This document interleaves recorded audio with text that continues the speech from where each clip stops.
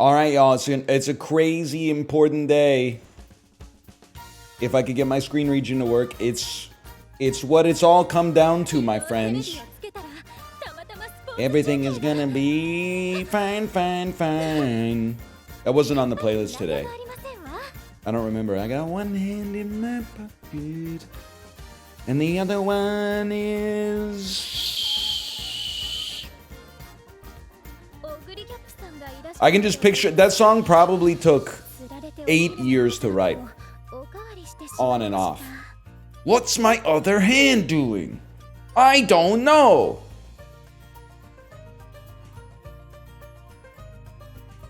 Tried your stance, said kindergarten drop-off today. It definitely has more aura. Is that you're saying the Lucky Luciano? I'm telling you, Lucky Luciano's just the way you gotta stand when you're a guy who's reached a certain age. You cannot be doing thumbs in the pockets, Shia LaBeouf just do it pose. You cannot be doing... I mean, you could be doing crossed arms. I feel bad doing crossed arms because I feel like that makes it look like I'm not interested, when really I'm interested. It's just really comfortable to cross your arms and stand.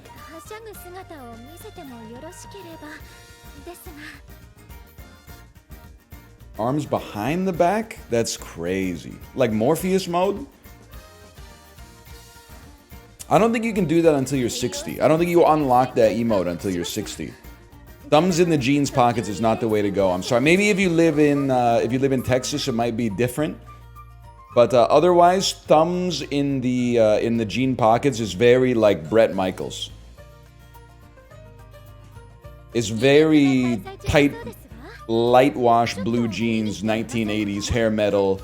Nobody knows I have male pattern baldness because I keep my bandana on 24/7.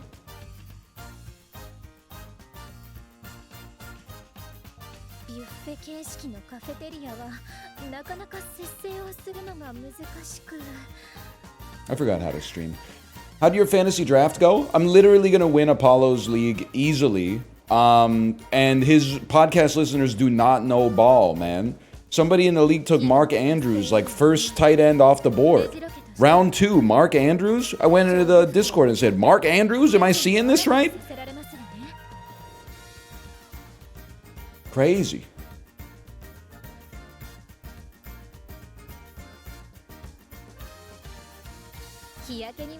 Might not have been first off the board, but anyway, it was. It was a little rough. It was yeah, he's not even TE4 exactly.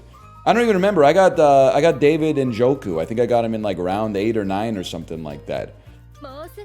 My team's kind of goated though. To be honest with you, I got first pick for round 1 pick, Jahmyr Gibbs. Round 2. Puka Nacua. Round 3.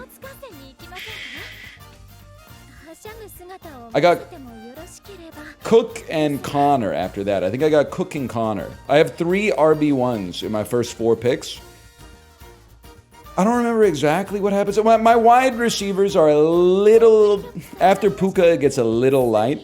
But I got Mahomes like 7th round. Round 7 Mahomes. There was somebody started a run on QBs in like round 4. And I'm like, I'm sorry. I'm not taking a reach on QB4 after Jaden Daniels. I'm not taking a reach on that. I'll wait till the second run. And I kicked off the second run with a Mahomes pick at like QB7 or QB8. You don't even have to worry. No, the team's gonna be gassed. Plus, I got Philly defense. You're in trouble. They're in trouble. Also, the Yahoo AI gave me an A+ and said I'm gonna go 11-3. So basically, it's over for you. Anyway, let's do it, man. Today's the day for... It's been so long since I opened the web client. I think we go race events, champions meeting. I have not done my Taurus Cup. All you do in the Taurus Cup is just one race. I'm in the B finals. Let me show you, man. My Pokemon. Let me show them to you. Remember that? Group B. If we come in first place, we get 3 titles, 6 poll tickets, 1,000 carrots, some statues, decent amount of money in support points. And it goes down a little bit, but no matter what, we're getting some gas after this. Let's just start it up, man. Even third place is fine. I'd be okay with it. And this is my squad right here. And can I tell you, it's to set this up as a 34-30, this is not like LeBron James and a box of scraps, okay? This is a win by committee. I've gone 5-0 in some of the B races, and every single horse has gotten a dub, okay? This is not a situation where like, oh, I'm scamming mechanics, so you've got 0 stats so that it screws up all the skill activations, and then my gold chip wins. This is, thank you, it's 2004 Detroit Pistons. We got Ben Wallace, and then the other guys, who I forgot, who were also good on the team. Rasheed Wallace, I think, was also on the team. There was one other guy who was pretty good. There were 3 good guys on the team, I remember that. Tayshaun Prince, exactly. That's what I'm talking about. Get ready. We got Gino and Dante. Everybody's feeling great. Where are we sitting here? Honestly, I don't even care about the predictions. Like 7-6-4 doesn't even bother me, man. Let's see who we got going on here. Let's set the tail of the tape. That's me. We got Dante, a new fan of Agnes Tachyon. With excuse me, B pluses. B pluses are not going to cut it. I don't care what you say. Excuse me. 812 speed, 804 stam. Let's just go back. Let's take a look. Give me a second here. That's not, well, actually, it is quite a lot of power. But that versus 1176 speed and 847 power? Come on, bro. Come on. 1193 speed, 856 stam. Okay, actually, your Rudolph's looking kind of gas. 1139 and a 1002. That's looking a little scary. Oh, you got a debuffer.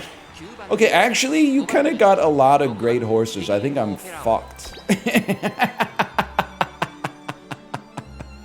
Oh, shit. This is scary, man. Let's see. It doesn't matter. It's all basically the game's all RNG anyway here. Let's get some 2 late starts. The only 2 late starts for me. It's actually good because gold chip's an end closer anyway, so we don't even care. The later her start, the better off she is, man. Alright, how we doing here? 845? Not even sweating it. Mostly because the real race doesn't start. No matter how far away you see these get, once we get to the final corner, get ready, because they all compress. It's like a black hole.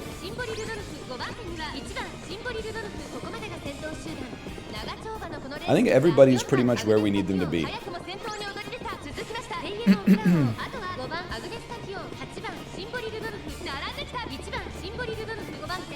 Good thing they got the little yellow triangles, man. Otherwise, I'd have no idea.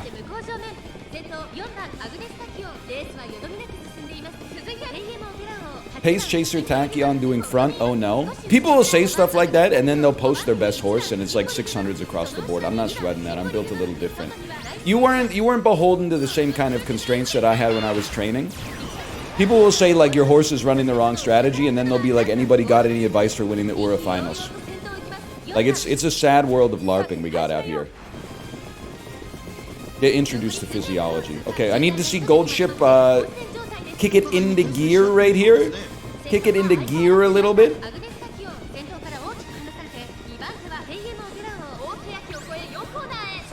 I gotta be honest, y'all, it's looking a little staid here. It's not looking fantastic. A 6-4-5. Wait, the Gold Ship on the outside though. Making a play, getting into second. Getting a little straightaway acceleration to pull into first, and then getting a home stretch haste. Oh, but then they got another skill as well. It's a battle, man. It's a battle for second. Because I own you, little bro. I literally own you. Sorry, kid. Maybe get a little bit. See if mom can bust out the Amex Platinum next time. Because clearly the Amex Cobalt wasn't doing it. Free to play, by the way. Free to play. Nice evil nature. Enjoy having no titles, because for some reason, if you come in first, you get all the titles. Oh! Oh! First in the world? Is that good? Is it good when you're the best player in the world? Nice evil nature, by the way. How much time did you burn on Google Books reading about how to play this game? Oh, I think, should we claim it? Should we claim it? I think we should claim it, man. If you want him. Come and claim him. That's crazy. Well, I mean, obviously, without a doubt, I gotta go into my titles here. And then I mean, Influencer's a pretty good title, but I think we gotta... Where the hell is it? Gold Ship New Fan? I'll probably put a Taurus Gold on the title there. Well, who would have thought, man? Thank you to the Discord for teaching me how to play this game. And then we get to do some polls, man. I need support cards. Do not tell me to wait for a banner. I don't know what the hell that means. Let me see some rainbows. Bookended golds is guaranteed rainbow. Okay, good poll. Nobody cares. Oh, somebody cares? I don't even know if this is good. Chat, is this good? Blue. Blue. Oh! No comment. What the hell? This is crazy, man. Glue, glue, upgrade, glue. Any of these good? Any of these good? Guys, any of these good? At least we got one new one. Cancel that, okay. Pretty much all ass. That's all right. That's all right. At least they're golden, man. Gonna be golden. And then we got, we had 3 of these, right? Because we're the GOAT. We're the best to ever do it. A silver. Okay, let's scout again on that one. Just once to see the director come out would be crazy. What are we cooking on here? What do you got for me? Silver? That's pretty good. I think I should get my opponent's horses for beating them in the Taurus Cup. Like, we're racing for pink slips, man. What the hell? What is this scam?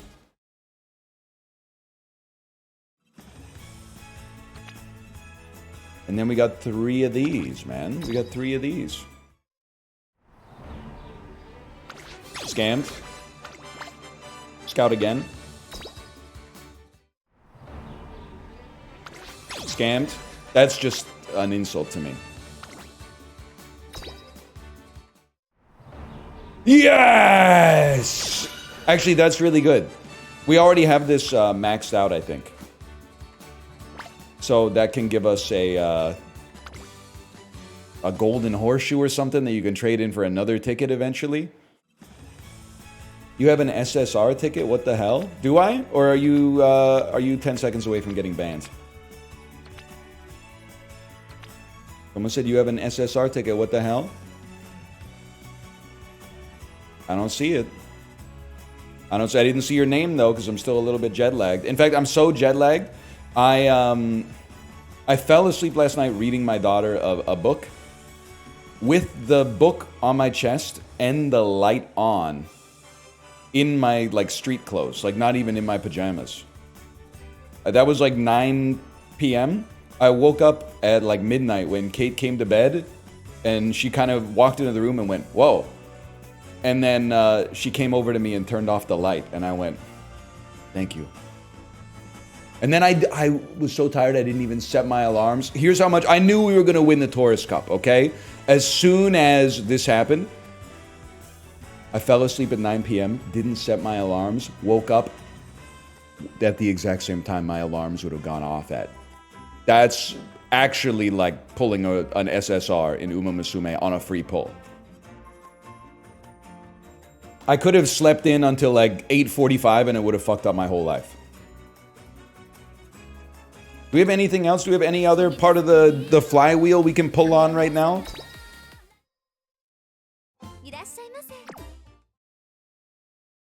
It was plus 70 energy. Daily races? No, I mean, that's just like, that's automatic. Just your legend race? It's free wins. There's no point. Here's what I'll do to waste some time. Can we sort by uncaps available, please? And then this always... What do you mean you don't have it? I searched by uncaps available, bro.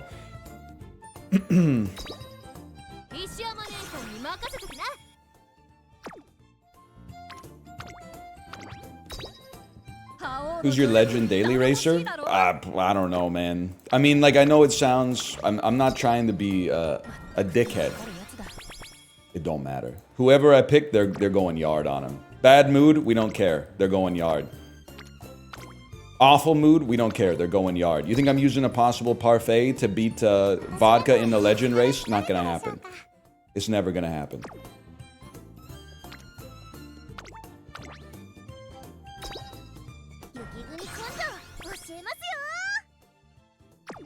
Team trials, though, that's a disaster.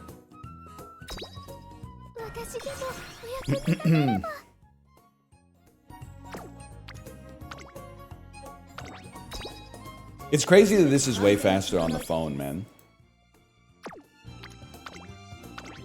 And the worst part is we're doing this all to get like 10 carats eventually.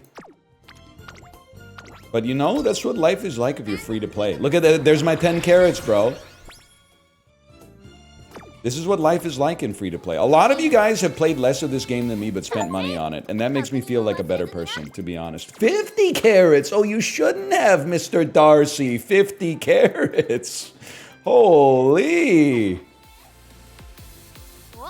And take me back here. Give me, take me to storage. And then, that's the only one we're going to be sending to storage? That's nothing, man. That's nothing. And then, oh, I don't need to level up. It disappoints me. Alright, I think that's it, man. Archive level? I don't know, maybe. But it lies to you. You click on it and it's like, it's got an exclamation mark, then you click on it and it's like, nah, man. There's nothing here. What are you doing here? Alright, let's get this off the screen. You got stories to skip for carrots? I will only do it when I'm close. When I'm close to getting to 1500. Hey NL, I got CMC with the 7th pick in fantasy this year. Why take CMC though? I don't understand why you would take CMC. Given the injury risk and the glut of RB1s that you could get at pick 7, why go CMC, man? You could probably take CMC late. You could probably take him early round 3 or something.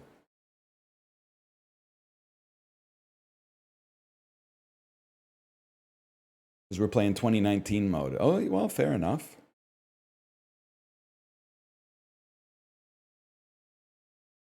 He's not dropping around 3? Well, not if you take him 7th. That's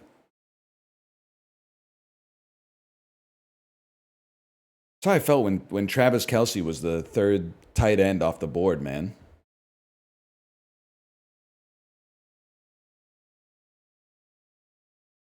It's like people don't know ball. Kelce? Kelce ahead of Brock Bowers? What are they cooking, man?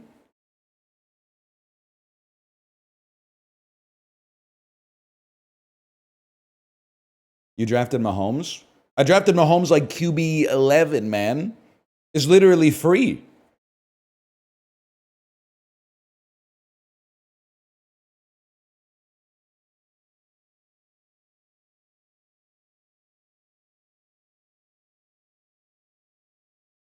I don't know when I actually got him. He's a bum this year. He's literally... Dude, my hot take, I don't think people are ready for this. You can clip this. I put 100% on this. I put my net worth on this. Biggest draft disappointment. Not necessarily bad, but the biggest delta between average draft position and result this year on the QB side is going to be Jaden Daniels.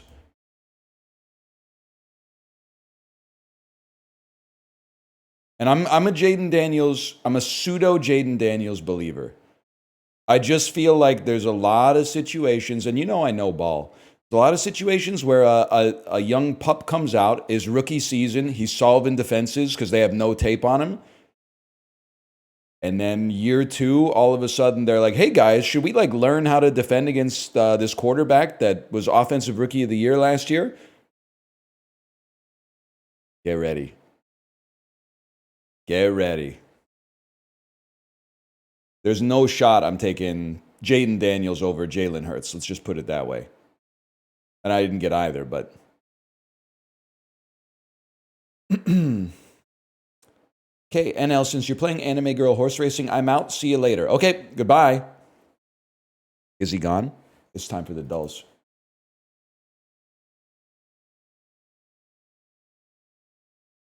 Guys, Rage can't be king anymore. I know, dudes. He's encroaching on my decrees. He could be a duke, a kick-ass duke, or the leader formerly known as king.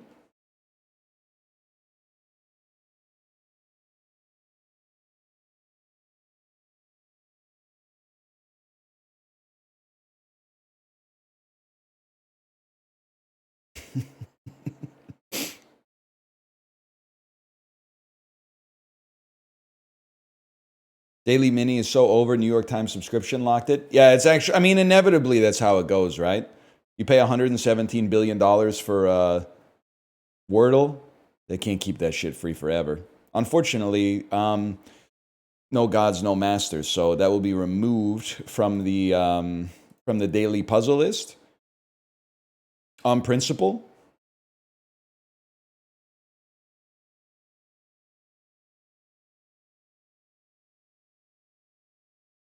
Super Creek fandom, get in here. I know the movie today. They're putting me on the spot. I know the movie. Super Creek, did they have to... every time the rainbow training image pops up, I laugh, man. They didn't... The sheer size of her bust, combined with the way they modeled the sweater, combined with the strap going like between the breasts is crazy, man. It's like, it's insane what they were doing with that card. Holy.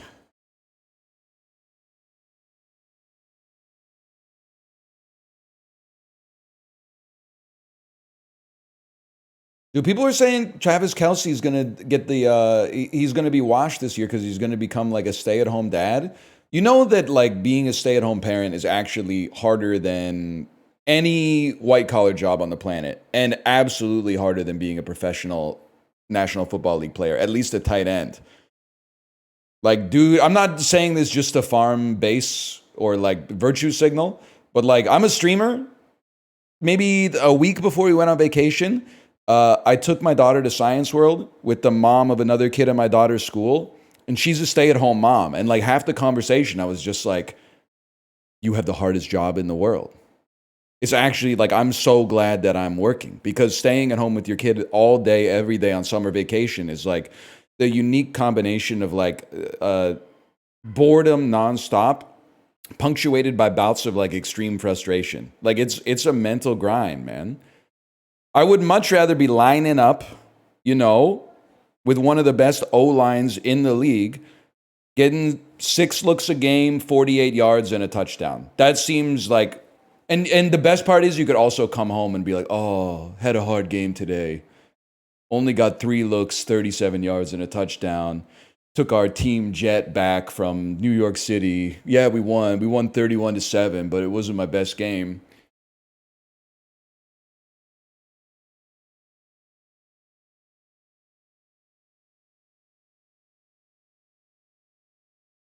We're back with the dulls, y'all. I stand by it. I stand by saying stay-at-home parenting is harder than almost any office job on the planet. If you have a job where you're lifting... By the way, this is Anchorman. I literally think they're trying to nut check me this week on Framed and be like, oh, you think you're a millennial? Get every comedy from the 2000s on Picture One, and I'm going to do it. It's been the greatest week of my life. But if you work at the Mud Factory, or...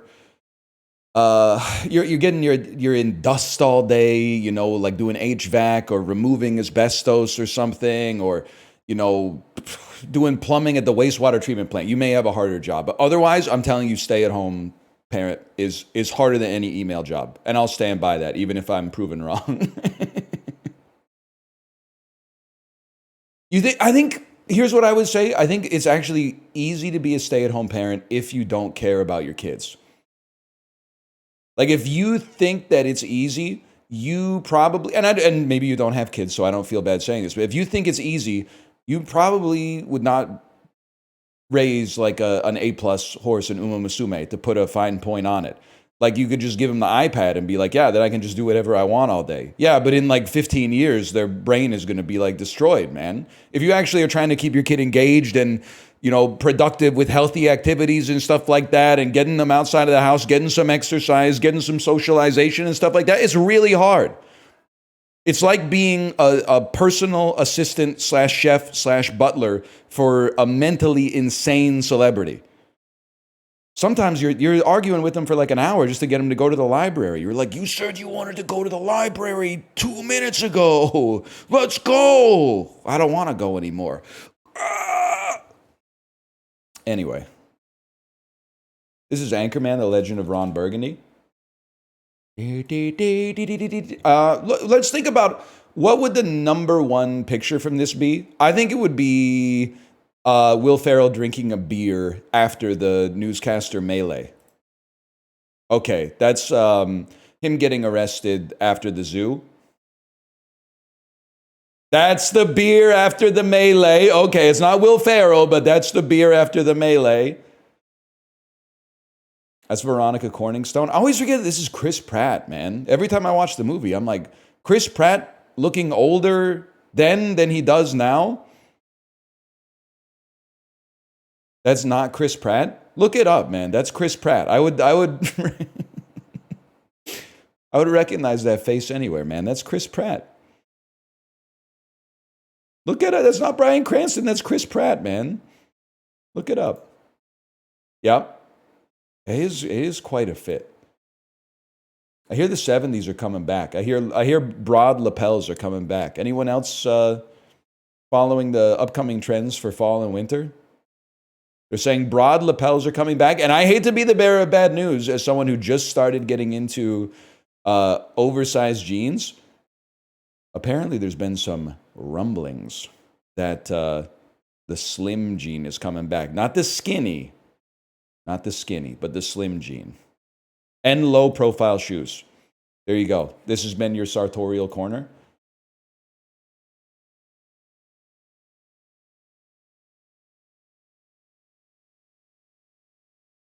I'm so back. I'll keep the big ones. Yeah. Shocking the world, taking big tits first overall in the sexual fantasy football draft.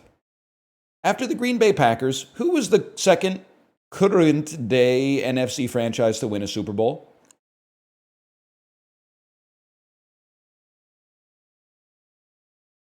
The Bears? I don't know. I have absolutely no idea. I have no clue. Cowboys? I don't know, man. I don't know who it would be. The Bears are ass. They were good 1 year, 40 years ago. The final player to win the National League Pitchers Silver Slugger was this brave in 2021. I have absolutely no idea. Let's just say it's Shohei. After transferring from Duquesne, TJ McConnell, my goat who looks like Andrew Runnels from the Book of Mormon, played at this school for 2 years and led the Pac-12 in assists in 2015. He seems like the type of fellow that would play for Stanford. He's got Stanford written all over him. Arizona's not even in the Pacific, man.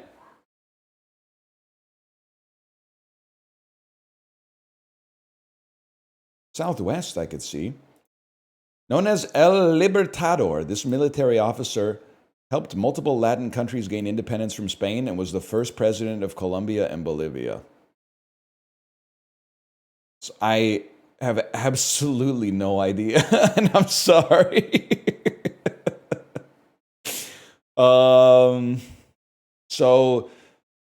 Che Guevara is more associated with the Cuban uprising, I think. And then I have no. Could it be Evita's husband, who is Mr. Evita. No, Evita's from Argentina. Because she sings Don't Cry For Me, Argentina. No.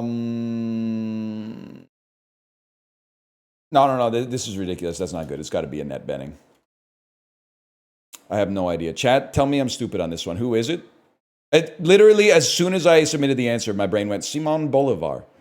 Yeah, okay, fair enough. That is Edie Falco and Benedict Cumberbatch. That's a given. We're so back. That's the easiest pick of my life. Tony, we're living like there's an alien among us. Cheese curds, a signature root beer, and a turtle sundae were part of a 2024 J.J. Watt-inspired meal from this fast food chain. It's got to be A&W, right? A signature root beer? They don't even have that there. Sonic? J.J. Watt. J.J. Watt is on Pittsburgh. Or is J.J. Watt was on Houston? P.J. Watt is on Pittsburgh. Texas, Texans love Fatburg. No, they love Whataburger. Fuck! Fuck. He played college at Wisconsin? Who didn't, man? Taylor Swift had a guest role on this show, probably Glee. All right. Top grossing film in the United States in 1988? That's Roger Rabbit, bro. I don't need the rest of the clue. Booty, booty, booty, booty, rockin' everywhere. That's Miss New Booty. Miss New Booty. I know that one. I'll take that. Get it with one L today. Dallas Cowboys. Really? I had no idea. Max Fried, Arizona. Simone Bolivar, Culver's. New Girl. New Girl.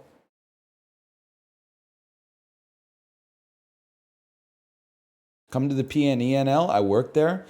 You guys got a branding problem. Can I tell you that? I've lived in Vancouver for 12 years. Only found out last year that the PNE and Playland are two different things.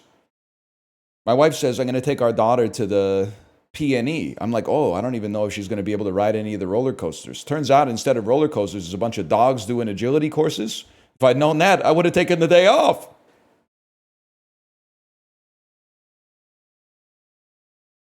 How?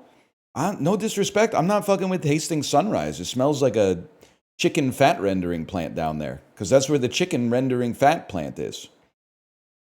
One day I'll get there. Also, she told me that it's always a hassle to drive to the PNE because like as you drive there, the parking gets really limited. But then people that live in the neighborhood like sit on lawn chairs at the edge of the street and will like sell you the parking spot in front of their house for $10, which is insane in a Western first world country.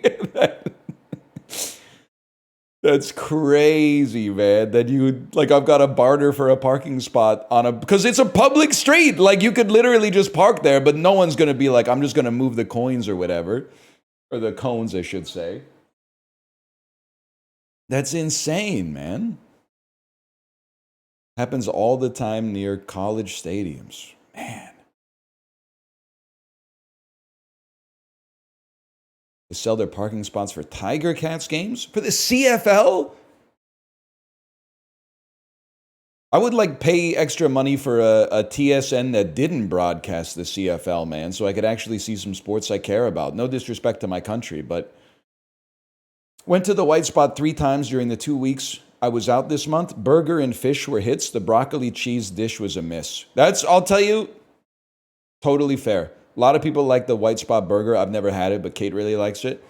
I have the fish and chips from time to time, considering that shit comes in a big box from Cisco.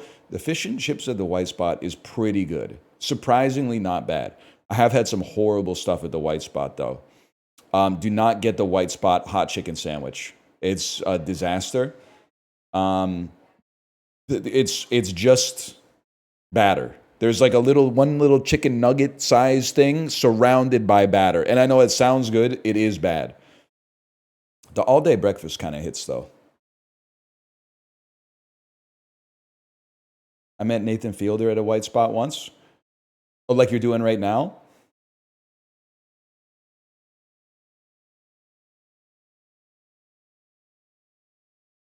I got to do connections today. One day they're going to make connections paywalled. And that's when I'm truly going to become a Wall Street Journal subscriber. Checking savings, okay. But I think they're trolling us because deposit and withdrawal are relevant. Maybe they are all buttons. Maybe these are all buttons on an ATM. Yeah, okay. That's not even fair for them because they didn't know I used one yesterday. So I was primed for that question. Even, odd, black, red. This is roulette bets. Mariah? I mean, true, false, yes, no. Literally, they're atoning for yesterday because yesterday was impossible. Today is the easiest. This isn't even like a puzzle. This is just like connect the shapes. Yes, no, true, false. Answers to binary questions. Bottled, still, tap, sparkling. Water options at a British restaurant. I'm sorry, the UK, you got a lot to learn. Or maybe you got a lot to teach us. When I say I want still water, that means I want tap water. It doesn't mean I want a glass bottle of tap water that's been filtered once and charges £4.90. £4.90 for the Harrogate glass bottle of water? Mate, are you daft? Do we do coffee here? Ask for tap then?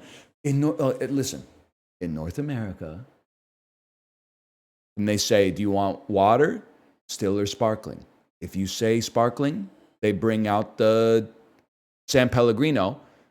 If you say still or flat, they give you a glass of tap water. Because you would have to be stupid to pay money for still water. Like, that's like an idiot tax. And I got dinged with it like 5 times. In the EU, you got to ask for tap. You guys got a lot to learn. Also, you know what else you have to learn? People said NL doesn't know about the sugar tax. Oh, NL. Diet Coke is so expensive in the UK because of the sugar tax. What sugar? It's sugar-free. It's non-habit forming. They don't know what they're talking about, man. They don't know what they're doing. It's zero sugar. It says zero sugar on the damn can. It sounds like it's got a lot of sugar. There's no sugar at all, Dewey. It doesn't sound like it's sweet. It's the sweetest beverage they've ever made. It sounds like it's bad for you. It's never been proven to have deleterious health effects. It must be expensive. You can get 12 cans of it for $3.99. Well, we can't do the mini, so take me to Costco.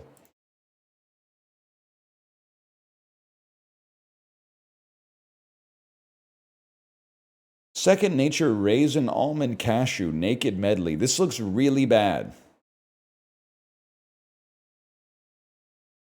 Also, I'm taking no prisoners. If you put branding like this on your box, fuck you. Also, this isn't even real. This is some shit from like The Sims, man. This is a 3D render of the box. This is not a real box. It's got no texture on it. It's too matte. It's like some shit you would unpack in unpacking. Like, what's wrong with this?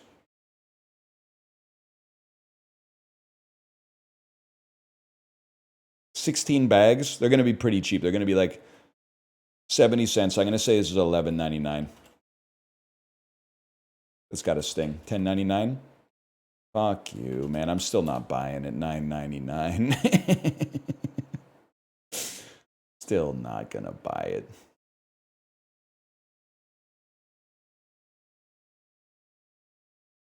Mini works fine if you press escape.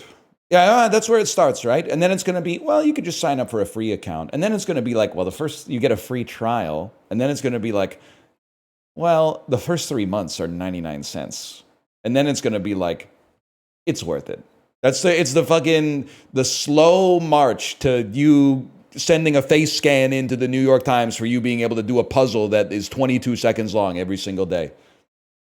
Someone, honestly, you do whatever you want, but you should bow down to me for taking a stand. Because I'm the last dude doing it. I am still paying for Crave, even though I haven't seen The Sopranos in like 3 months. But that's okay, because I think that, honestly, they deserve it. The show's really good, even if I haven't been watching it. Maybe they'll come out with some new episodes.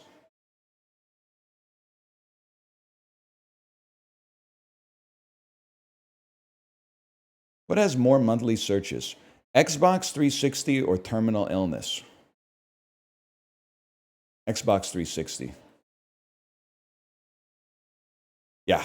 Googling terminal illness is crazy. It's when you're sure you have something that's going to kill you, but you don't know what it is yet. So, no, me at the terminal illness store.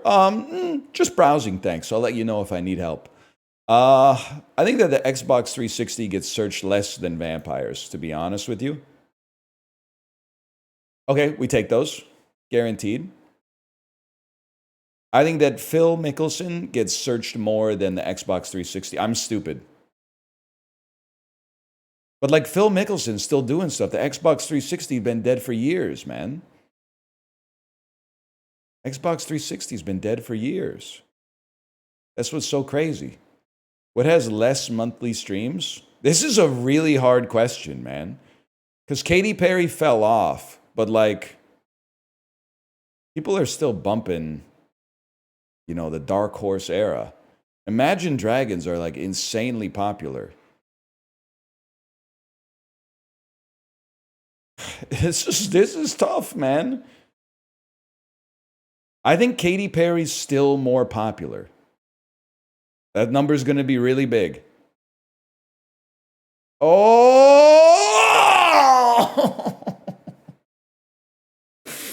Oh, we were so close, man. We were so close.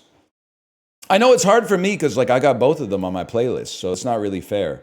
Gran Torino, probably worse than Apocalypse Now, if I had to guess.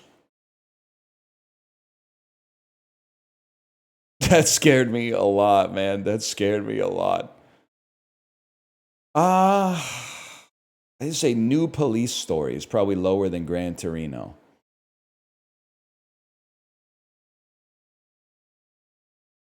We saw this was at like a 7.9, so we know New Police Story is lower than The Amazing Spider-Man. Against the Ice. I watched this movie. I watched the first 2/3 of this movie. It's really bad. It will have a lower rating. Guaranteed. Why? Because it was back in the era where it would be like, oh, has anything ever been like more 2018 than this?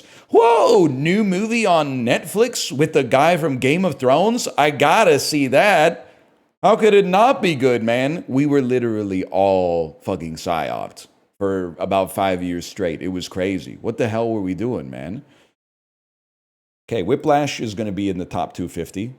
There's no doubt about it, and it should be. Movie about the greatest teacher of all time. I'm going to say Whiplash probably mogs Digimon the movie, but don't let my wife hear me say that. I don't think I've ever seen Digimon the movie either. I think Whiplash is going to be over The Pianist. I think the average IMDb user is going to say long and boring. Okay, we'll take those.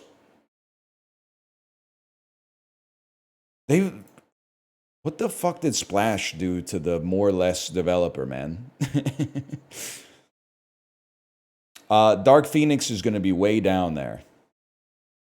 It's still crazy that they made a bad movie in X3, The Last Stand, and then they ran it back. They remade it like 20 years later, and it might even be worse, which is crazy.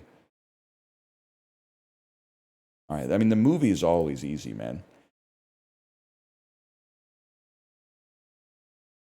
Turning Red was so good. I know, man. They gotta get my goat Domi Shi off of this fucking Elio shit. Pixar, what's going on with this directing by committee stuff, okay? There used to be one director, and the movies were good.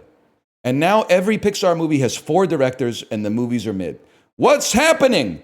Give them back to one person so they can have like a singular vision instead of this directing by committee stuff.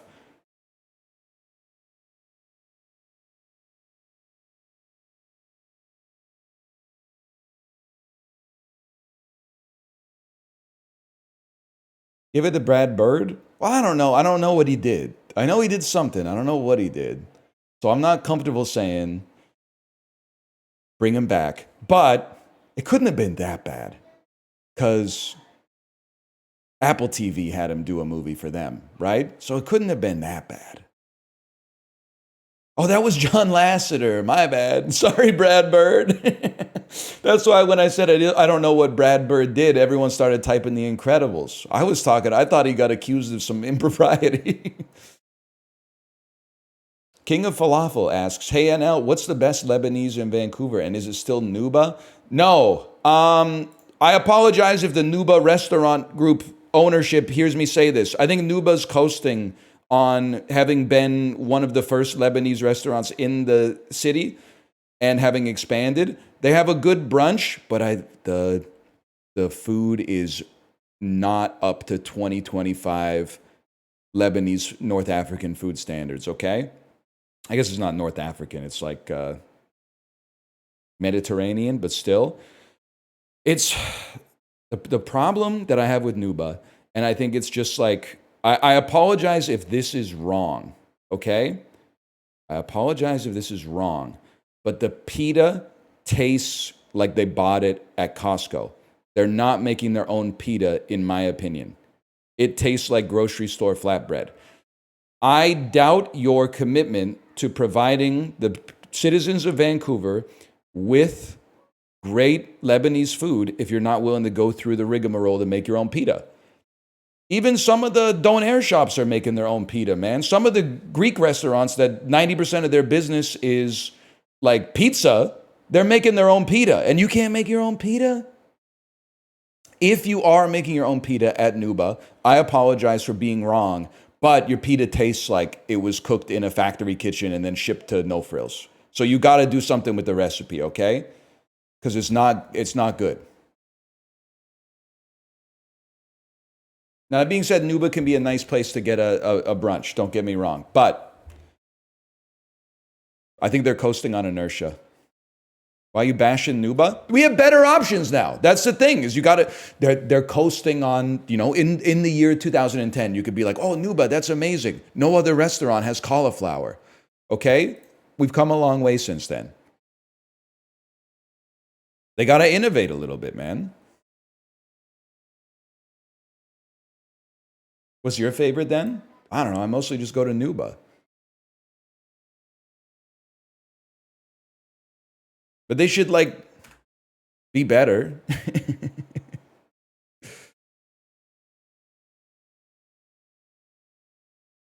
I just feel like it's Ecuador today. Ooh. Interesting. How about Honduras? Oh, shit. How about El Salvador? That's cooler. I also thought it was here. That must be Costa Rica. Oh, okay, other direction. How about Mexico? Yeah, the mystery country is Mexico. That's easy, man. Not hard at all. Mexico is big as fuck. But also, it's hard being in the group of death. Your country might be big in a global sense, but sorry, you're in the same bracket as Canada and the USA. Tough luck, buddy. Tough luck. Yeah, maybe. Maybe next year. You guys are going to be scary next year. Yeah. Okay, no. Oh, 13th biggest country, huh? 13th biggest country. 13th biggest country in the world. That's cute. That's cute. Oh, that's perfectly respectable. I mean, there's 200 countries out there. That's top 5%, basically.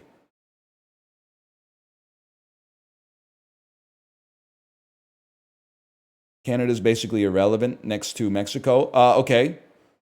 Flip it or rip it. Pack one, pick one. I was going to say City of God, but I think that's from Brazil. The collected works of Pedro Almodovar versus Austin Powers 2, The Spy Who Shagged Me. Which one you taking? I know where I'm going. I know where my allegiance lies.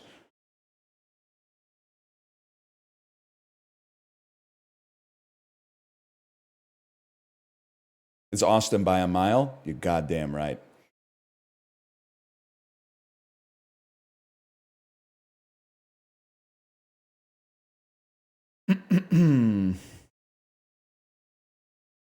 It's like a space gate or something. Like this is a spaceship entering hyperspace. I have no. Are you? Wait, no, I do know. You're the Maldives. Oh fuck. That's not the Maldives, Unc. You Christmas Island? Oh, can it? Is it even possible to be 4% close to something?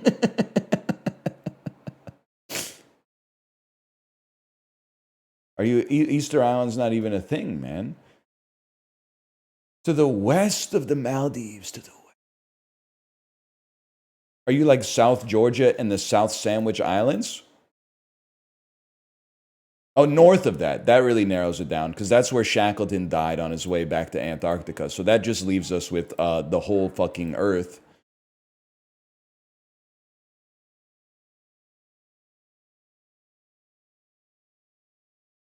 Are you Curacao? I think Curaçao's less like... Oh, we're in there. Trinidad and Tobago. Zeroing in. Zeroing in. You're some shit.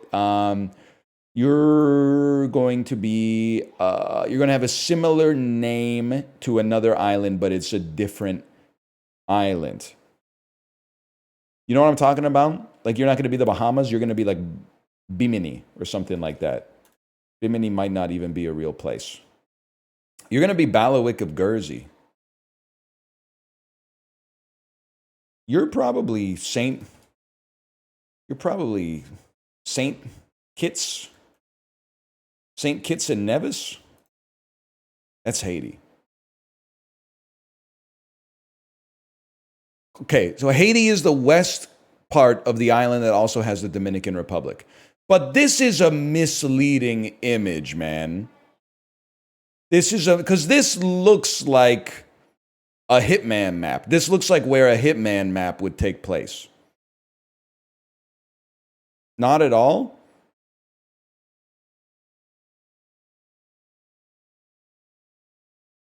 I think this is just Haiti. This literally looks like a man-made island in like the UAE. This looks like they built it to look like a palm frond from outer space, okay? What they should have done is put the other half of the island and then like grade it out or something like that. And then I would have been like, oh, it's Haiti. It's the easiest thing in the world. But instead, this is just not right, man. I think I'm going to send in a request. I'm going to send in a request because that doesn't look right. They don't show Mexico when you see the U.S.? Yeah, but you'd be like, you'd look at it and go, that's Mexico. You wouldn't have to see the U.S. there. Because if you're smart, you would be like, that's Mexico. This one, like, who's to say?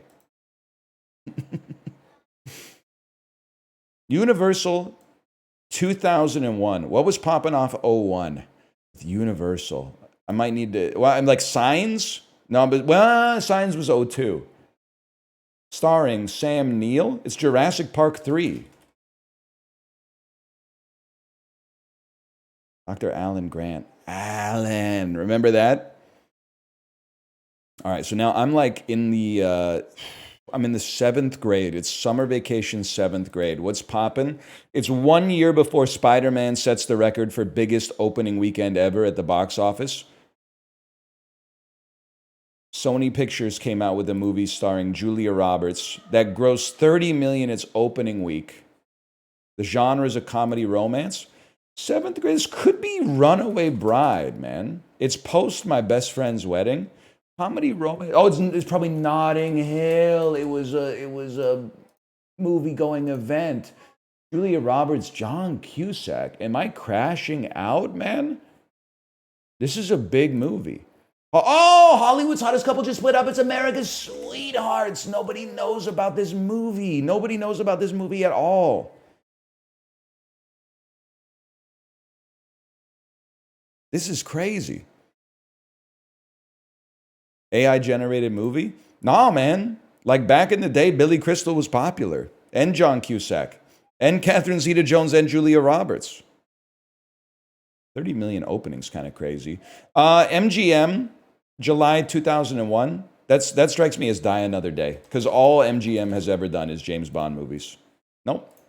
Reese Witherspoon, July 20th, 2001, Reese Witherspoon. It's probably Legally Blonde. Sweet Home Alabama came out September 02. That's Legally Blonde. Paramount Pictures starring Robert De Niro, 01. Perhaps The Score. What a picture. What a picture, The Score. There are no partners in crime. That's damn true. I love The Score, man. I think it's because I saw it at a formative time in my life. That's a damn good movie. It's way better than Bad Grandpa. Let's put it that way. Listen. I'm not saying Ed Norton does a nuanced portrayal in the movie. But me in the 7th grade, I'm like, oh, holy shit, Ed Norton's a good actor. No way, dude! No way! That's a good movie. Look at the cast, man. Warner Brothers, 72 milli. Jeff Goldblum, 2001. This is a weird one. Pre-Life Aquatic, post-Independence Day, Jeff Goldblum led movie. Is it animated? Yeah. No? Things are gonna get hairy. Is it Jimmy Neutron, Boy Genius? That wouldn't be Warner Brothers. That would be like Nickelodeon Pictures. And I need some help here. When a professor develops a vaccine that eliminates human allergies to dogs, he unwittingly upsets the fragile balance of... Oh, it's Cats and Dogs. It's Cats and Dogs, of course.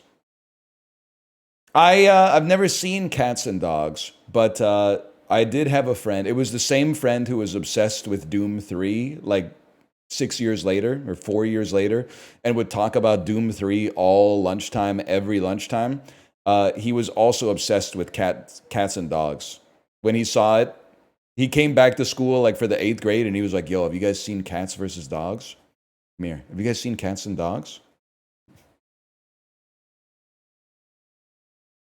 He had special interests.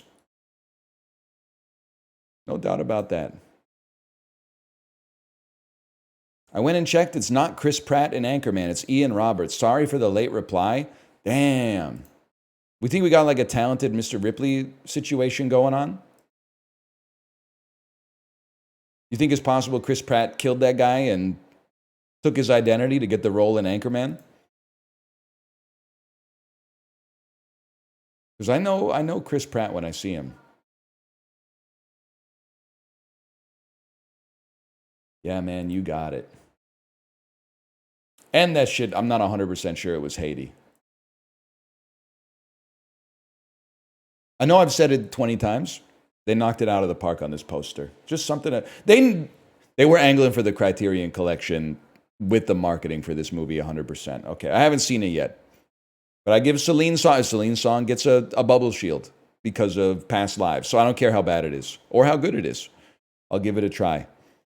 I just need to wait till my kid's like 14 and doesn't want me to look at her iPad every 2 seconds again. Okay, Trouble with the Curve. I don't know. All I know is Clint Eastwood's in that. Now, we got to get to Swanky, so give me a second here. Swanky. Yeah, it's Pedro Pascal to Eddington. To Emma Stone.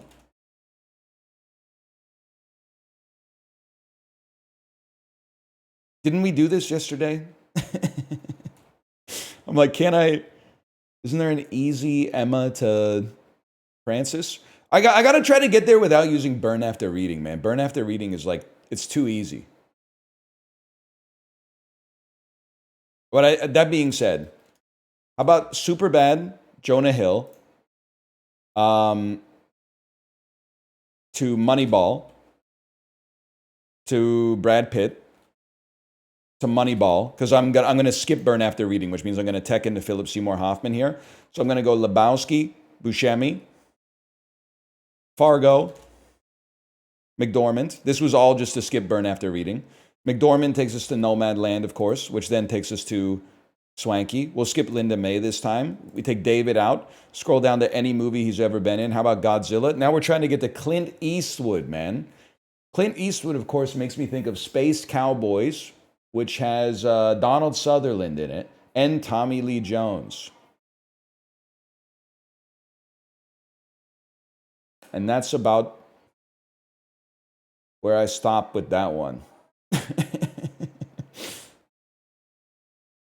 With Tommy Lee Jones, Aaron Taylor Johnson, the Bullet Train movie, Brad Pitt, Ad Astra, Tommy Lee Jones, Space Cowboys, Clint Eastwood, Trouble with the Curve. Time me. That was a lot of links, but very fast.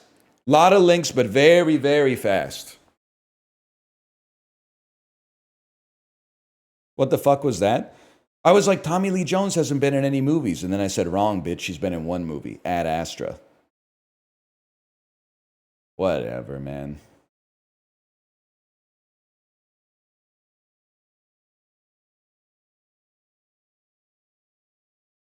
Whatever. Double Pit? What's wrong with Double Pit, man? What's wrong with, I don't want to do this. I could do this. Toronto Maple Leafs 10-plus wins for a goalie season. That's every goalie that's ever played a season in the NHL, man. Unless you play for the Anaheim Ducks. Nah, I'm just kidding. That new kid's doing pretty well. New Jersey 10-plus wins in a season. How about Jake Allen? I really thought that would be a lower percentage. Philadelphia 10-plus wins in a season. Yeah, maybe you've heard of him. His name's Pell Lindbergh. Oh, Toronto, 10-plus wins in a season. Maybe the GOAT, Turk Broda, 1936 to 1952. Oh, man. And then the rest of these, let's just be honest. Who cares? Who cares? How is that 2%? Bro, Turk Broda's famous, man. He's famous.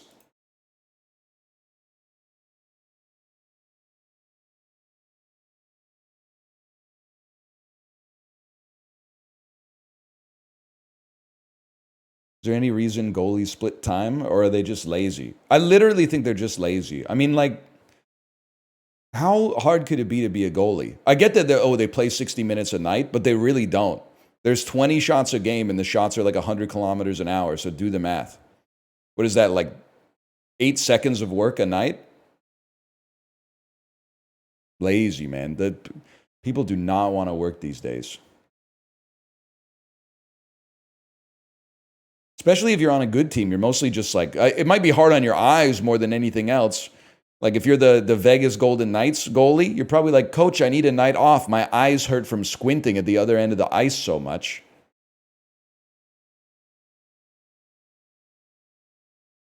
Anyway, Martin Scorsese, one-word title. Kundun. I liked it. Martin Scorsese, 3 or more word title, 1980 to 2010. Raging Bull is literally 1980, so let's take that one right off the bat. And then 3 or more word title for Martin Scorsese. Trying to think of something that might be a little bit... in fact, I was going so out of pocket, I was going to type Once Upon a Time in Hollywood. I guess I'll do Gangs of New York. Not sure about that. Oh, 12%. We'll take that. Demi Moore, one-word title, ignore the. 3 or more word title, 80 to 2010. Okay, 3 or more word title is the tough one. No, it's not. It's Charlie's Angels 2. Full throttle. Charlie's Angels, full set. 1980 to 2010. Let's go G.I. Jane. And then the obvious one, fuck. Should have gone with some shit like A Few Good Men. Thanks a lot, Chris Rock. You fucked me in Movie Grid with your little stunt, by the way. So you could go the substance here, but I have a feeling the substance is going to soak up more than striptease, so I'll go striptease. Al Pacino, one-word title. That's got to be Sim 1. Classic film. Posters. So. Oh, I watched Simone, or as they call it, Sim 1, like probably 8 times the summer it came out, just because it was on the movie channel all the time. Why? Home from school on summer vacation, 56K modem, satellite TV with the movie channel. I also watched The World Is Not Enough like a fuckload of times. Al Pacino, 3 or more word title. Al Pacino, 80 to 2010. We always go with The Recruit for like an Al Pacino deep cut that not a lot of people have seen, but I saw it in theaters. Al Pacino, Colin Farrell. How could it be bad? It's not bad. It's worse. 3-word title, Al Pacino. I mean, there's always Jack and Jill, but it's very well known. You know what? People may forget that he's in Once Upon a Time in Hollywood for 8 seconds. I'll live with that. That's not too bad. Scent of a Woman. Hoo-ah! Substance was the play. G.I. Jane hurts, though. G.I. Jane hurts on that one. You don't know Jack. Jack. Hoo-ah! This crew is good. I gotta see that, man. I'm still reeling after someone said yesterday that Heat is a dumb movie that's good. We were talking about like Crank 2 High Voltage or something like that. And they were like, yeah, it's kind of like Heat. I was like, what the fuck are you talking about, man? How the hell are Heat and Crank 2 in the same genre?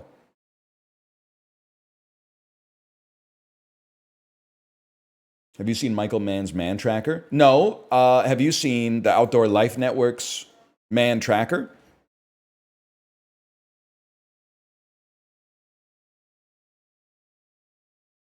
That's a hell of a show. Oh, you think it's funny?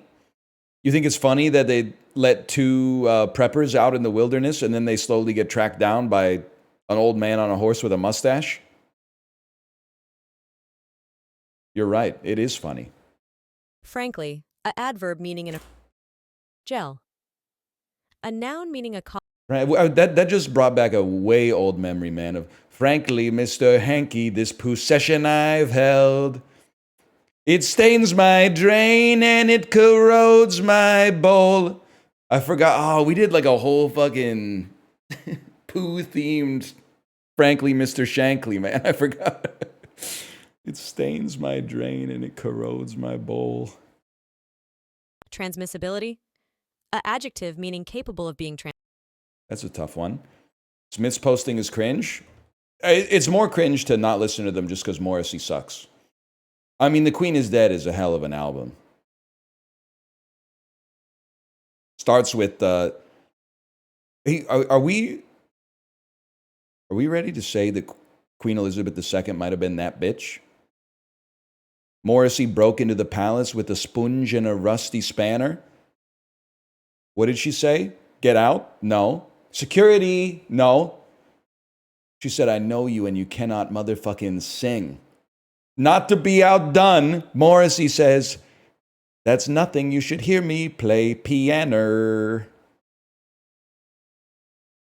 They were fucking going at it, man. They were going at it. Has the world changed or have I changed? Shut up and put your shirt back on, Morrissey. There's kids in the audience. Whelp. A noun meaning any of the ragamuffin. A noun meaning a rag. Fucking prelapsarian-ass word selection for easy, man. Doldrums. A plural noun meaning a automated. A adjective meaning She's just starting to piss me off. Gemini. A noun avoid. A verb, In medium. sciatica. A noun meaning pain along the course. That looks right. This charming man's still kind of a bop. I mean, he's a great songwriter. I'm not trying to give him any more credit than he deserves. In fact, it's hard just to give him as much credit as he deserves. He's got some fucking lines, man. I was looking for a job and then I got a job and heaven knows I'm miserable now. In like one sentence with 2 commas, dude summed up he summed it all up right there. I don't know, but like, when he's like, what she asked of me at the end of the day, Caligula would have blushed. Come on, man. Just fucking stiff upper lip, get the job done, and then go back to being depressed. You got a life to lead. Malign. An adjective. I just think he's protesting too much. I don't know. Farfalla. A noun meaning butterfly-shaped. That's right. It's a bow tie pasta. Putsch. A noun meaning a secretly. Apoplexy. A noun meaning stroke. Are they even going to like try to trip me up today? Glaswegian. A Nope. geographical name. Okay, we run this town. There's some good words in there. I don't know if there's any hard words in there, really. Transmissibility might be the hardest one just because of the I versus A conundrum, but that's easy, man. It's also fucked up that the dude says, I know it's over, like 3 seconds into the song. There's like 9 minutes of song left. It's not even close to being over, bro. It just started. You wrote the song. Like, what are you talking about?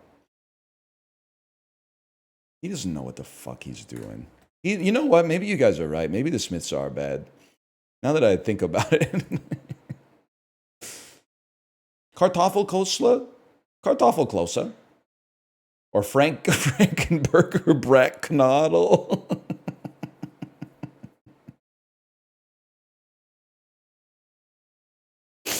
Oh, shit, dude. I know, it's like everyone's laughing except the people that are from Germany who are like, I don't get why it's funny. Is it funny because it like doesn't look good? I'll meet you in the middle. It's funny because in English, the words Frankenburger Brattknodel sound really, really funny. Like, because a Frankenburger is kind of like a real thing. Like, if a burger became so big that it looked monstrous, you might call it a Frankenburger.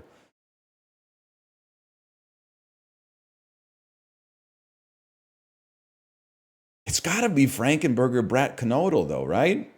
5.3? Sam Lore Macau versus Rappy Pie. And I have no idea what it is, even though it's from my country, but it looks like fried cum. I'm going to go with, anyone out here ever had a Cambodian soup? Are they any good? I'm going to guess yes. Lobster stew versus Carapulcra. You could have put a little extra work into it. I'm going to go lobster stew on that one. Abel Flask. It's stewed apples served on bread versus sukiyaki. I got to tell you, you're not going to believe that I like Japanese food after all these games, but I think sukiyaki is not very good. And this, by the way, the thing you're saying yummy to, there's about a 27% chance this is horse. So, yeah, I bet you feel pretty stupid right now. 73% chance you're okay, but 27% chance you just said, horse. It's obviously going to clear apple sandwich, though. There's not 91% is insulting, though. Taku Taku versus Italy. I bet this is really good. This is unbeatable. Sampa versus Raffanata. Mobadis. It's got to be Raffanata. Molet. It looks pretty good. But Agnolini, dude, that looks fucking amazing. They know what they're doing with food in Italy. Has anyone ever said this before?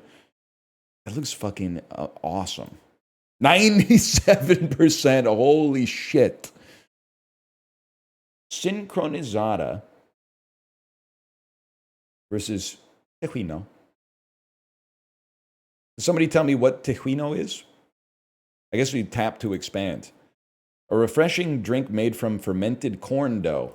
I'd go with the taco. Frikandel. I didn't have this when I was in Belgium for 6 hours. It's a cut open sandwich filled with onions and mayonnaise.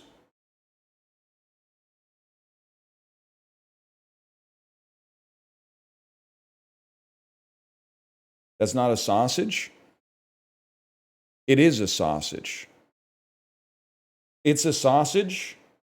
It's split open here, though, and they filled it with diced onions, mayonnaise, and ketchup? You said sandwich? I'm tired. Blend, okay, so it's a sausage. Form it into a sausage. Boil them until they're firm, then let them cool, then deep fry them. I mean, this sounds amazing. The picture looks horrible. Kati roll. I mean, there's no shot that this is not incredible, though. I think the picture did them a disservice there. Flask pankaka versus stufatalfenic. The hell are you? Cooked rabbit or pork pie. I mean, I bet it's pretty good, but I got to go with... Wow! I thought there was no way, man. Saw a pint bottle of Coke selling for €6 in the Munich airport. We really are getting gouged for soft drinks over here. Haters will say that the airport is not a good judge of the consumer price index, but you're getting screwed. You're getting screwed on soda. And the worst part is, like sheep, you think that you're being treated fairly. That's the worst part. Is you're like, no, we don't even want free refills over here. We don't even want fountain beverages. I'd rather pay £4.20 for a Coke Zero that's 200 milliliters. 200 milliliters?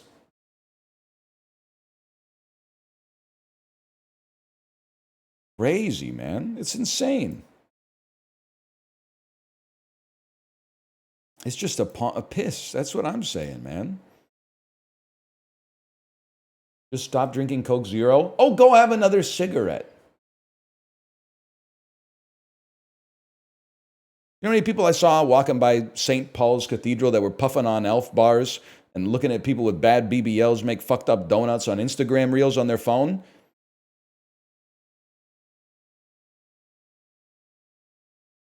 You need a leader, is what I'm trying to say. You need someone to lead you. I'll just do it till you get free refills, then I'll fuck off. Or at least bigger bottles.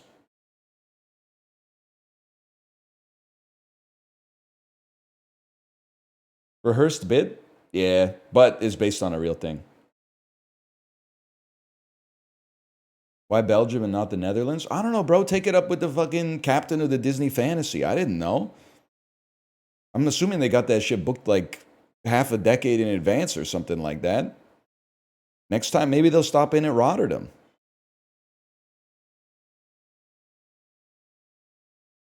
Hearing this from NA is so funny. How many abs you got? How many visible abs you got? Don't lie. I know how you do it over there. Don't lie. But mile time, photo of your face. How many visible abs you got?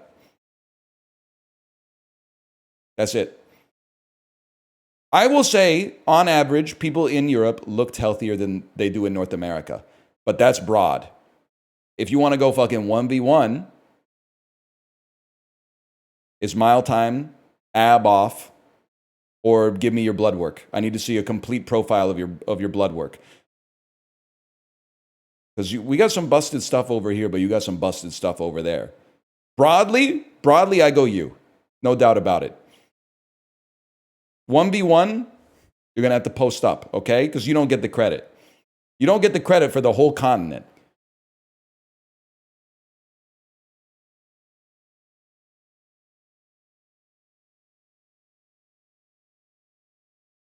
Nothing.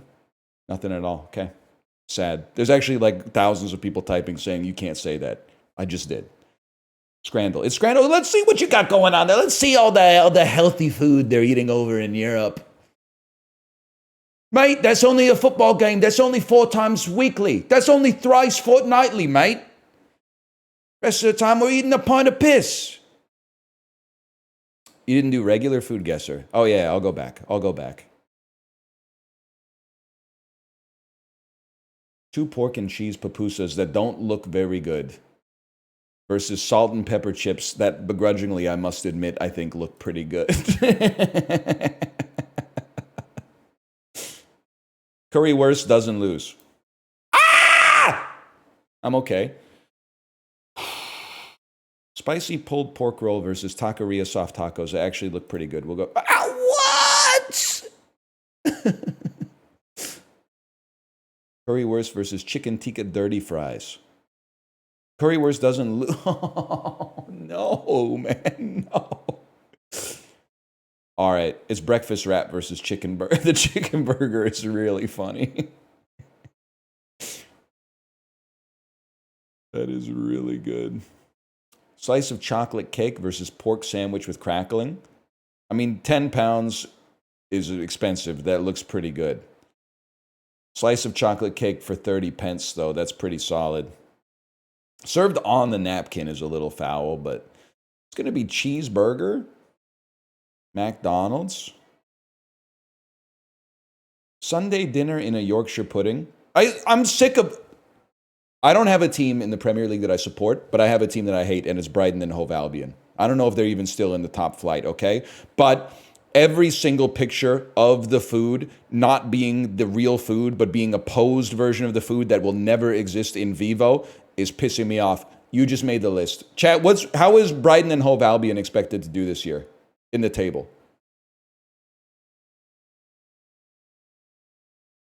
Mid-table? Nah, they're getting relegated. I'm putting the curse on you. You just got hexed. You have been hit with the hex of artifice.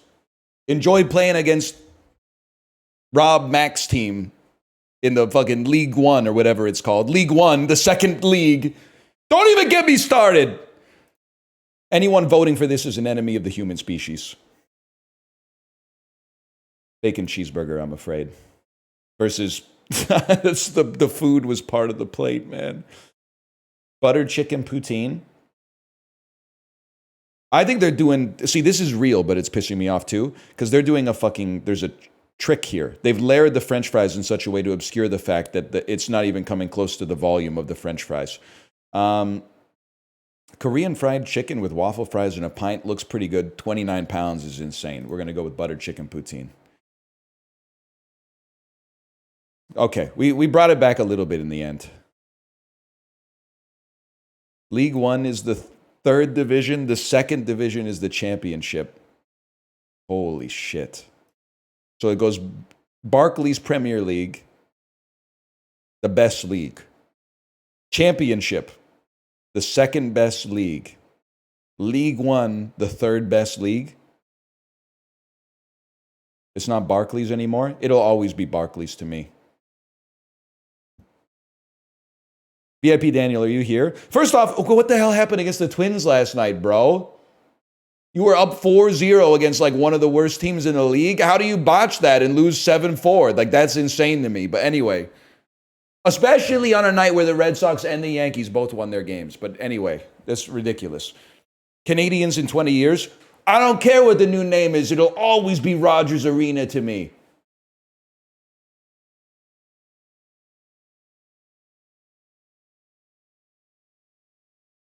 You know that ball too? I had it on last night while I was cooking dinner.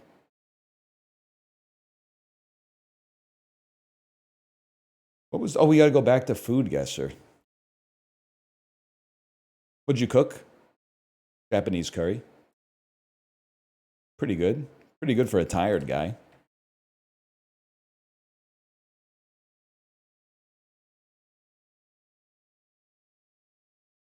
Pork shallots, garlic, lemongrass, ginger, galangal. Galangal is always Indonesia, right? Or am I stupid? Or is it always, it's always Thailand? But they have palm sugar, which is Indonesia, which I always spell wrong, man. Cool. Thailand? Correct. Of course I'd yum it. It's Thai food. This is pasta? This is from Italy. I'm gonna say this is from Italy. Pasta, breadcrumbs, parmesan, garlic, parsley, sage, pancetta, amaretto. That's tough. I'm gonna say Italy. Casoncelli. Yeah, I would yum it. I think I would yum it. It looks like the best food of all time. Guinea pig. All right. Well, it having 3 pictures that look like they're protecting me from a not safe for work image is kind of crazy. I don't know if I want to click on those. This dish consists of a small mammal. We're not picky. I have no idea, man. Is it crazy to say they're eating guinea pigs in Papua New Guinea? Yep. It's south of Papua New Guinea and east across the Pacific. It's Chile. Borders to the north. It's Paraguay or Peru? Peru? It's Peru. I don't know if I literally, don't be mad at me. I clicked yum before I remembered that it isn't just meat. It's like rodent meat. But hang on. I gotta see the picture. Content hidden. It may contain... They won't let me see it. I can't see it. Even when I click the button, they won't let me see it. How bad is the food, man, that it's got a not safe for work logo on it? I've seen some fucked up shit in this game.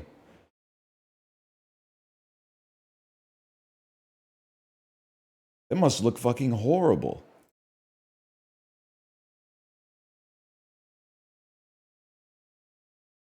Meaning swift deer, D'Angelo is an African name for Thompson's what? How does it feel? What a song. We should listen to that. We should watch that music video on stream. Swift deer is an ibex. 2007, scientists found a 30-mile wide, 50-mile long herd of cob, tiang, and what zippy antelope that's also an exercise contraption?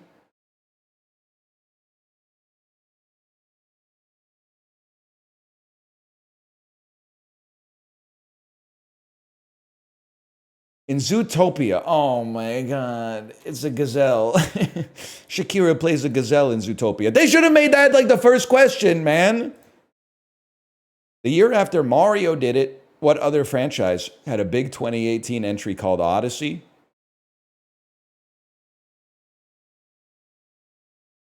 Assassin's Creed. If I was losing my gamer cred if I didn't get that one right. A weirdly coveted battlefield wound is the meaning of the title of what classic 1895 book? Farewell to Arms.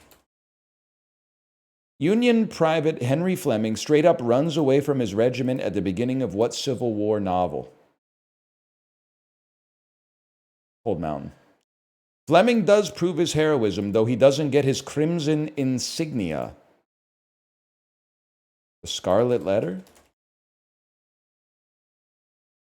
The Red Badge of Courage. I was like, I don't remember this from Easy A, man. Oh, man. The Red Badge of Courage.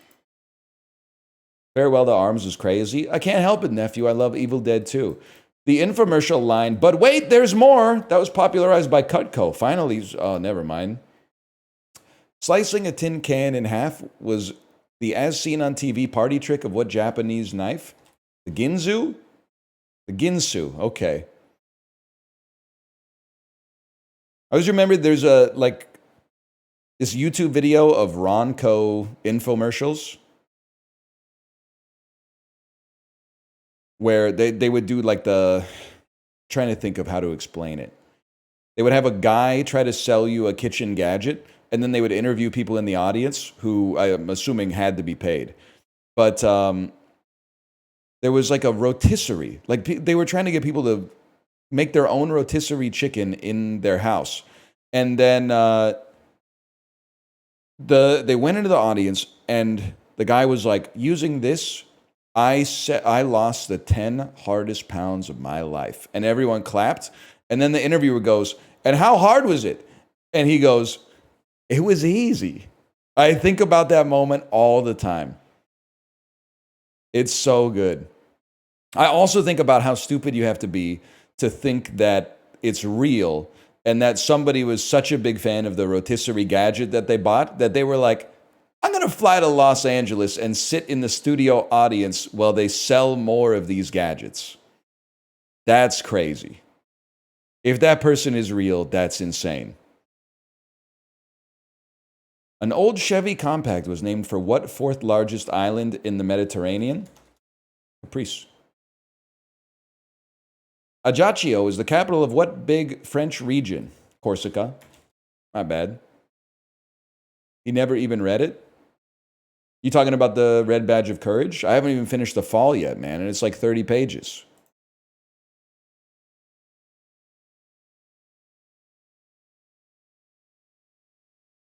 Oh, I've seen, if I had to guess, I think I have seen all infomercial fail videos from pre-2010.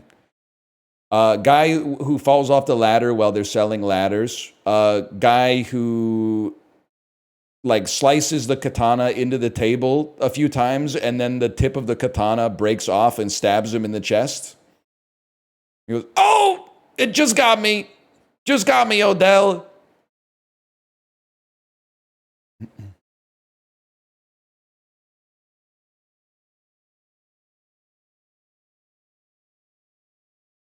That is a good one. Librarian, you'll see it. You'll see it. This is I'm locked in.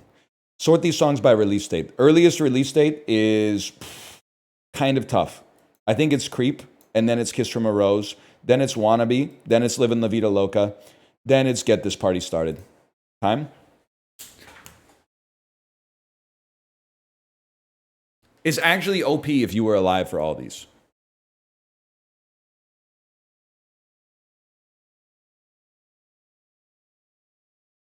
I should have known, I should have been more confident on Creep. If anything, I'm still a little bit mad at myself. Because I was like, is Creep from 95 or is Creep from earlier? And then I said, it's probably a little earlier. But then I'm being stupid because, OK Computer came out in 1997, which means the Bends came out in 1995. And Creep's not off the Bends, buddy. Creep's not off the Bends. Creep's off Pablo Honey, which must have been the early 1990s. So I should have had a little bit more confidence and conviction, OK?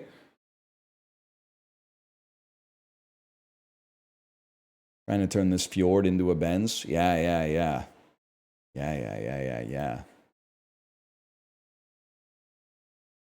Kiss from a Rose clears all those songs. What's crazy is it actually does. I was about to say you don't know what you're talking about, but it definitely, the worst song on the, let's do it. Let's make some enemies. You already know I'm not fucking with Pink. The worst song here is Get This Party Started by Pink. If you listen to that and you're an adult, congratulations, you're normal. But, like, grow up.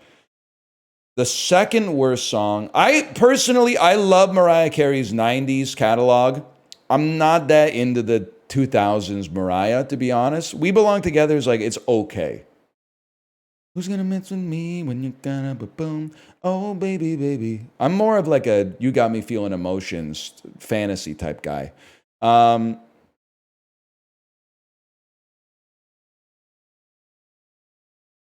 I mean, I personally think Livin' La Vida Loca is kind of a joke. I'd put that in fourth, I guess. And then I would probably go Wannabe by the Spice Girls third. I don't think the song is that good, but it's really hard to ignore how colossal it was when it came out. It's when the monoculture was still real. And then I'd go Creep number 2. I still think Creep is a good song, man. And that's Kiss from a Rose number 1.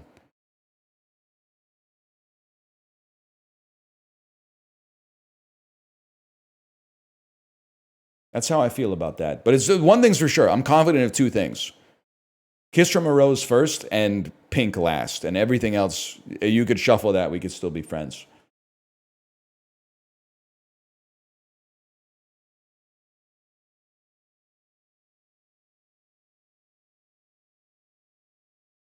Higher percentage of hot days, Connecticut or Delaware? I have no idea. They're touching. I don't know, man. I would assume that more of Delaware is touching the coast, so Connecticut's probably hotter. Well, fuck me. Which voted more for Biden in the 2020 election? It's actually a surprisingly interesting question. Because we have Texas versus New York. The heuristic is obviously New York. But this is Dallas, Texas. Urban environments, even in red states, tend to vote more blue, obviously, than the surrounding rural areas.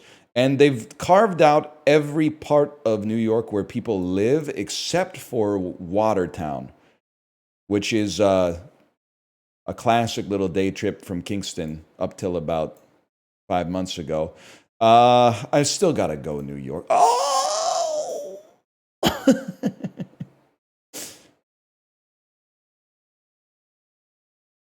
Which has more gay people cohabiting with their partner or spouse? Dog, it's upstate New York. Americans love saying shit like that. Americans love being like, duh, it's upstate New York. Buddy, no one outside of New York knows what the fuck you're talking about. Not even the rest of your own country knows what the stereotype you're talking about is. Only other people from New York consider that to be common sense.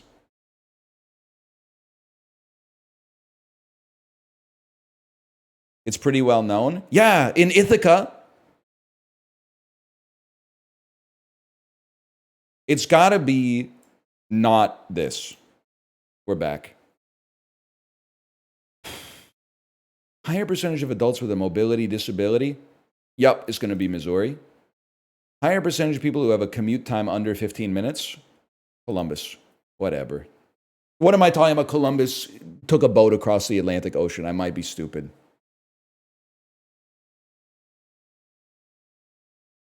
Even people from Toronto know? They don't know anything about upstate New York. They only know their bed and their mama. I'm sorry.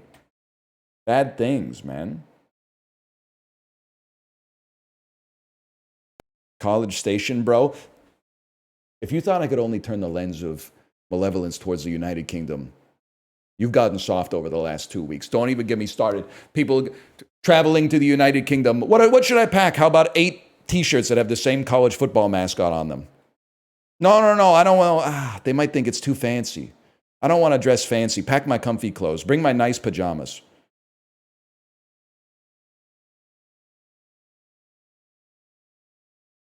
Now I'm going to play the daily hole, if you don't mind. If I could get some silence during my backswing.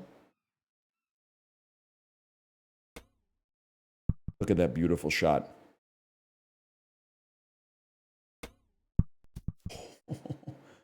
And this is very spicy.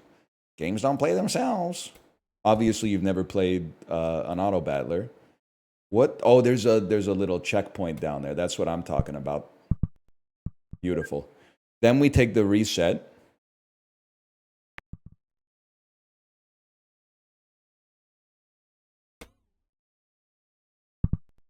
This is going to be rough, man. You know what? Actually, that's a much better position. Oh. Jason Kelsey asked Reddit to fix his golf swing. It didn't work. Why are you talking like Alan, though? Jason Kelsey asked Reddit to fix his golf swing. It didn't work. Bro, you're talking like Alan. Has anyone ever told you that you sound like Alan?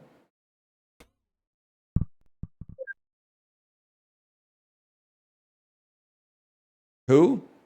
The AI? Yes, the wake up you beautiful bastards AI voice. Good morning, you uncromulent fuck crustables.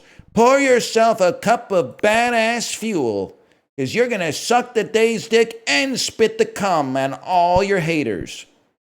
I'm a little lax on my Alan lately, but Okay, same shot 5 times. I also know it because that's like my dad's favorite genre of media is like, stop me if you've heard this before, but I keep saying it because it's really sad to me that he could be reading books, but hey, you know, he's a grown man. He can watch whatever he wants with his life, but his favorite genre of video is like AI voices narrating like dumb ways that criminals got caught. This stupid criminal thought he could get away with robbing a 7-Eleven until he didn't know that it's always like the cashier has a gun or something like that. And then he's watching it and he's going like, look at this. Look at this idiot.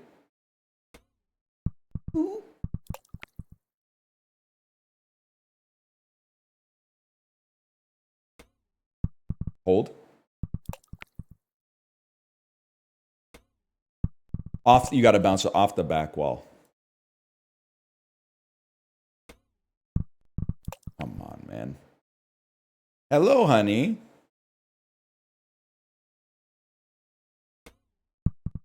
Oh, sorry. I thought that was my daughter. I don't think it's my daughter. I think it's R2D2. I think it's the robot known as R2D2. Sorry, the droid. Here, you can stand right here. Hello, R2D2. Welcome to the show. R2! You're not supposed to go down the stairs as a robot, R2. I thought me and the princess told you many times. Your robot body makes going down the stairs quite dangerous. R2!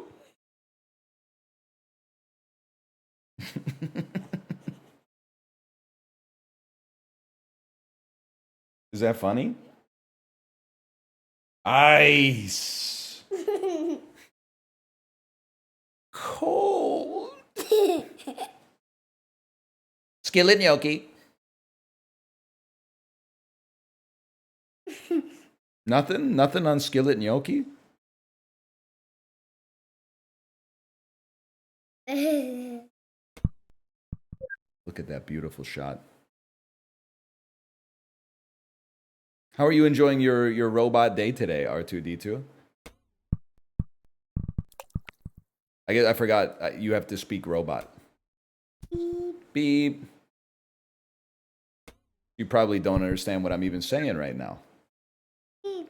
Beep. That's right. Beep. Yeah, honey. You want to make sure you're in the picture? You're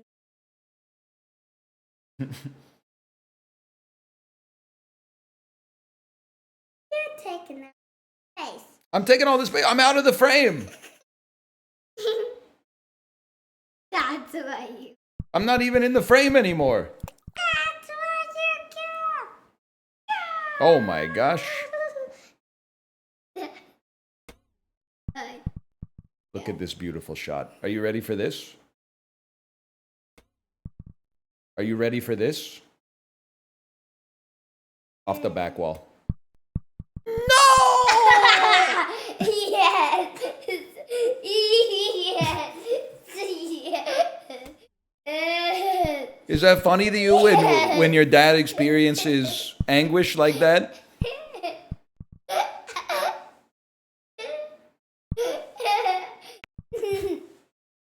Watch this. Oh my gosh. Now we're talking. Watch this. No! No! No! No! No!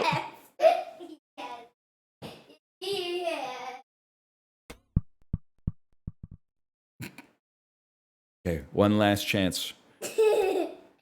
Oh!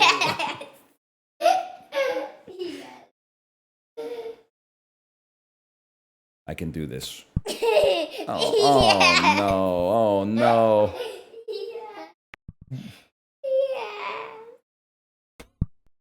Perfect, perfect. There's no way this could go wrong. Oh my God.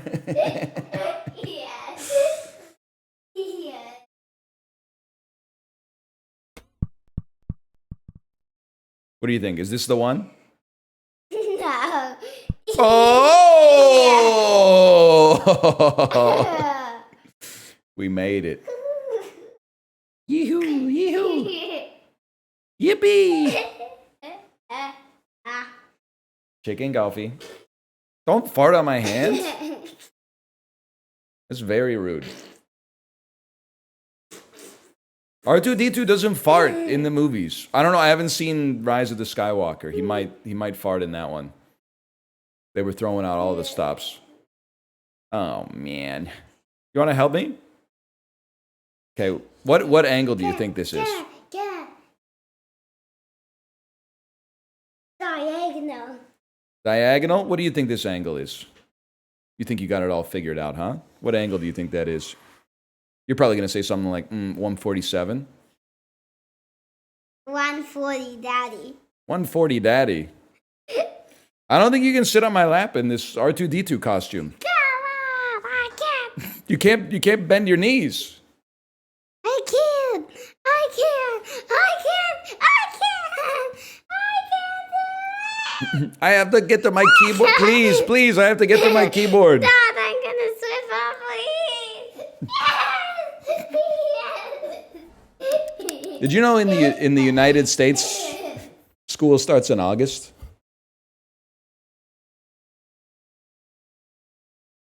I can't stream with R2-D2 on my lap. It can't be done. No. There you go. You can stay there. You gotta sit nicely. You gotta sit nicely. You gotta sit nicely. I think this might be 163.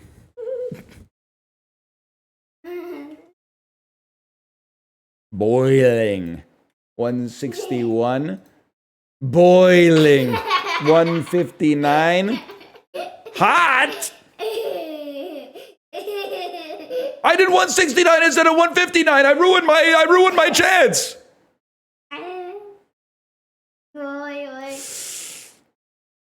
I think it's 159. Oh, 160. We would have had it. We would have had it. 160. 160. 160. 106. Guy, if he was not that good at darts. 160. You know what was fun about watching darts is when one of the pros royally screws up a shot and then the dude doing the announcing has to do a bunch of math really quick instead of just saying 180. And he has to go like 113.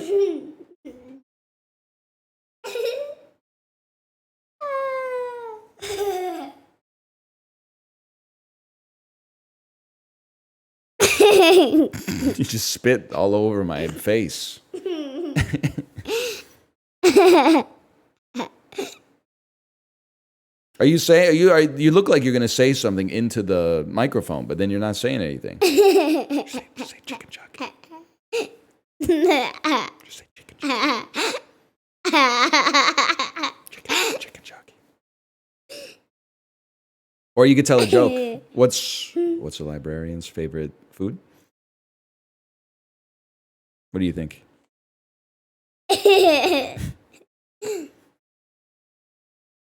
What's a librarian's favorite food?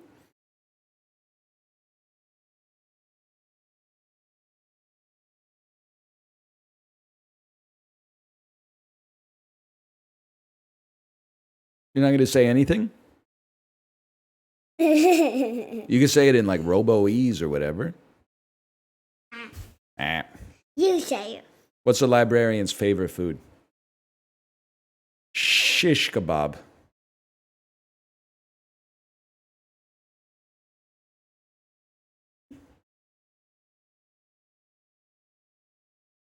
I get it. They're always telling you to shh.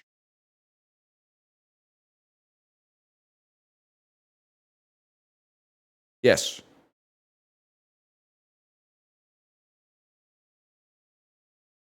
Do you want to?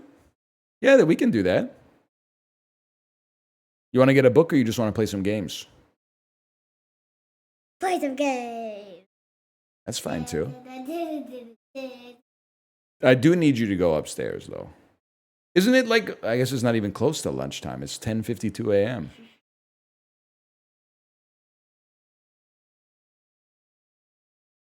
Speaking of lunch, you're hungry? Daddy's jeans. Oh no, I came down. Why? Oh. My mom. Oh, okay. What game were you playing? Star Wars. Who was mommy being? Of course. Was she wearing the costume? No, that's fine. Most adults don't like to wear their Halloween costume in August. 3 days in a row. It was really. Okay. Like Lego? Yeah. Oh, with your Duplo. I Okay. had to make You made me as in you or me as in R2D2?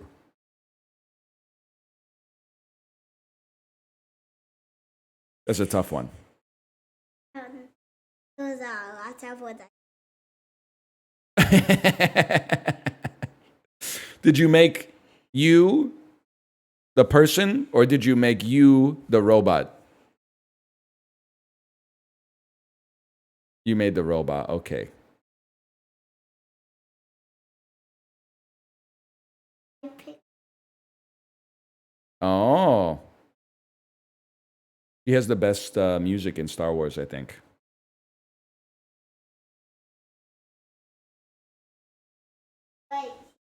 Wait here. Please don't bring an iPad playing K-pop Demon Hunter songs downstairs. You're going to get me in trouble with Sony Pictures. Those songs are big right now. Oh, it's okay, honey.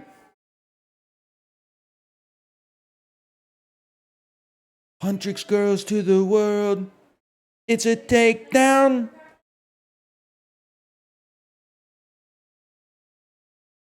Could be my snack time.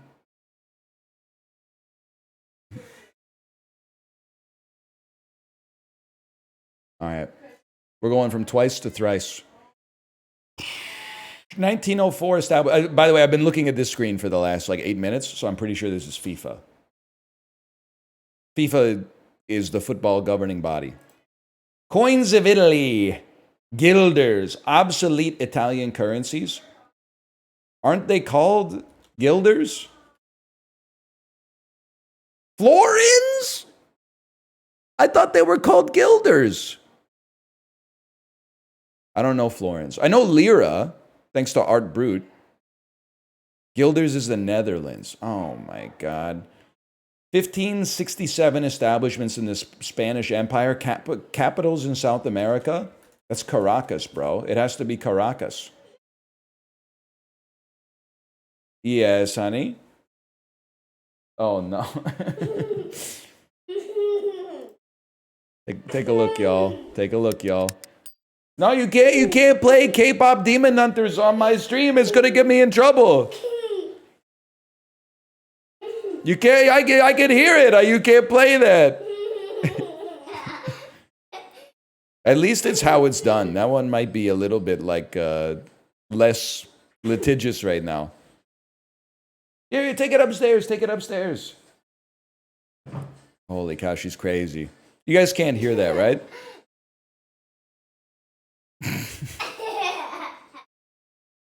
All right, give me a second.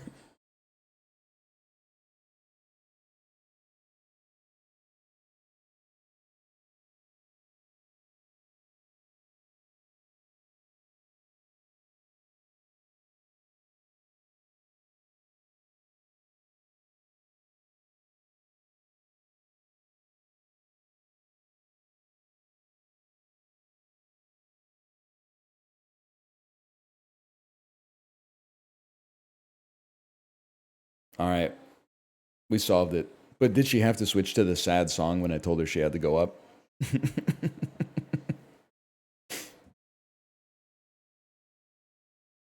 What does it feel like every time you let me in? What does it feel like? You could tell me anything. She is kind of like Bumblebee. I never thought about it that way. She is kind of like Bumblebee.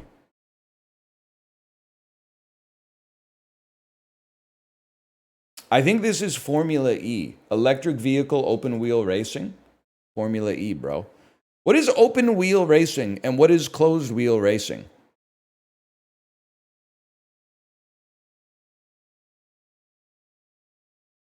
Like, is a closed wheel like, I don't even know, man. The wheels are out, but the wheels are out in everything. You can see the wheels in everything, man. Daytona is closed wheels. I don't know. It's all I know about Formula E is that they were going to do a race in Vancouver, and then they sold like 50,000 tickets to it, and then they were like, "We're not going to do it." Like they waited until like the weekend before the event, and then they were like, "We can't do the event," and then it took like a year for everyone to get refunds. Animated characters introduced in 2001, bro. This is Shrek. This is the easiest catfishing I've ever seen in my life. 2010 debut singles from Bruno Mars. What was Bruno Mars' first song that popped off? Is it You're Amazing Just the Way You Are? It is Just the Way You Are. That makes sense. He had to do that before he did anything cool, like Gorilla. 1982 establishments in California, rap rock groups from California. Is this Brit Award win? This is crazy because I want to say that this is Faith No More, but I don't think it. Oh, it's probably the Red Hot Chili Peppers. I'm stupid. North Korean male actors who are also writers, who are also people, who are also okay. Children of presidents. This is Kim Jong-il.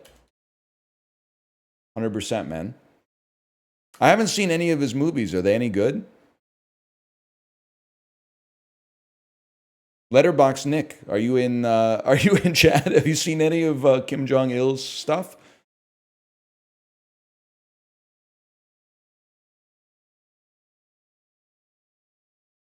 He has an EGOT.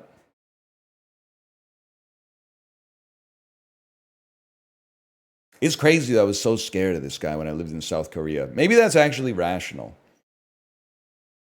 But looking at it now, it seems a little silly. A-type main sequence stars, AM stars, stars with proper names. So I know exactly two stars. I know the sun, and I know Betelgeuse. It's not that one. It's Sirius. This is where they fucking sent Howard Stern, bro. He's not even on the planet anymore. 20th century British autobiographers born in 1962 who are also sports personalities of the year and commanders of the OBE. They medaled at the 92 Olympics and the 88 and the 96 Olympics and the 2000 Olympics in rowing. Oh, no, I have no idea. British rower. The best British rower of all time, I'm assuming. Steve Redgrave. Bro was rowing nonstop. Holy cow. How'd we do? We did pretty well.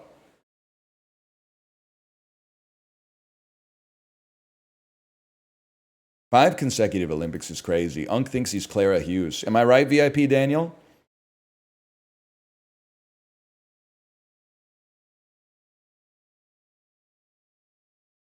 So true, so true. He's in class? No, that's DL Guiga. You got VIP Daniel and DL Guiga confused. Magresta, you're pretty heartless for banning that person that came in here asking for money. So much for the tolerant left. I thought y'all were supposed to be the nice ones. Now all of a sudden, somebody comes in here, oh, I need some help. Yeah, typed it suspiciously fast. They typed, I need $3 for food suspiciously fast.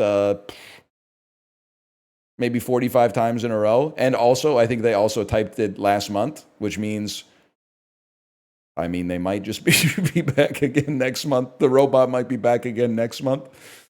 What? You know what, though? The crazy thing is that it's probably somebody that's trying to start a business. But the real business is going to be selling Substack courses for how to make money. And how to make money is to create a Twitch bot asking for $3 in Twitch chats. Might work, man. Might work. I saw them type the same thing in someone else's chat like 3 days ago. Damn, how hungry are they? Joey Chestnut, you just ate. Holy cow. You literally ate 3 days ago. Ungrateful, man. I'm not going to give you any money. You'll probably just spend it on food. All right, you ready for this? Let's expand our brain. Golf lessons beginning in month 6 for Tiger Woods. Okay, month 6 is June. It's junior.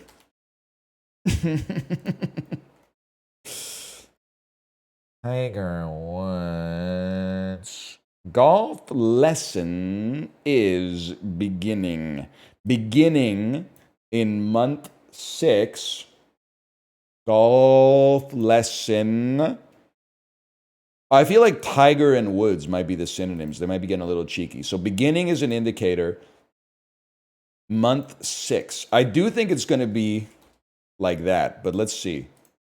Beginning in, take the first letter of something and the other tells us to insert some letters inside another word. And then the fodder, golf lesson and month 6. We'll need substitutes for 2 and use the letters of the other. The month 6 is going to be June, obviously. Lesson, I guess, could be class. And golf, I don't know a synonym for golf, man. Maybe you use the letters from golf. I need help. The definition is Tiger Woods. What could be considered a Tiger Woods? Jungle.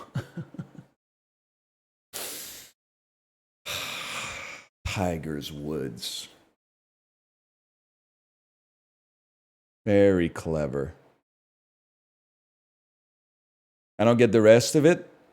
Me neither. No, I guess I get it now that I think about it, but I'm kind of pissed off.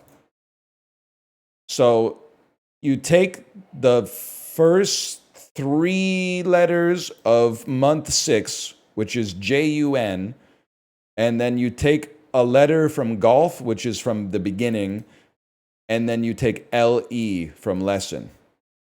No, not even close. Well, I got it right, 1 over par, so I'm not sweating it. I got 1 over par in the minute cryptic, and you're not. Let's slash marker. We'll call that the dulls, because they were the dulls, and then we'll play Vandal.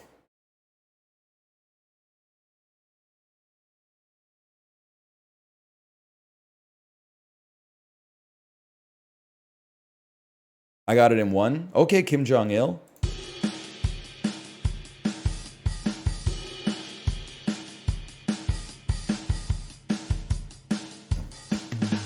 Could you be more specific? Are you My Sharona by the Knack?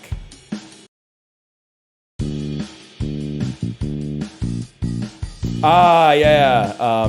It's the Sultans of Swing. Do-do-do, do-do-do-do, do-do-do. My dad loves this song. All dads love this song. Or as I call it, the Muslim Monarchs of Groove.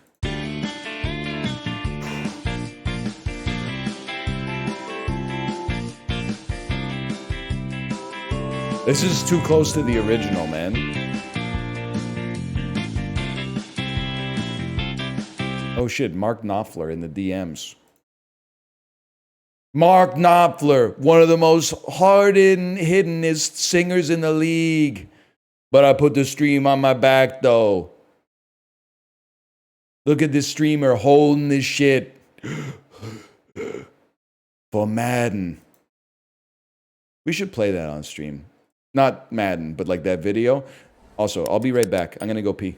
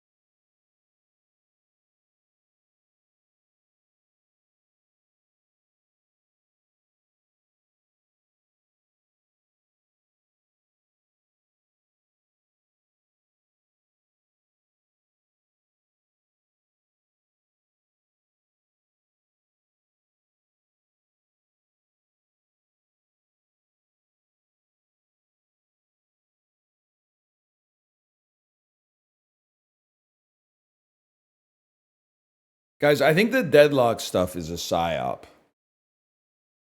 I don't think anyone actually wants to play it or see it.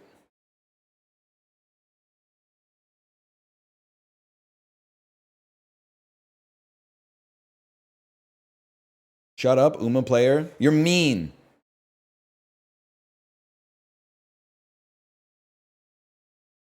I think Uma's a psyop.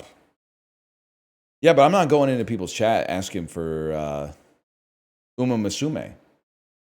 I'm going into people's chat and I'm typing stuff like, the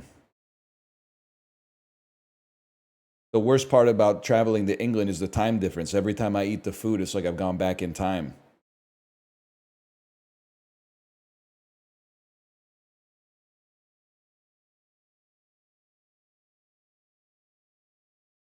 Ouch.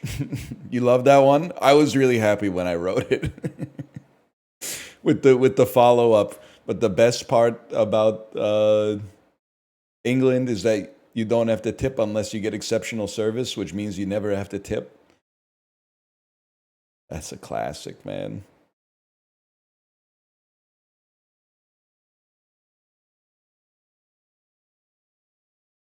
Let's see what's going on in Steam.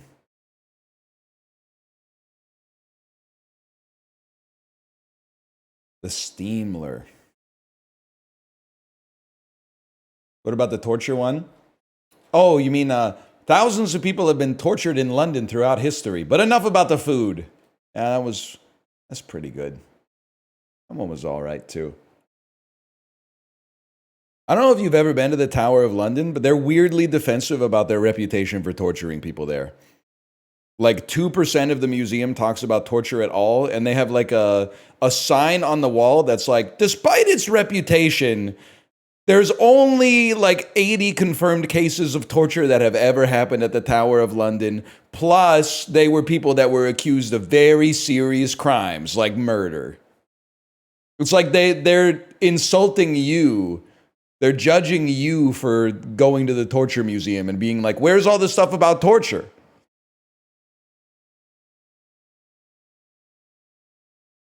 Don't they show off the torture equipment? No, man, they have like, they have one rack and manacles, and that's it. Pansexual Tower of London that keeps you chained up in bionicles. You know what I'm talking about? Trip was worth it just for that, though.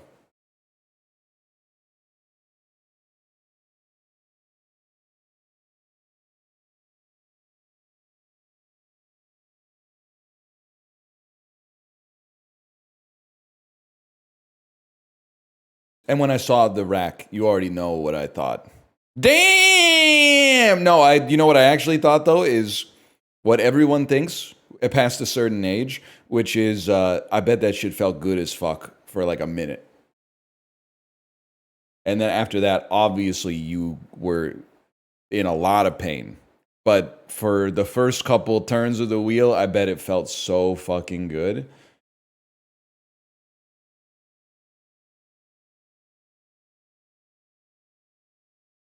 No video games, huh? No video games on Steam? Were people, so this came out while I was away. Were people fucking with the Rogue Prince of Persia? Or is it the classic example of like AAA studio makes a roguelike but kind of over fluffs it? It's okay, better action game than roguelike. Okay. Understandable.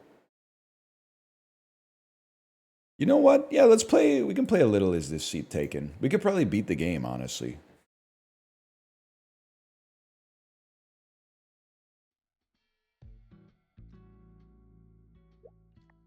It's made by the Dead Cells, guys.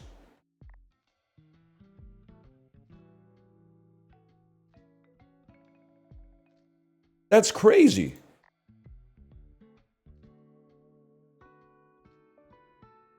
You might like Kill the Brickman. Here, let me open that in a tab. Kill the Brickman. Mostly positive on Steam. I'm kind of a very positive sort of guy. That's tough for a fellow like me. I mean, Kribish was mostly positive. Just to put it into perspective.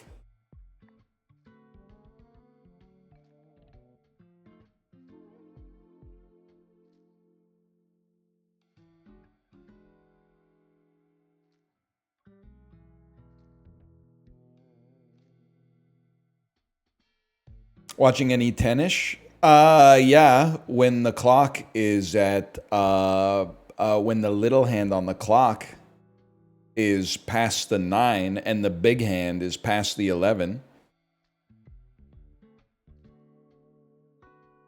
That one was really bad. Sorry, I forgot how to set my screen. Oh, I forgot this one doesn't, you gotta do this. And then I gotta do this. And then I gotta fucking something like that.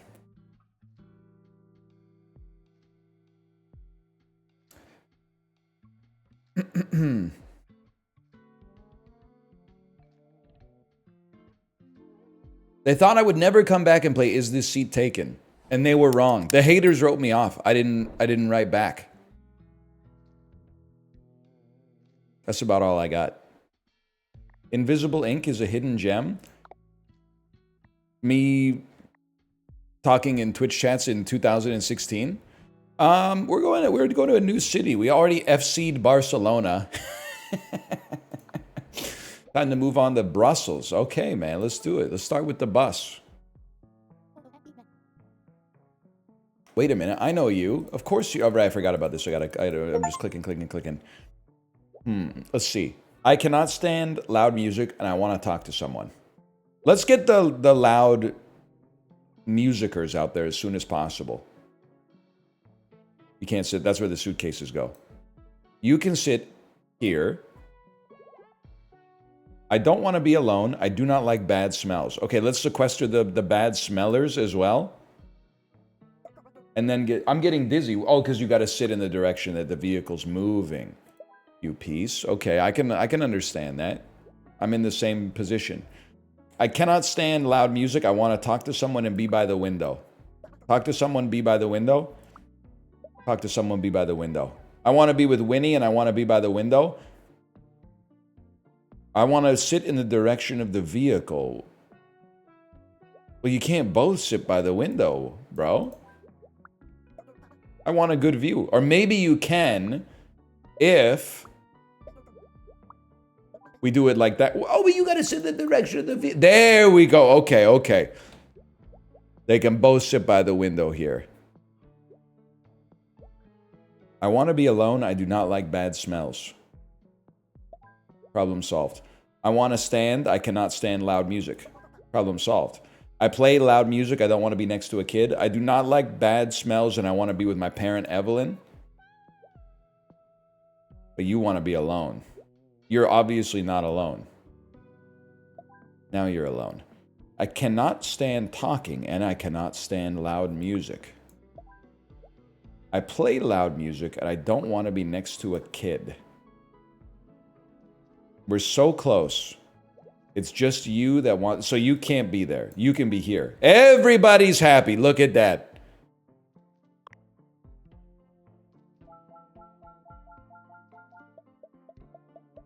R/child free. When the public is on public transportation. The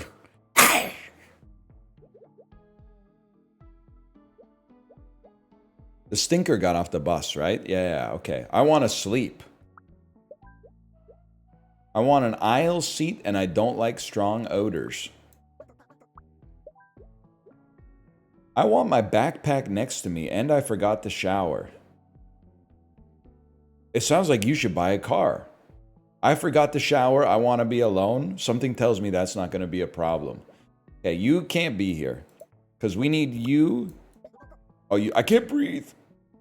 You stink so bad. I want an aisle seat. There you go. Everybody's happy. I want to talk to someone, but I don't like strong odors.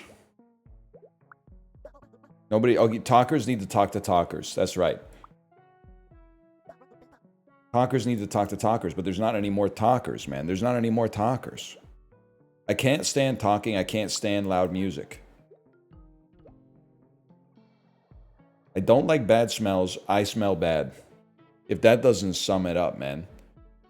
Oh, you're so real for this. Okay, get the stinker out. Oh, but you need to be close to the window. Well, someone's going to have to change, man. I want my backpack next to me. I forgot to shower. I need my bag. I want to talk to someone. I don't like strong odors. I don't like bad smells, but I smell bad.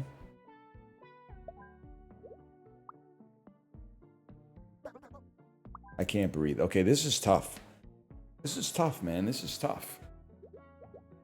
I want to stand. I can't stand loud music. I want to be with my parent. I want to talk to someone. I don't like strong odors. Well, talkers have to talk to talkers. Which means if you're not going to be in a three-piece because you want to be by the window, we could maybe on this four-piece here. No, but you guys are in the same boat. This is tough, man. The bottom has windows. Cadenza. I want to be by the window. Okay, Rupert. You're absolutely right. Look at that. There's windows on the bottom too. Who knew? VIP, let's not go crazy. That helps though. That does help.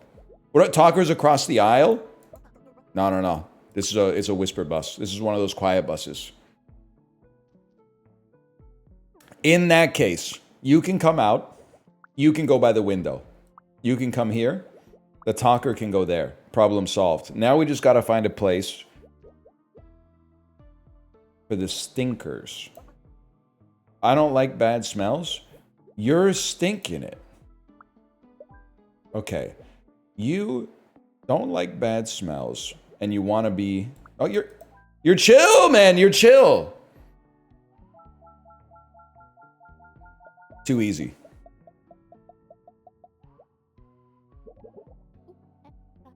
Oh my gosh. Are you Luca? No, man, I'm Elio. Close. You know what would be great? Seats on the bus / subway tier list. I'm a believer, like if I'm getting on this bus, I'm a stander, like probably 80% of the time.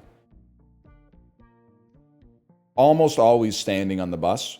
If it's a short trip, man, oh man, though, I would love to be sitting right here. I think this would be primo. And I'll tell you, you might not believe me, but well, actually, you should believe me if you've watched the stream for any length of time. I follow the rules in public, as long as the rules make sense. So I sit like this. I leave the extra space for somebody else to get in there. I don't do the thing where I'm like, I leave one seat open, but they're going to have to like ask me to move to get to the window seat, which means that there's like a 99% chance that that seat's always going to be free. I don't do that. I slide over. It's much more ethical to ask them to move so you can get out when you have to get off than it is to like pseudo block the seat. Also, every time I'm sitting down on the bus, I'm praying, and this is reprehensible. I'm praying an old person or like a single mom with 4 kids gets on so I can get the privilege of giving up my seat and everyone on the bus clapping and cheering and applauding, having them go, "Are you sure?" "No, I couldn't put," and I'm like, come on, I insist. Please, I sit down all day. You go ahead. You take it. You're a hero. You're keeping the society turning. Go ahead. I would love it, man. I would love it. All right, we got a Ricky comment. I'm up at the front, screaming and trying to hit the driver moments before getting my ass beat in a viral TikTok. Cut that loud mess out.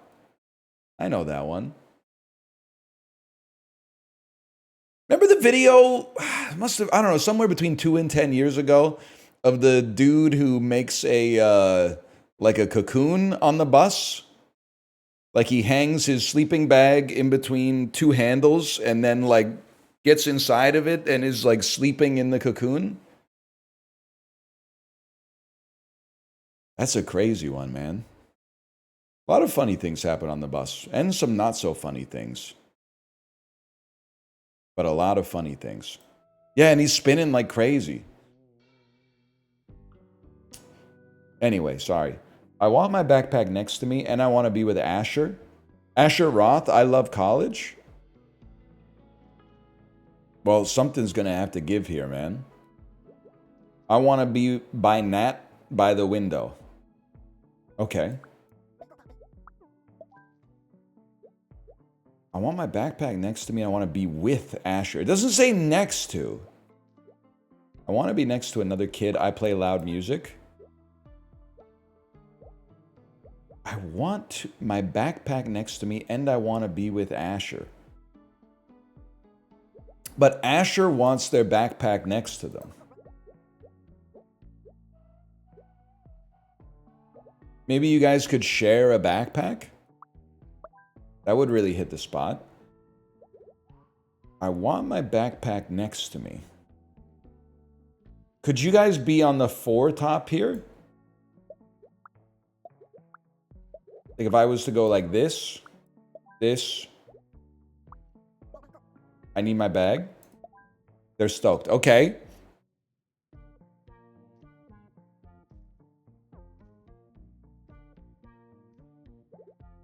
I don't like bad smells. I am wearing too much cologne. I want to sleep. Chill. I want to be with Nat, and I want to be by the window. I cannot stand loud music. We run this town. Easy. What's wrong? I want a good view. Okay, we'll get a life. There you go. Good view confirmed. Favorite stuff to listen to on the bus? The phone calls of the people sitting around me. And I only want to be with you. Yeah, it's so true. Hootie and the Blowfish. He'd be hard to put in this game, man, if he only wants to be with you. Or maybe it'd be the easiest thing ever. I don't know. I can't believe there's people in chat defending the backpack seaters, by the way. The only place it's acceptable to put a bag on a chair is the gate at the airport. Because there's just no other place to put that shit. You got 3 suitcases, 2 backpacks. You gotta put that shit somewhere. It would actually be worse if you put it on the floor. On the bus, though? But then I mean, you show me the incentives. I'll show you the outcomes. The problem is that there's no other place to put your backpack, man. You could wear it on the front of you, but that's like Goofy style. It makes you look like you're 8 years old. There's like, you're not going to put any shit in like an overhead rack on public transportation. You're never going to see it again.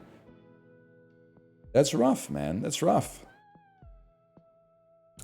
Are they ever going to make trains big enough to hold suitcases, by the way? I apologize, it's another traveling bit, but I get that there's a limited amount of space on the train, but everybody on the train has got a suitcase. They're all just kind of, some of them fit in the overheads, but the rest of them are just kind of rattling around the trains, man.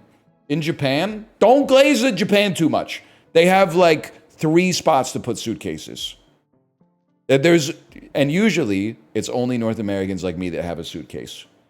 I guess all the people that are using the train in Japan that are Japanese have mastered the art of minimalism and also folding all their shit up into such an incredibly small physical profile that they can just put it in a backpack. But pissing me off is what I'm trying to say.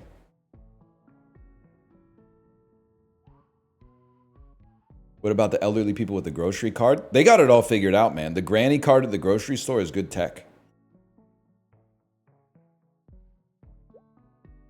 I want to read and I want my backpack next to me. You got a serious problem.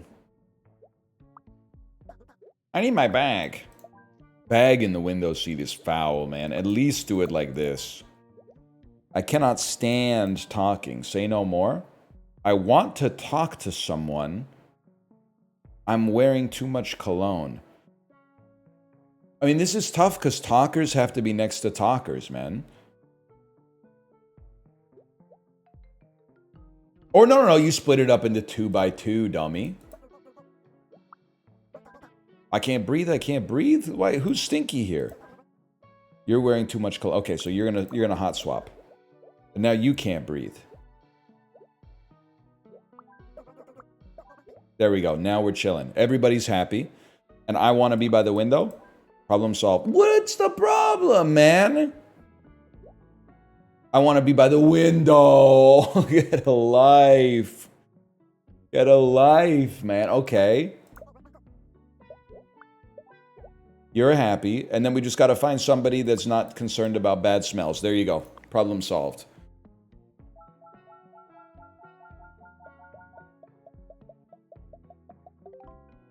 It's the easiest game they've ever made. It's the easiest game made in history.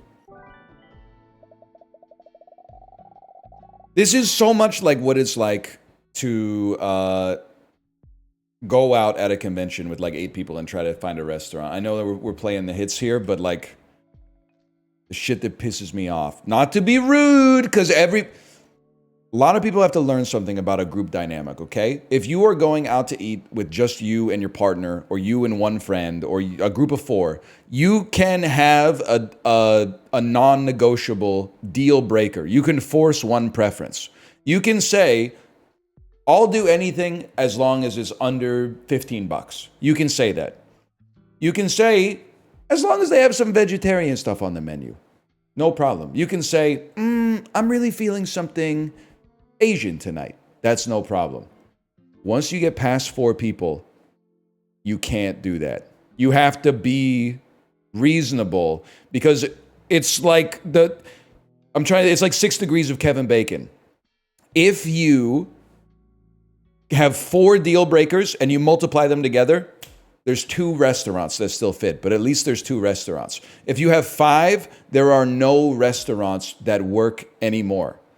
So some people have to get to the point where they're going to have some of their deal breakers are going to not be breaking the deal.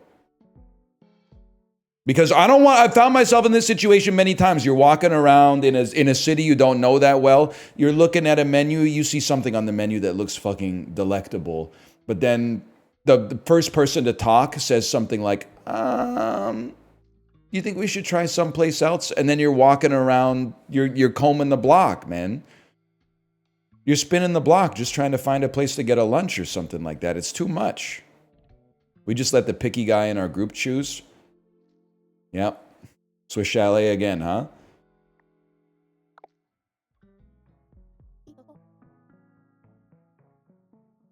Perhaps a salad?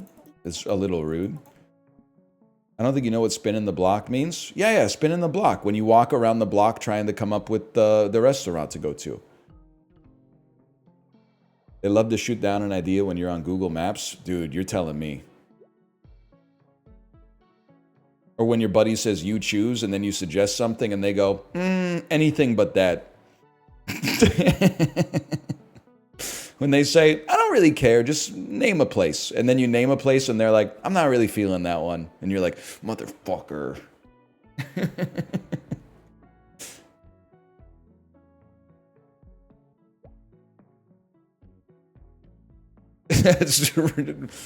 Ricky, I'm not trying to get in trouble, okay? I'm not trying to get in trouble. Then I suggested Taylor's, the place I knew my buddy wanted to go anyway. I want to eat or drink something. I do not want fries. Here we go. Here we go. I want to be with Arya. I want to eat fries. I'm hungry. Okay, I have a burger. You have the fries. This is actually, this is so, and this might be gay coded as well. I just wouldn't know. But this is so heterosexual date coded. Him burger, hers fries. 100%, man. Or, more likely, he ordered a burger and fries. She said that she didn't want anything. But then she eats 50% of the fries. And you just got to take it. You just got to tank, because what are you going to do? Be like, those are my fries? Can't be doing that, man. I want to drink coffee. You came to the right place. Who's going to tell her, though, that coffee's a diuretic? I want to drink coffee. I want to be with my parent. Oh, yeah, that makes sense. I'm hungry. Have a burger? I want to be alone. You came to the wrong place, just for the record. You should not be here. This is the public. You should be in your domicile.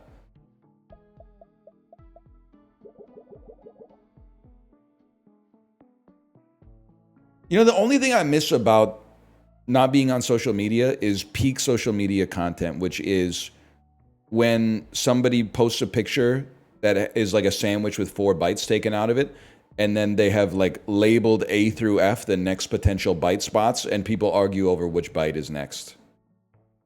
They are not doing that shit in the Globe and Mail. No matter how many times I pay them $2.99 a month. They should, man.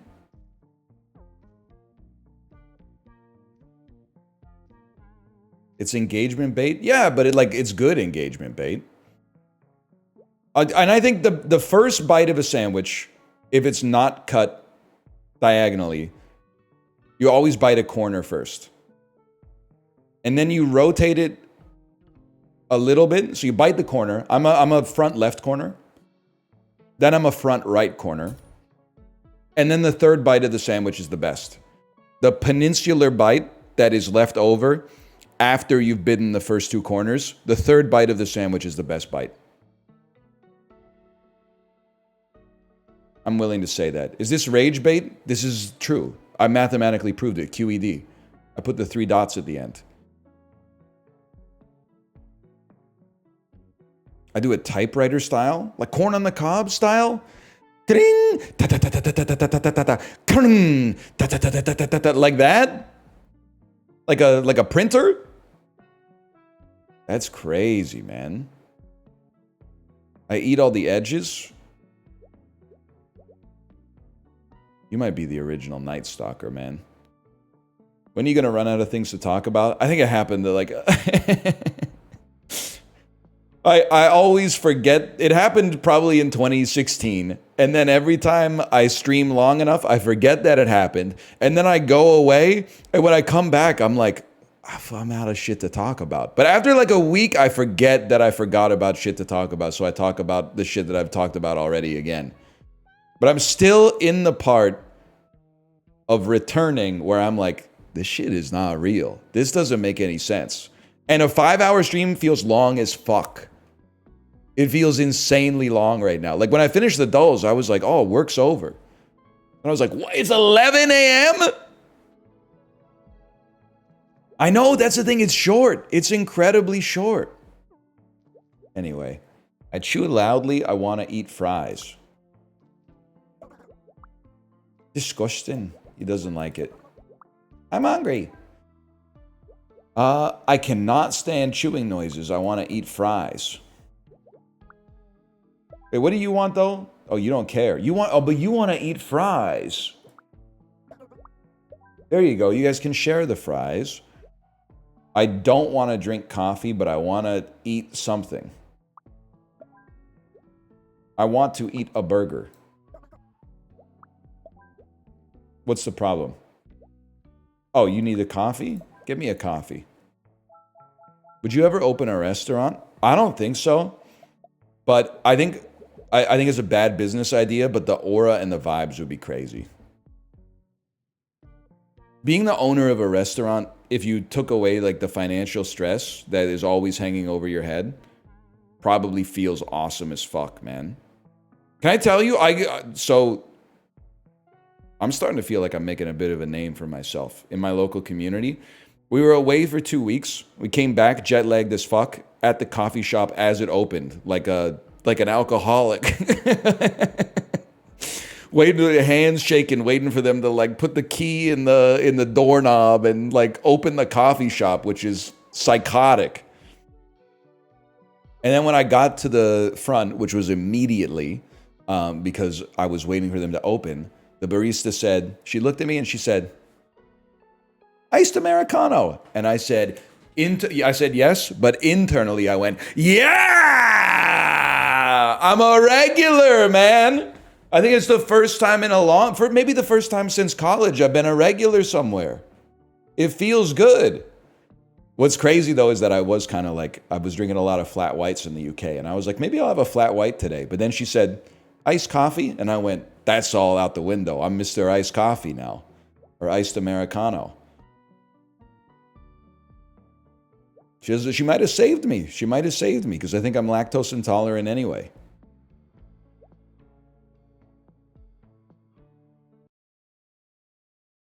Anyway. I want to read, I want to drink coffee. There you go. I can't stand chewing noises, but I want to eat or drink something. I don't want to eat or drink anything, but I want to be with Val. Don't know what to do. Don't want to be with you. I'm thirsty. I want to eat, drink something. Okay, what do you got? I chewed loudly and I want to eat or drink something. You could put... I can't concentrate. Bro, you can't read with chewing noises? It's literally Twitch chat. I want to eat fries. I want to drink coffee. I want to eat fries. I chew loudly. No one wants to be near the loud chewer. That's a problem. I don't want to eat or drink anything. I do not want to eat a burger. Problem solved. Enjoy your nothing. And then you. I chew loudly, but I want to eat and drink something.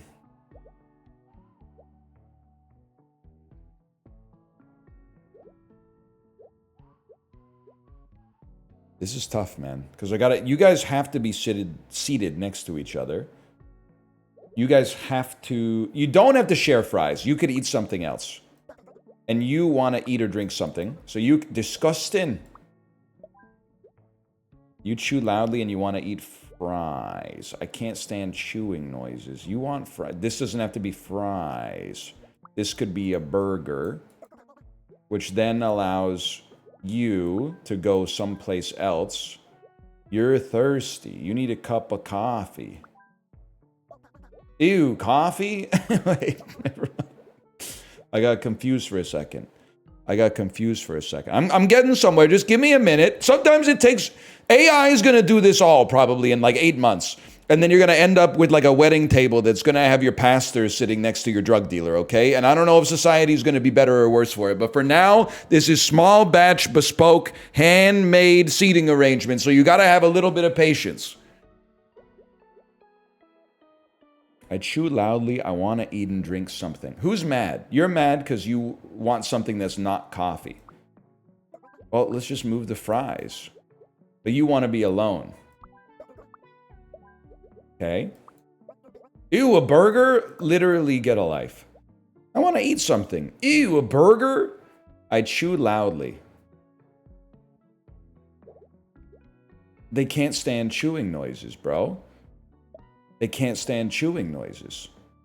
I chew loudly as well. Okay, so we need the loud chewers. Both need to eat. I think I have it. The loud chewers both need to eat at the same spot. Oh. Oh, shit. What have I done? Everybody hated that, man. Ooh, a burger. Okay, one sec. Why are you guys so upset? I can't stand chewing. I want to eat and drink something. There you go. Okay. You guys are pissed. I want to eat something. Yes! And all you guys are saying ruined. It's like a Rubik's Cube. The worse it looks, the more likely you are to be one move away from solving it. Okay, loud chewers are the first thing we got to figure out. Who's munching loud? I want to be with my parent, Evelyn. You chew loudly too. Okay. Evelyn doesn't want anything. I want to be with my parent, Evelyn. I want to eat a burger, and I chew loudly. You guys get to share a burger right there. Okay, now this is going to be a little touchy zone here. It's going to be a touchy zone. I want to be alone. I want to drink coffee. You got stool all over you. I do not want to be next to a kid, but I want to eat or drink something. I want to be with my parent, Evelyn. Oh, brother. Okay, you go back now, because you guys, the only place where you guys can even go is up here. You got to be on the stools, and this changes the whole fucking dynamic now, because you're still chewing loud. That's rough. I want to be with Val. I can't stand chewing noises. David can move there. That's a lower value seat. You guys are chill. You're thirsty? What do you want? Anything. I want to be alone and I want to drink coffee. I don't want a kid next to me. I want to eat or drink something. No problem. I want to eat a burger. You want coffee? Who wants coffee? Okay, dude, we're solving it so easily. I want to be alone. I want to drink coffee. You're going to go here? I don't want anything? You're not even the dude I was looking at. You're the dude I was looking at. You obviously can't be at a stool because these kids have to be here. I don't want to be next to a kid. I don't want to eat or drink anything. I want to be alone. I want to be alone. I want to be alone? You can put the family at the same table? Is this true?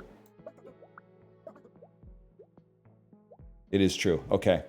I want to eat a burger. I want to eat a burger. There you go. Everyone's happy there. The kids are happy. You're happy. I want to be alone and drink coffee. There's your chair. I want to eat fries. There you go.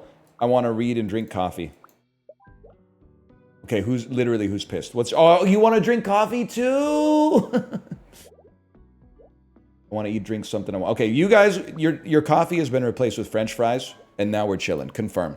It's that easy. And the next one must be even easier because there's only like 4 seats left.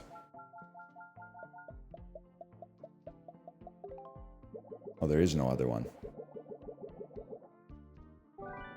Just order another coffee. It's like $1. Can I say something about coffee shops? I guess apparently I have a bone to pick between every single level we do. You're not slick. We don't sell iced coffee here. You can get an iced Americano. I know why what do you mean you sell drip coffee but you don't sell iced coffee? What the hell are you talking about? You sell iced, you got coffee, you got ice. You know why you don't sell iced coffee? Because iced coffee, $3.99. Iced Americano, $5.39.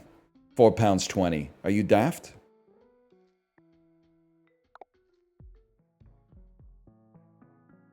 You're not slick with it. And it's indignity like that that leads me to making 4 cups of coffee in my hotel room at 8 p.m., putting all 4 cups in the fridge, and then drinking them as soon as I wake up at 4:45 a.m. on vacation, okay? And I'll keep doing it. I'll debase myself. I'll go to the front desk every night and say, just hoping to get some more coffee pods. How many do you want? Just take 4. 4 should be good for now.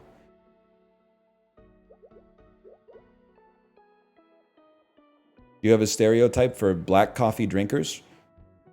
I think that any stereotype, first off, I am one, but any stereotype that used to exist for black coffee drinkers is now gone. Because I feel like most people are drinking their coffee black these days. Most people are trying to limit their extra sugar intake, and they're taking their coffee with maybe a little bit of milk. It's not true. I've never worked the Dunkin' drive-thru, so I don't know. And their whiskey neat.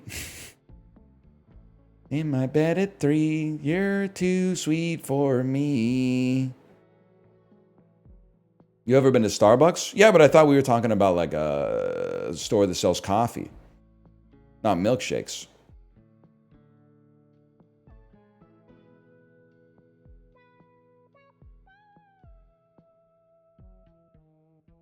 I will say on vacation, I put sugar in my coffee. Because it just feels like it's a free mood buff to kind of like... Because the position I start with is that, and it's kind of insane, I'll admit, but just work with me for a second. Let's start with base principles. Human beings are they're great at normalizing to their environment, to what they're exposed to often. Which means if you're constantly exposed to shit that sucks, you stop realizing how much it sucks and it just becomes normal. And if you're constantly exposed to shit that's good, you start to take it for granted because you're like, this isn't good anymore. This is just the basic, right? So at home, by the way, thank you for the gifted subscriptions. Thank you. Guppy Poppy.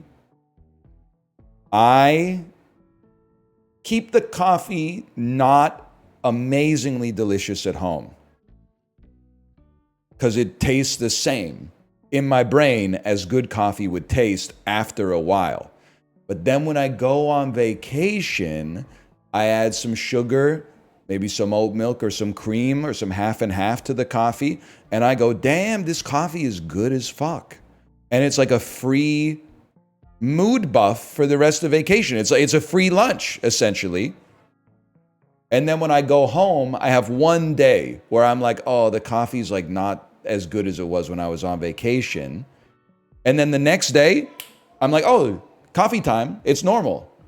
So you get to harvest the good dopamine when you want to capture the good dopamine, and then regress back to normalcy before you get to the point where you're like, well, now I have to buy a $5,000 espresso machine and wake my whole family up at 5 a.m. with the fucking tamper and the tung tung tung.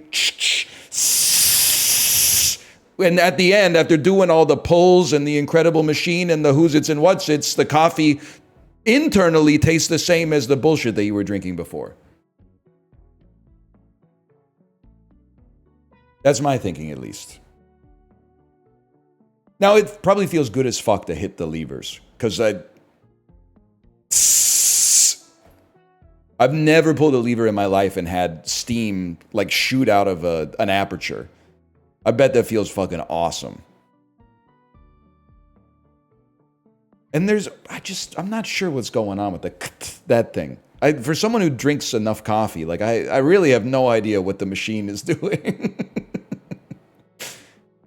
I borderline don't. I think that they put espresso into this thing, and then they like push it down so that it's packed tight. And then I think you light it, but you don't want to light the middle of the espresso because then it'll burn. You want to like almost heat the outside so it starts burning like from the bottom, and then it's like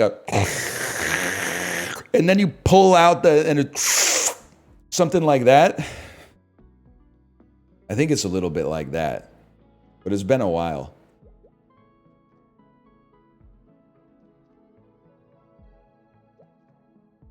We're smoking Arabica here. Sorry, I should play the game. I'm literally going to leave a Steam review for this. Like, it's good. It's a little long, though. It took me 72 hours to beat the game. I want to steal popcorn and I want to be with my parent. I want to be in row 3 and I don't want to sit behind someone on their phone. You should sit in the front row then. Row 3. You want to be with your parent.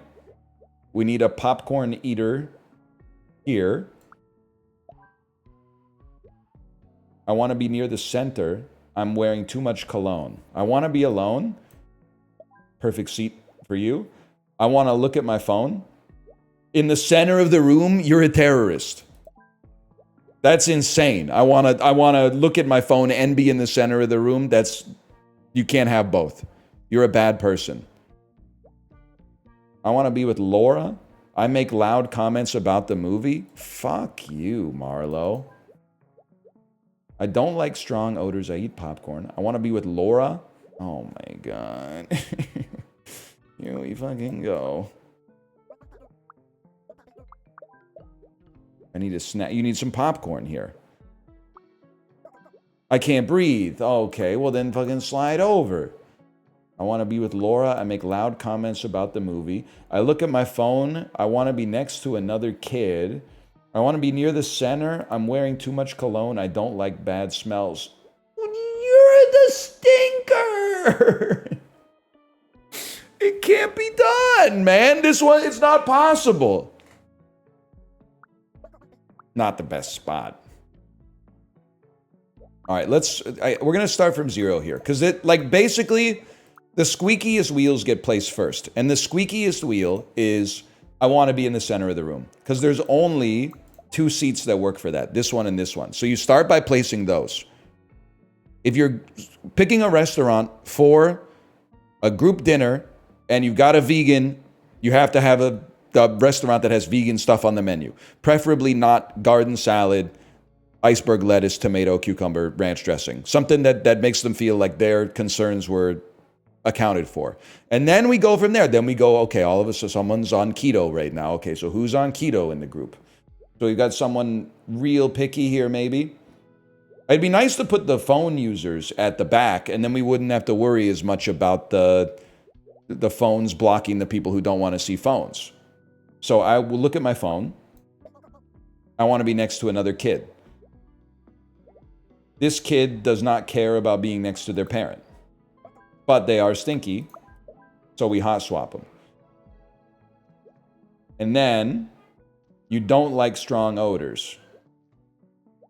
That's a tough one. We'll think about that. I want to be alone, and I don't want to sit behind someone on their phone. Let's try you. You're like the easiest wheel of all time. Not squeaky in the slightest. I want to be in row 3, and I don't want to sit behind someone on their phone. Let's put you in the stink zone, because you don't mind. I want to be with my parent, and I want to steal popcorn. There you go. You guys are happy. I don't want to sit behind someone on their phone, and I eat popcorn. I want to be with Laura, and I make loud comments. There you go. It's actually easy, man. Have you ever seen the clip of Braid's creator reacting to Soulja Boy calling Braid one of the worst games he's ever seen? Yes. I saw it in theaters. Indie Game the movie did a touring series of showings. I saw it at the Cineplex Odeon off Gardeners Road in Kingston, Ontario with my friend. The shot of Jonathan Blow looking melancholy, silhouetted against that huge fucking window that overlooks downtown San Francisco.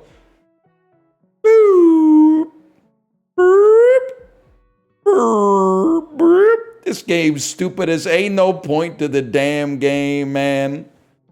What does he say at the start of it? He's like, hey, Xbox came out with a new game if you like to get high and smoke weed or get drunk and drink. You just jump around.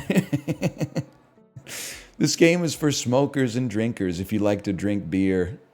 Yes, man. God, that's a great video.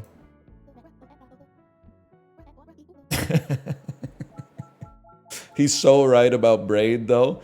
I don't think he is, but I think he's the perfect foil for Jonathan Blow. I'm insufferable. I think Braid is really good, and especially was really good when it came out. Very easy to make fun of, don't get me wrong. But in like 2009, the concept of a game not being like a desert-based third-person shooter was unbelievable. People were losing their mind over BioShock. You could save the girls or you could kill the girls for resources, man. Games have never done this before. Are you pro Fez too? I might be the most. Me and Apollo are the most pro Fez individuals you'll ever see. Fez pisses me off. Here's some Fez spoilers. Or the Fez haters piss me off. Because why do they hate Fez? They hate Fez because Phil Fish was the funniest developer in history. And I don't care. It's been 15 years. Having an argument about video games and telling people that disagree with you to suck your dick and choke on it is hilarious. It's one of the funniest things that anyone's ever said. And the fact that he got bullied off the internet for saying it, people were like, it's rude. That's crazy. Maybe he should have pivoted to stand-up comedy because that's really funny. The other thing that they hate Fez for is they go, well, it's just a by-the-numbers puzzle platformer. No, the fuck it isn't, dude. Why not fucking go to the home screen, press RT, RT, LT, LT, RB, RT, YY, AB, down, down, up, up, and all of a sudden you're like, oh shit, I'm in the mainframe. It's a different game than you think it is.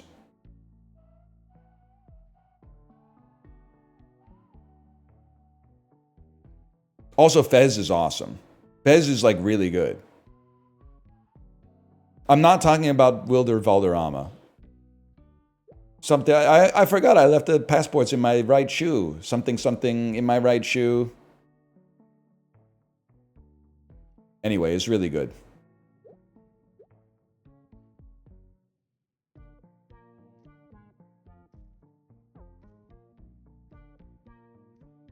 It was kind of like the original Blueprints.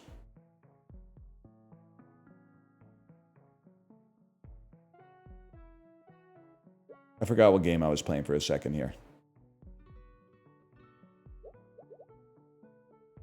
All I know is that you have to choose one. Okay? You can only play. What's the gooning game? The one that saved gaming last year? That should be enough. Not Genshin. Not Umamusume. Don't insult me. That's a sports game. Stellar Blade. You have to choose one. I bet people who love Stellar Blade fucking hate Fez and vice versa. If there's two camps, I'm in the Fez camp all day, every day. That's all I'm going to say. We can still talk. We can reach across the aisle and handshake if you have been to the bathroom and washed recently.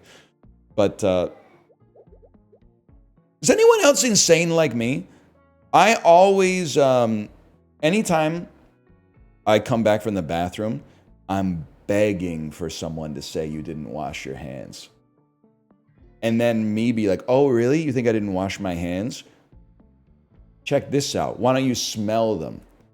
And then they smell them and they smell that kind of like pink soap you can only get in a public bathroom. And they're going to be like, no, he did.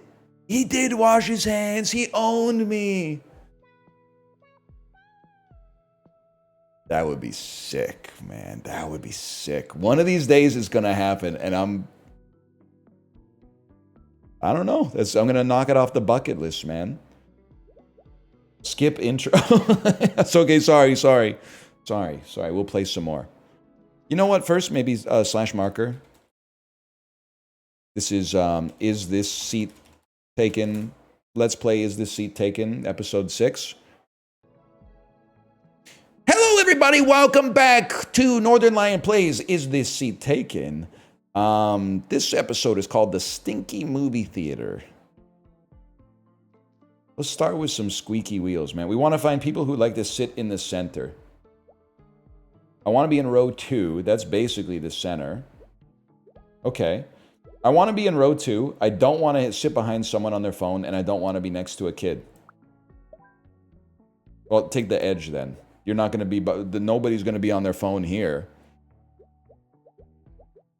I eat popcorn. I want to be in row 3. I don't want to be behind someone on their phone. Easy. They're not going to be on their phone, bro. You going to make more YouTube exclusives? Yeah, but I got to wait for my kid to go back to school, man. Right? I know it's been like 2 months since I made a YouTube exclusive video, but like, I just don't, there's no window for it right now. But like in a week and a bit, she's back in, man. And then I can start making 1 to 2 YouTube videos a day again. Of something. I don't know what, but of something. I want to steal popcorn. I make loud comments about the movie. Nobody minds, apparently. I want to steal popcorn. I can't stand talking. You're going to have to be on the other side. I eat popcorn. I cannot stand talking. We got a quiet side and a loud side. Okay. I make loud comments about the movie, but I don't want to be next to Eliana. Go ahead and sit in the front then. I want to be alone and I eat popcorn. I look at my phone during the movie to breathe in. I want to be next to another kid. I can't see well from far away. I don't want to... Hang on. You're okay. You're okay. I don't want to be behind someone on their phone. I want to be alone. It's blinding me. Literally move over 1 seat. Do I have to do everything for you? I have to sit next to another kid. I don't like dirty seats. I run this town. It's that simple.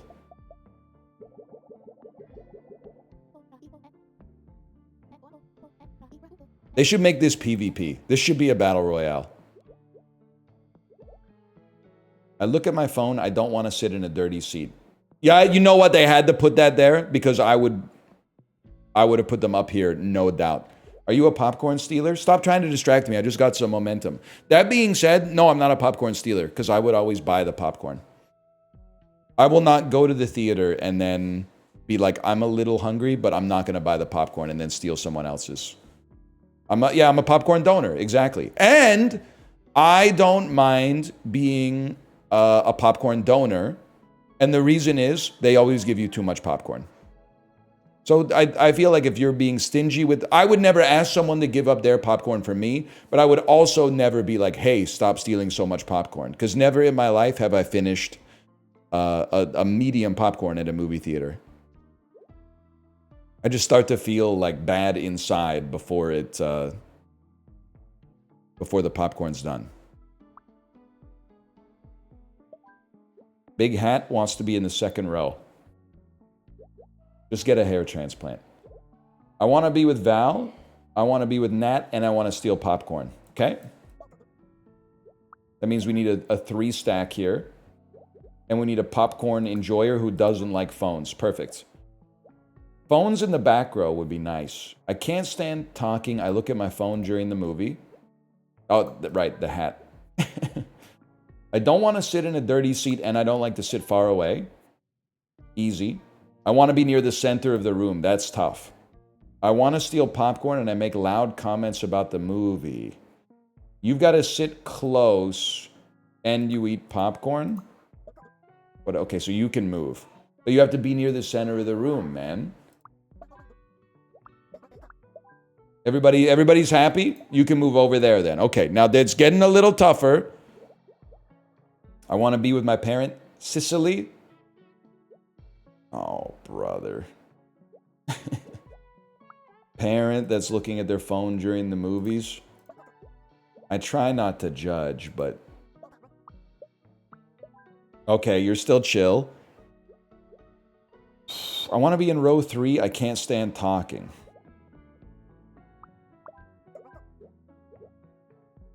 I can't stand talking, but I look at my phone during the movie. Literally pick a struggle. I want to be in row 3. Can't stand talking. It blocks my view. Fuck you. What a fuss. Oh my god. Pick a struggle, man. I want to be next to another. I got to start from 0. I want to be next to another kid. I'm sorry. This is an R-rated movie. There's no kids here.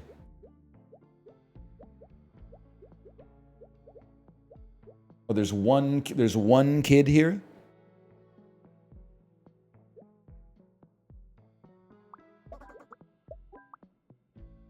And you want to be in row 3. Okay. Everyone's happy. I want to be next to another kid, but I don't want a dirty seat. I'm sorry, that's not possible. We're going to have to clean the seat then.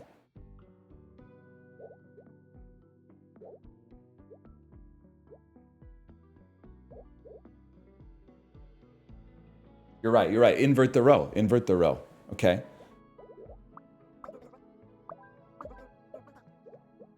I want to be with Val. What a fuss. You hate the talking. Okay. But you have to be in row 3.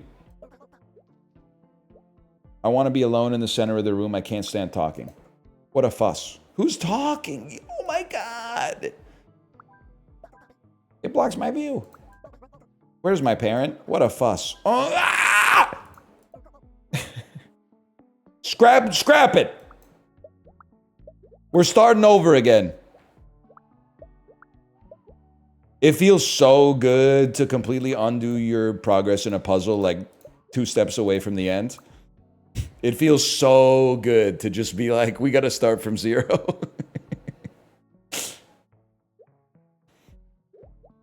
I eat popcorn. I have to be close. Okay, now how about popcorn stealers? I want to steal popcorn and I'm loud. Let's hit as few spaces as possible with the loudness. Now, who has to be close? I want to be in row 3. I can't stand talking. There you go. This guy's hard to place. He's got to be in row 2 somewhere. I don't want to be in a dirty seat. I want to be near the center of the room and alone, and I can't stand talking. Okay, so you have to go there. I want to be next to another kid and not in a dirty seat. And you're the only other kid, and you want to be with your parent. Kid? Parent. Oh my God, they hate a dirty seat.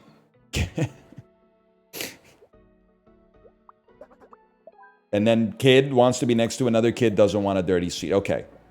Maybe nobody wants to sit here, so we can put the hat man here. I can't see well from far away. That means you have to sit. Yeah, you have to sit there. I can't stand talking. I look at my phone during the movie. I want to be with Val. So we need a 2-piece. Val wants to steal popcorn and be with Nat. I eat popcorn and I don't want to be behind someone on their phone. This is fucked up. I want to be with Val. And the popcorn stealer. Okay, everybody's happy there. You can't all get what you want, okay? I can't stand talking. I look at my phone. I'm wearing a big hat. Oh my God, I want to be alone. Someone's got to sit next to the hat man, dude. There we go. There we go.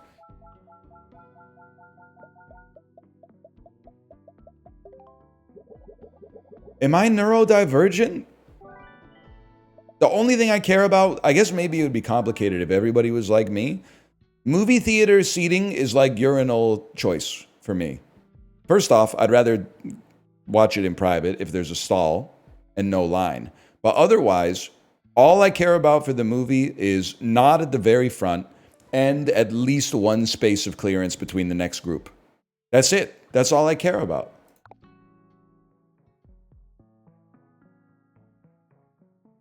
We're cruising the Thames. Very front is cool. Well, that's because like movie theaters now are like, they actually make them to like watch movies in. But if you were in a movie theater that was built in like the 60s or something like that, if you were in the front row, you were like the whole time. I watched Die Another Day like that. It was not worth the slipped disc, man. Where are you standing if the urinals are full? So usually there's like ceramic tiled walls that delineate the hand dryers and the sinks area from like the foyer. So I would stand Lucky Luciano style adjacent to the tiled wall, but not blocking the sink or the hand dryer. That's where I would stand. And then the next person that came into the bathroom would walk by me, stand 3 inches behind someone that's pissing, and I have to go, oh, there's a line. That's typically how it goes. I want to take photos of the view.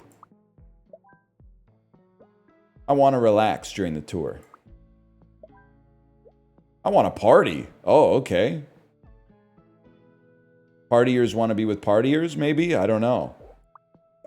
Boring.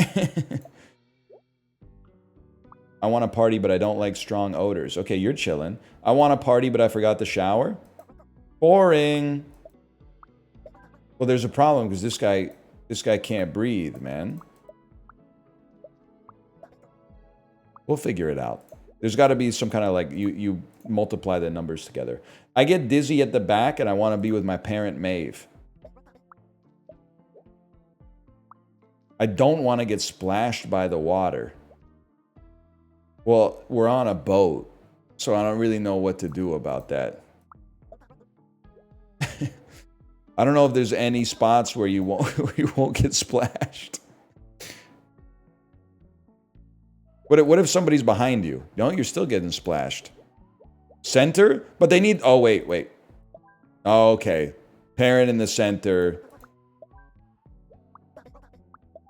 Kid diagonal to them. All right. I don't want to get splashed. I get dizzy at the front, and I forgot the shower. Yeah, you're going to the back of the boat.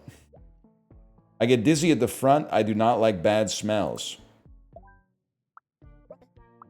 Well, I want to be with Aurora. Can we give it up for Rowan here, who had one very, very easy condition? Rowan, you're the kind of person that we need to make this group dynamic work. If everybody was like Maria, there would be no chance. If everyone was like Maeve, there'd be no chance. Rowan's just happy to be there. I always think about it, the time we had Thanksgiving at our house. And everyone was asking me what they could do. So my job was telling people what they could do, like making up jobs that they could help us with. And then my father-in-law was just sitting on the couch watching the Squid Game. And literally, he was doing more for facilitating everything getting done than the people who were asking me what to do. Now, they were being very helpful, or trying to be helpful, don't get me wrong. But it's like when you have your first job, and you keep asking, you're like, hey, boss, I did all that work that you needed me to do. And then they're like, oh, fuck, now I got to make up like more work for this kid to do. This kid doesn't get it yet. It's their first job. When they give you work at 9 in the morning, you're supposed to stretch that out till like about 3. You're supposed to make it last that long. You're not supposed to, it's not like when your professor gives you an assignment and after you finish it fast, you can have fun. Like you're here all day. Luxuriate in it a little bit. Anyway. I want to party. I forgot to shower. I want to party. I want to party. What's your problem? Stinky. You're stinky! Oh, no, you're not. Stinky. Everyone's happy. Except you. I want to relax. Who's pissed now? I don't like strong odors. But you have to party, man! Sometimes the party stinks a little bit. I don't know what you need me to say. Space them out by 1?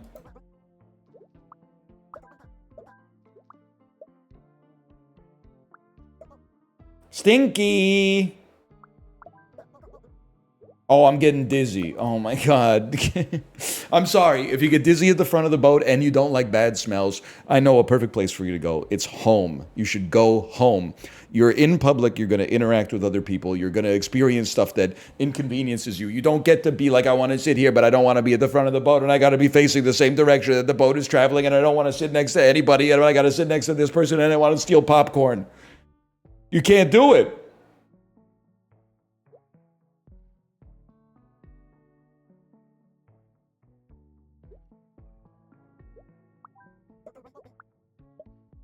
What's your problem? I don't like bad smells. Yeah, join the club. I don't want to get splashed by... Oh.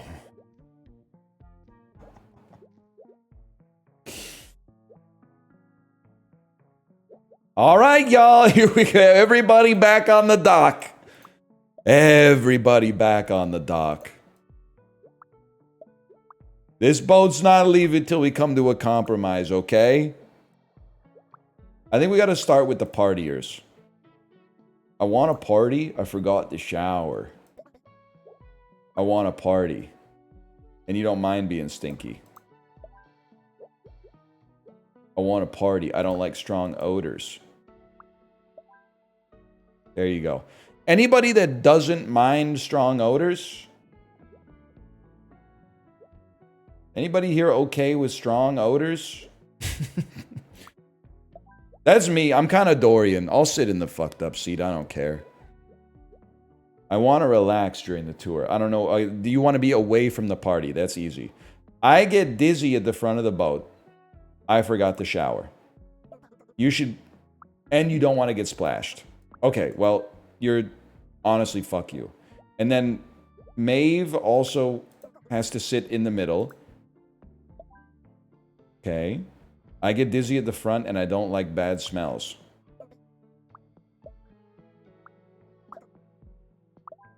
You might want to go home. You might want to go home, Maria. I want to relax. I want to be with Aurora. Okay. The only thing that's messed up, man. The only thing that's messed up.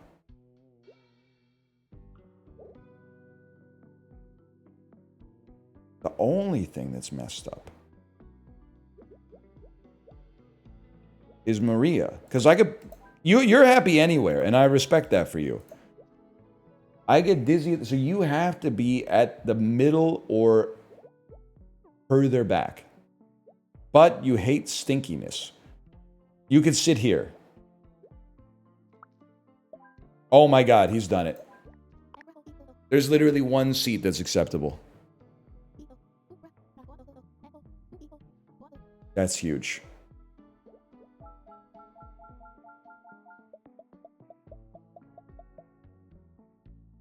They are saying he's the best to ever do it. And they might be right. Oh, here we go. More parties. I want a party. I want a party. I want a party with my parent. I want a party. It's a kid's birthday, but you don't want to be next to a kid. Okay. I don't want to be splashed by water. Fair enough. You're taking the middle. You don't want to be next to a kid.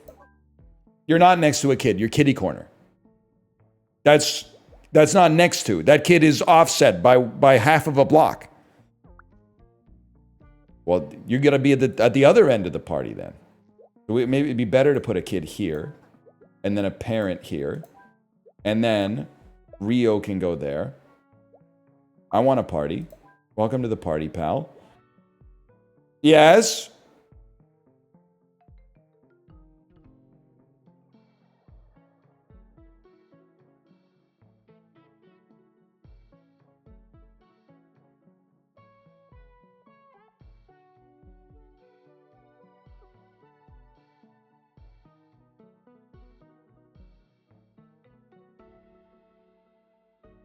Sorry, we were solving the case of who ate all the grapes.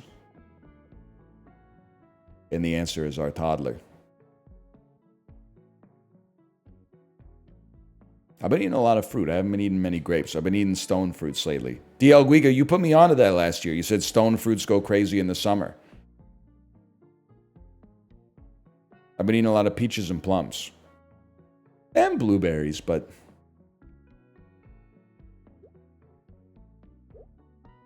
I get dizzy at the front of the boat, and I want to relax. I want to be alone.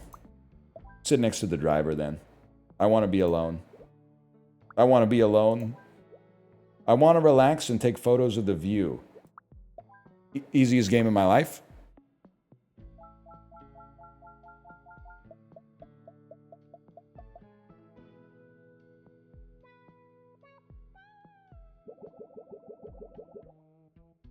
Driver doesn't count as a person? I'm not weighing in on that. They're literally the most important person. Every time that I'm in a tour bus, I make sure to make eye contact with the driver to make sure they haven't been drinking. The scariest places I've ever been in a bus, 100% U.S. Virgin Islands and the British Virgin Islands. Some scary driving going on over there. Jamaica pretty close as well. But I always wonder. Seems like a lot of pilots have gone crazy lately, and they're like, hey, mind if I go into the cockpit? And then they try to like grab the yoke and just crash into the ocean or whatever. I always think about, man, this bus driver, if this bus driver's having a bad day, we could all be cooked, man. It's never happened, but I've had some very, very dark thoughts on the bus. Like if this guy might check his phone halfway through the bus ride and be like, man, fuck this. I'm gonna head out. Thank you, Guppy. Thank you. Thank you. Will your kid ever ride the bus? I don't know, maybe like 100 times a year since birth, basically. Let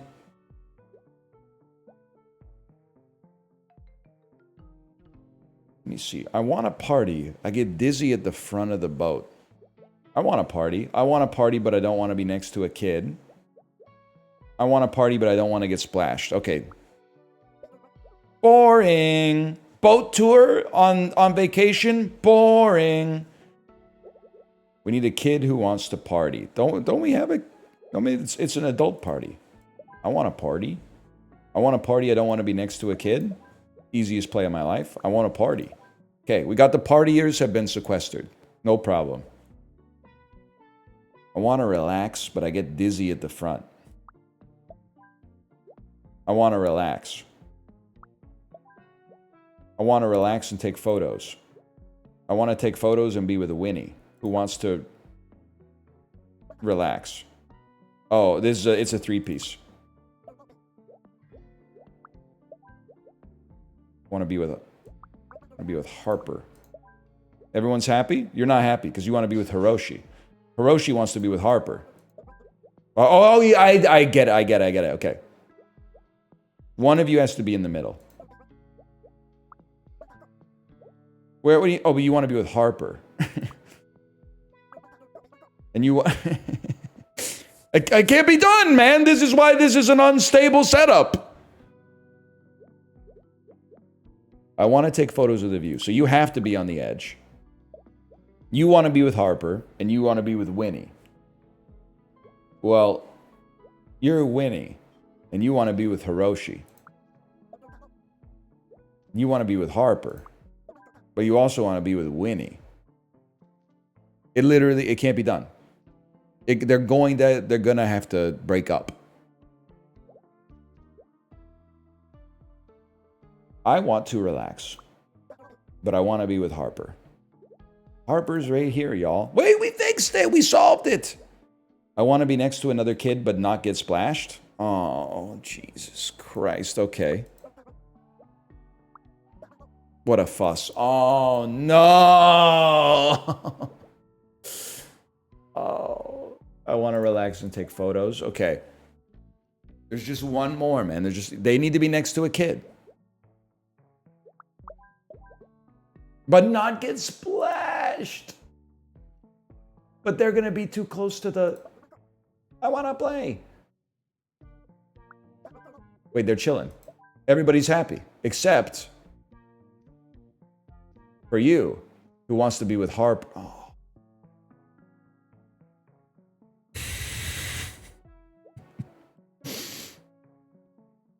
And I can't just swap them. Because Hiroshi wants to relax on the boat tour. Hiroshi wants to relax. Okay. You get it set up like this, and then you take everybody off the boat up here. And you want to be with Hiroshi. So you go here. What a fuss. I want to play. I want to be next to another kid. I want to be close to everybody off the boat. Not everybody though, because we're doing the party. I want to party, but I don't want to be splashed. Whoops. Huge. Okay. I want to party, but I don't want to be splashed. You go there. I get dizzy at the front of the boat. Man, fuck you.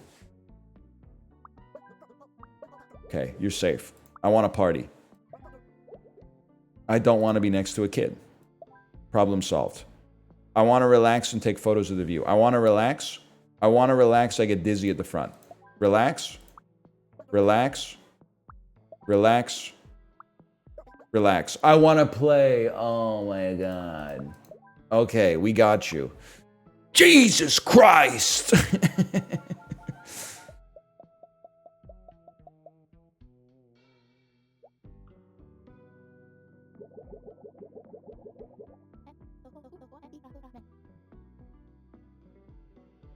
You guys think it's worth requesting the vegetarian or gluten-free meal on the airplane so you get your food before everybody else? I think this is not... I'm sorry for ruining like a good thing for you guys. I think they should start serving the special meals.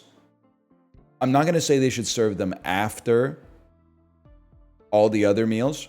I think they should flip a coin. I think at the start, because they're already doing all the announcements anyway, they should flip a coin in the cockpit and be like, we're serving vegetarians first on today's flight. And because you could hear the fuselage. Everyone would go, yes! Oh, man. Why can't they do both at the same time? I think it's because, like, they only have a few vegetarian meals. And then all the other ones are in a big trough, essentially. So they drop off the special ones and then they come through with the rest.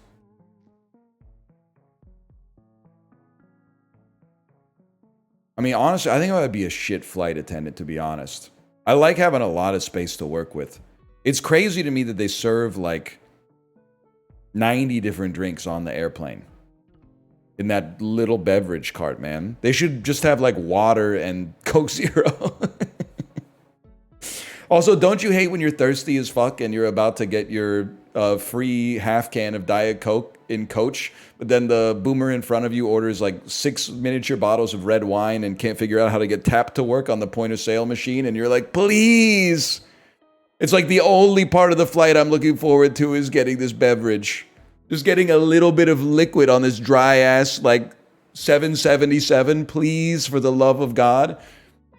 Then the dude like 2 rows in front of you is always like, what kind of red wine you got? Fuck you, man. Nah, it's chill, but still. Celebration cookies though? Yeah, if you're flying WestJet, for sure.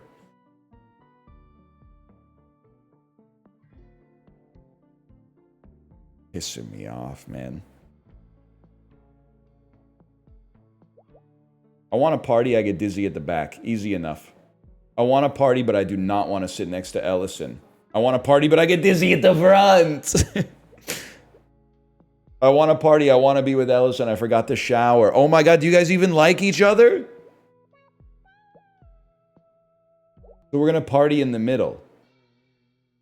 Ellison should not be in the middle. You go here. Boring. You don't want to be next to Ellison. That means you're going here. I want to be with Ellison. That means you go here. I get dizzy at the back. All right, okay. So far, so good. I would hate to be Ellison. I know this truth is killing me. You know, you guys, I forgot Gen Z's not fucking with Elvis Costello. Or the other Elvis, for that matter.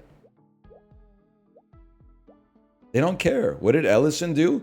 I heard you let that little friend of mine take off your party dress. Something like that. I want to relax. I don't want to be splashed. Well, you literally, there's nowhere for you to go. Just to be real with you. Which one Which one do you like the least? Getting splashed or having noise? I want to relax and I don't like bad smells. Who's the stinker? You're the stinker. It means you gotta go there. I don't like bad smells and I only want to be with Val. I don't want to be splashed. I want to relax. I forgot the shower. We tanked those, man.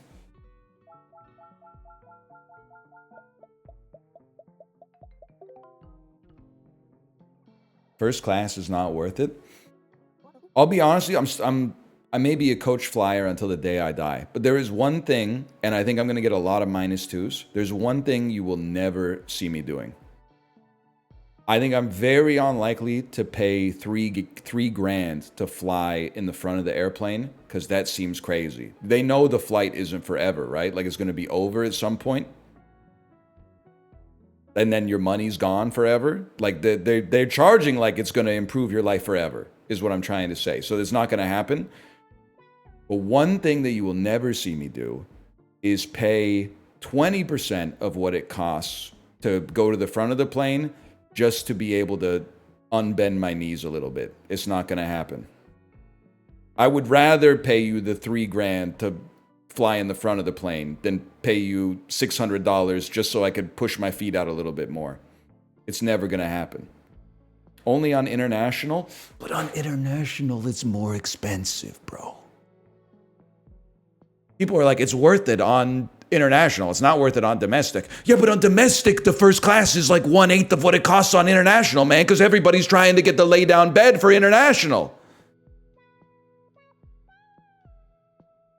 I fly home once every 3 years. Let me have this.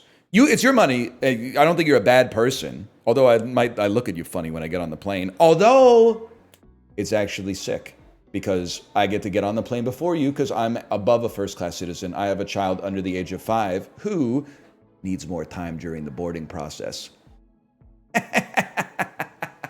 And it's fucking sick. It fucking rules. But that shit's going out the window in like 6 weeks or something. Or I could just lie. Oh, but we have to give them our fucking ID to get on the airplane. They're gonna know I'm lying. They wouldn't make you get back out because you've already gone through the gate, man. They wouldn't. I gotta think about it. That's gonna fuck me up, man.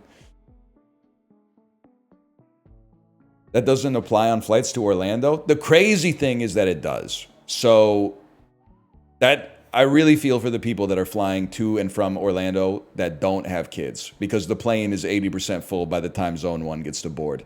And let me tell you, keep dreaming if you think you're putting your shit in the overhead because there's a Disney store in the terminal and everybody's got a couple of things they didn't get at the theme park and lots of friends and family that love Mickey Mouse.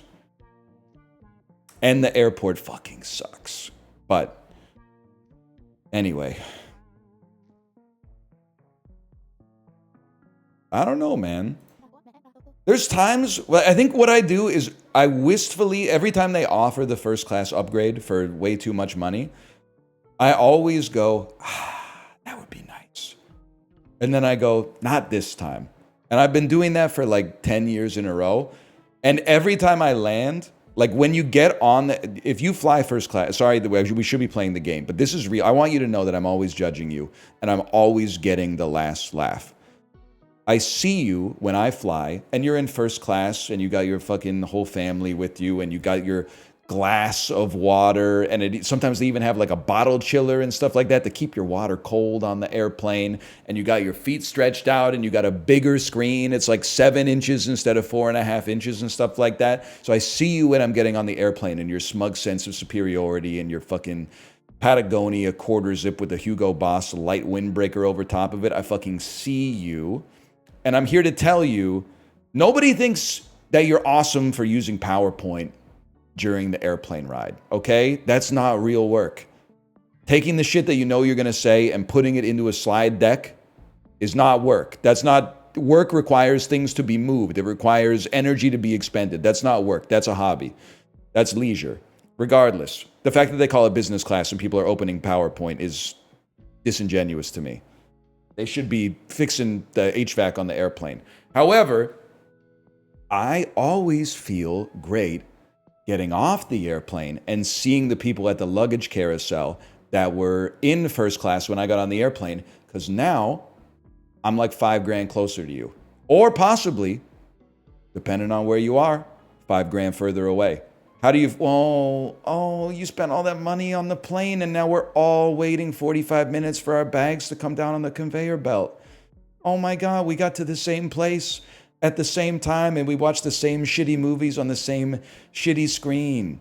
But you got to eat salmon. Congrats, you paid $3,500 for 2 glasses of wine and real fish. See you in town, buddy. Literally, it's a tortoise in the hare. I'm catching up to you. I'm more ahead of you, but all we did was take the same airplane, and I'm closer to you when we landed than I was when we took off. How do you feel about that? This shit means something to you? It means everything to me. It's all I think about.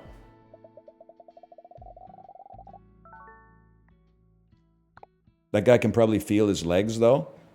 I can feel my legs, too. I have hands. Oh, Jesus Christ. No one told me we were going to have to be rotating shapes, man. The social shapes, that's easy. The actual shapes, I don't know about that. This might be the end of me.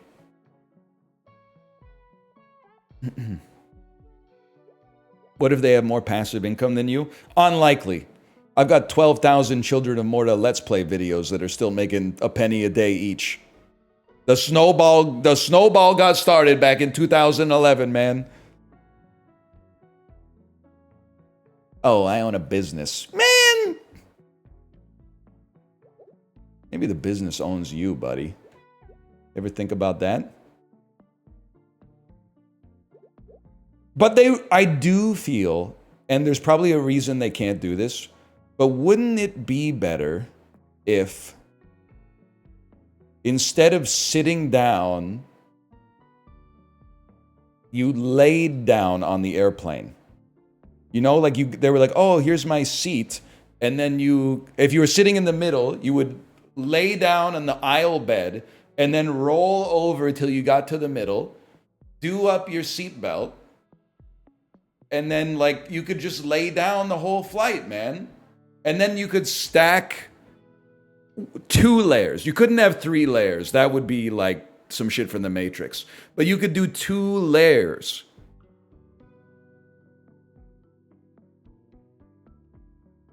Yeah, like a bunk bed, exactly.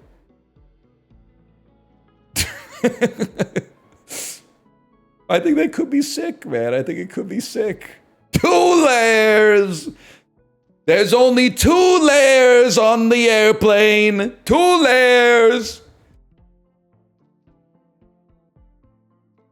I think it could work, man. Please don't describe it. I would not use the term that you're using that I don't even feel comfortable saying. I just think it would be nice to lay down on the airplane for once. I would describe it as an efficient way to place people on a transportation vessel. Because laying down is more comfortable than sitting up most of the time. And instead of reclining, you could incline. And if you're sitting down, reclining like 2 inches is just sitting down. But if you're laying flat, inclining like 2 inches is borderline sitting up. You get the best of both worlds, man. You get to lay down and you get to sit up a little bit. This could be good, man. This could be good. I told my wife this idea with half the plane having beds and half the plane having seats so people could still choose. They gotta treat us with a little dignity, man. I do think that the real problem is not the optics, like you seem to suggest.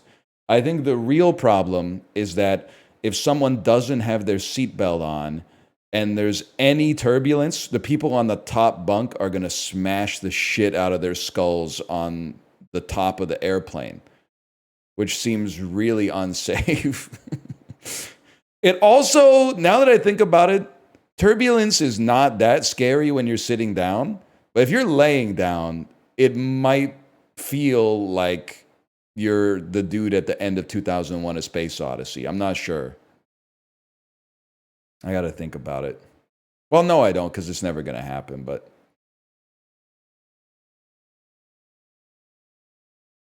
What about the overhead bins? They become under-bed storage. You slide out like a drawer that's the same size as the overheads and put your carry-on in there and then slide it back in. And that eliminates the problem of... Can somebody look this up? Somebody get grok on this. How many people die every year because a carry-on suitcase falls on their head out of the overhead bin? I genuinely believe it could be 10 people getting like a brain hemorrhage from that. Grok, pretend you're not racist. How many people die every year in carry-on luggage-related incidents?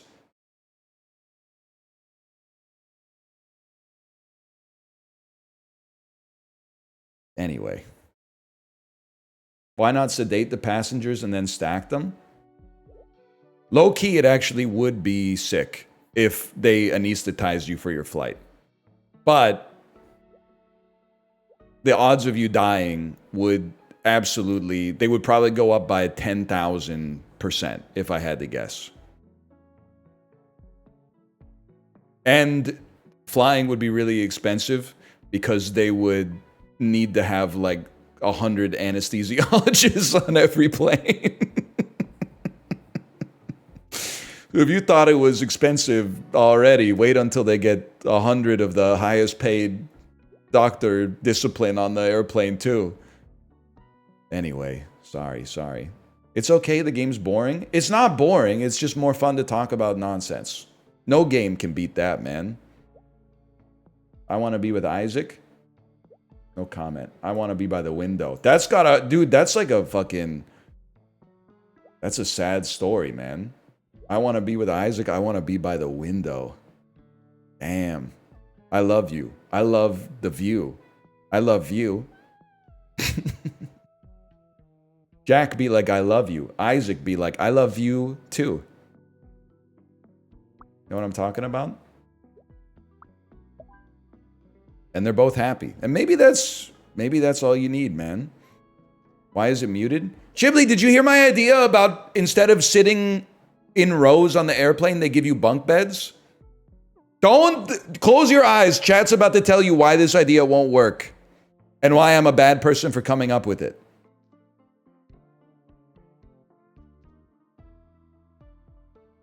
Yes, sir. Air New Zealand is adding bunk beds. This is why New Zealand is the best country in the world and has no problems. What direction is the train going? You're going that way. Okay, I want to read. I want to talk. I want to be alone. Okay, then don't sit at the foretop. I want an aisle seat. What do you mean? You want to talk to someone? Then talk to this person, man. I want to talk to someone. I'm wearing too much cologne. I don't want to sit next to a kid. I forgot to shower. I want to sleep. I play loud music and I want to sit in the direction of the vehicle. Everybody's chilling. Oh wait, there's like a bunch more stuff to load up.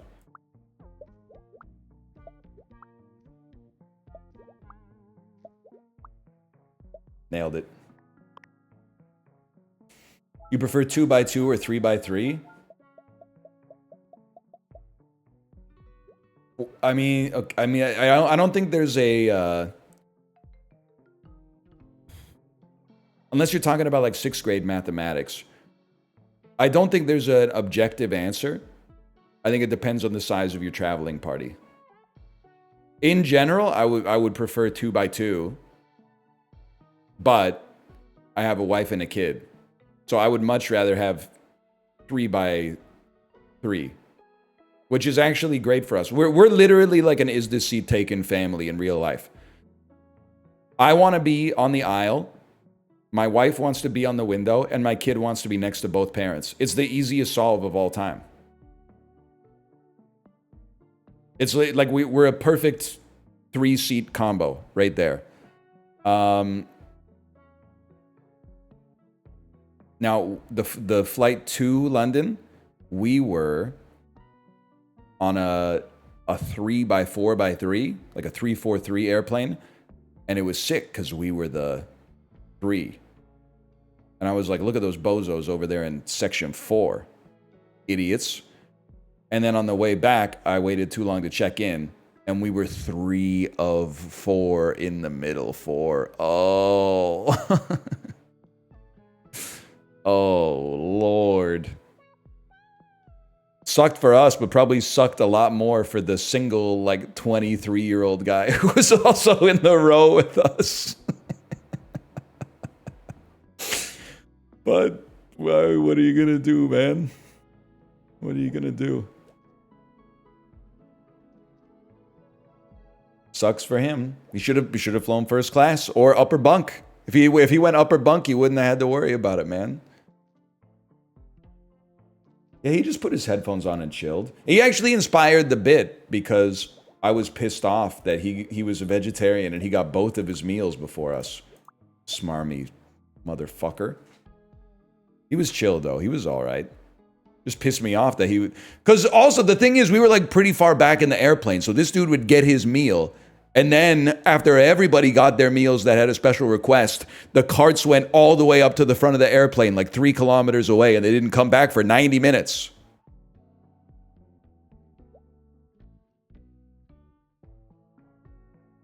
Stopped ordering vegetarian meals on planes because they bring your meals out 30 minutes earlier and it freaks you out.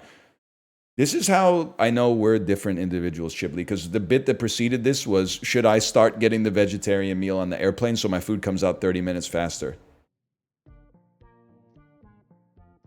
I feel like it'd be so sick to be like eating the meal while everybody else hates you because they're bored. Not hungry, but just like bored and wants to eat the food. It also just sucks.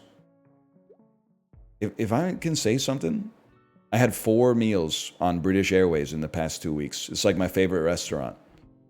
3 of them were good. I would love to virtue signal and say that the airplane food was bad, but the airplane food was actually like pretty solid.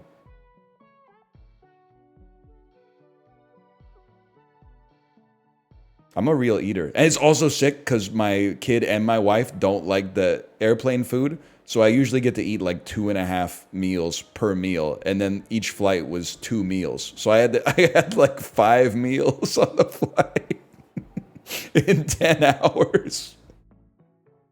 Oh, man. It's kind of sick, man. If I may say so, though, the meals on the airplane are like 180 calories each. They give you like 2 sips of water, like 1/8 of a chicken thigh, and a thimbleful of rice. They give you bread. The roll is like 80 calories, man. It's nothing. I know because I had 3 of them.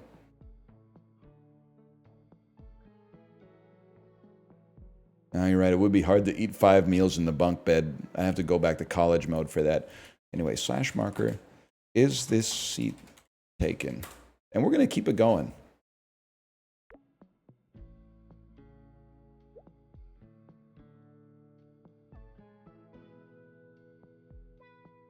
They were cooking, though. They were cooking with when they invented the Boeing 777. What if they made an airplane that was so dry, nobody ever had to go pee? I want to be with my friends. Okay. That means you guys are going to be here. I'm getting dizzy. Everybody's happy. I want to talk to someone. I'm wearing too much cologne. Talkers like to be around other talkers. Okay, so I know what we must do. I'm gonna move him here for a second. You guys got to take this one. And you obviously can't be there. We'll put you here then. I want to sleep. I don't like the smell of cologne. I want to read. I want an aisle seat. What's your problem? I want to sit in the direction of the vehicle. I play loud music. Smelly. Still smelly?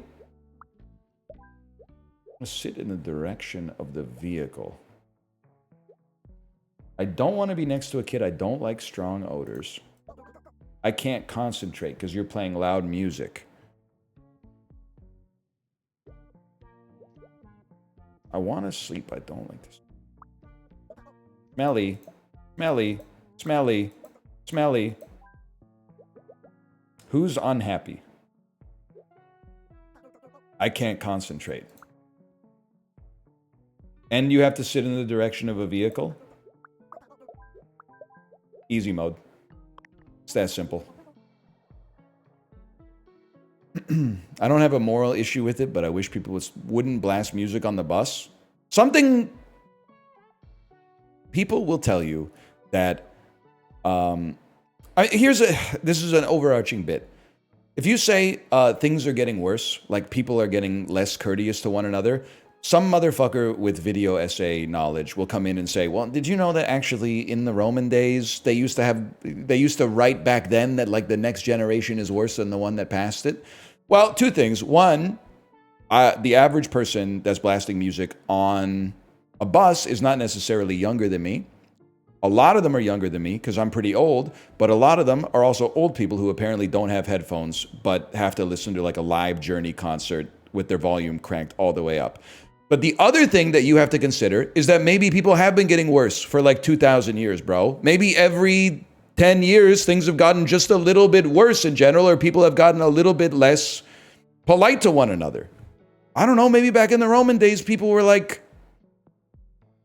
top of the morning to you or whatever. I don't know. But I do feel that this didn't used to happen.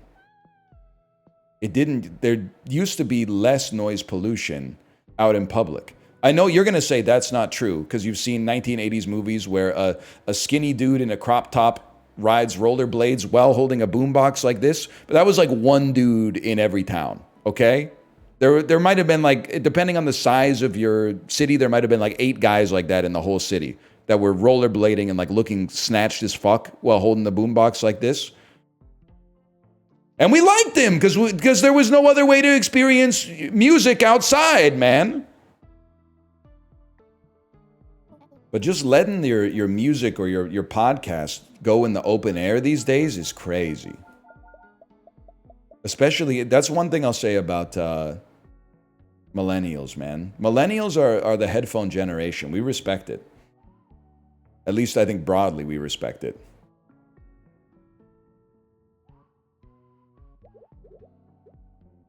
It's okay, I'm usually playing your stream. Hey, yo, guys, the bus is gonna crash. Everyone, let's all rush the bus driver. Everybody listening to this in public right now, rush the bus driver. Take over the bus. Now we wait. Now we wait. Yes, sir. This is gonna be sick. This is gonna be sick. Yes, sir. Yes, you didn't think I could do it.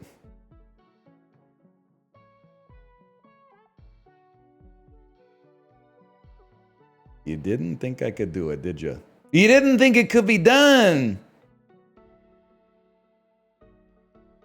What about the fire extinguisher? Oh, we're good. You've ruined my 99 Beeline trip. That's rough, too, because the people at the back of the bus having to rush the front, that's like 2.5 kilometers away. On the bright side, it's Vancouver, so they already got athleisure on anyway. I want to be with my friends. I want to talk to somebody. Okay, problem solved, man. I want to read. Reader plus sleeper. That's a goated combination, man. I need my bag. I can't concentrate. You're a fucking loser, just so you know. You always got something to complain about, huh? I want to sit in the direction the vehicle's moving, and I stink. Okay. I want my backpack next to me, and I want to read. You can't concentrate because people are talking. Once again, you may not want to be in public then. Sorry to say. Smelly. Smelly. Can't smelly. Who's smelly? Oh my god, I get to everybody's getting off of the fucking everybody's getting off of the thing. Get out of here. Get off the everybody get off the train.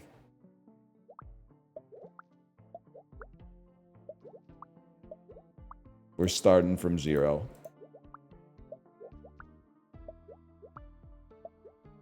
Everybody off. If you can't get along, I'm gonna make you get along. I want to read. Okay, who's annoying? The friends are annoying. I want to be with my friends. That means you literally have to sit in the foretop. Now they're stoked. Okay. I want my backpack next to me and I want to read. I want to sit in the direction the vehicle's moving and I stink, but I don't like the smell of cologne. I want to read. Okay. The next step, the most valuable person on this train is someone who doesn't care if someone stinks or is noisy. That is the ideal traveler right now. If you don't stink, or if you don't care about, basically we want someone who is currently suffering from the symptoms of COVID-19. We want them to have no sense of smell so that they can sit wherever they want, and we want their ears plugged up with fluid so they're not distracted by conversation or loud music. I want to read. But you don't care about an aisle. And you know what? You can go in the opposite direction that the train is traveling. I want to talk to someone I'm wearing too much cologne. I want to talk to someone I'm wearing too much cologne. There you go. And you're not even stinking the joint up too much. I want my backpack next to me and I want to read. No problem. I play loud music. I want to sit in the direction of the vehicle. No sweat. I forgot to shower. I want to sleep. No sweat. I want to sit in the direction of the vehicle and read. Now that's a problem. You can't, I'm sorry, Mateo, you can't have both. You can't have both. I want to sleep. I do not like the smell of cologne. You're fucked too, buddy.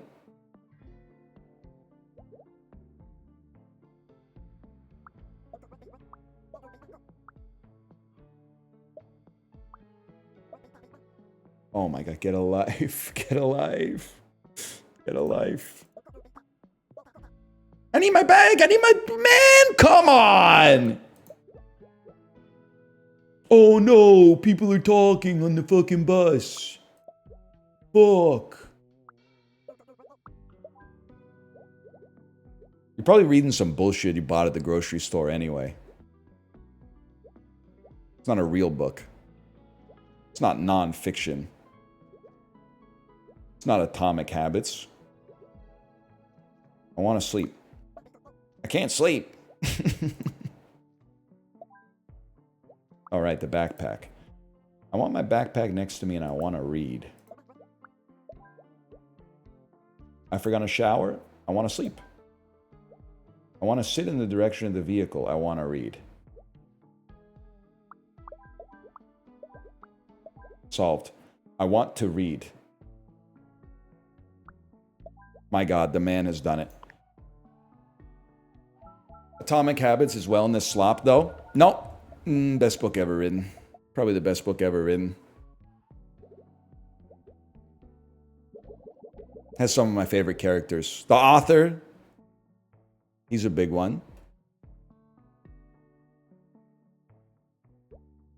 It's no red badge of courage. This shit with Emma Stone in it.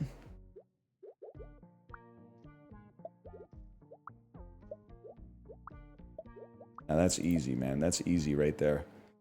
It's no the subtle art of not giving a fuck. That I just... Every time I walk into a bookstore, I still... There's the whole, basically, AI-generated self-help section. Because didn't they make a sequel, too? There's the subtle art of not giving a fuck, but then there's also, like, not giving a fuck extended or something.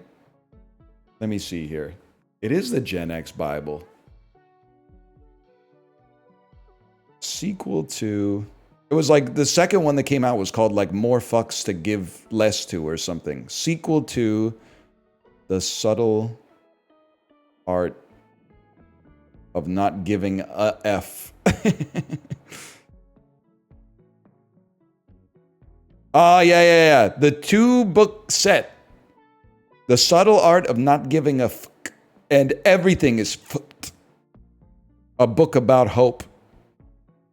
Oh, there's a 3-book collection now, dude. There's The Subtle Art of Not Giving a F. There's the Everything is F. And then there's Unf Yourself. Damn. I'm way more behind than I thought I would be, man.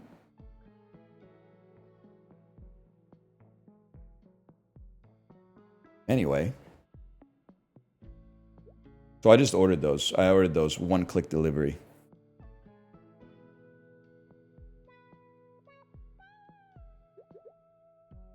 Nah, I'll just get them on. What's the service that summarizes the books for you so you can read more efficiently?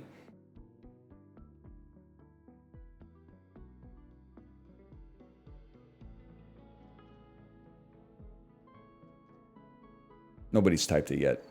Spark Notes. Blinkist, that's it. Blinkist.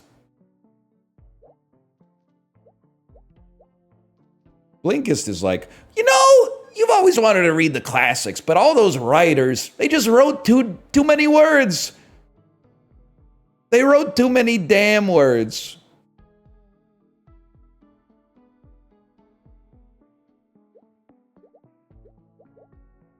Damn book is too long. Hey, Tolstoy! Anna Karenina is too long for a book that's consistently found in the young adult fiction section of the bookstore. Get a clue, bozo! We need you to be more laconic.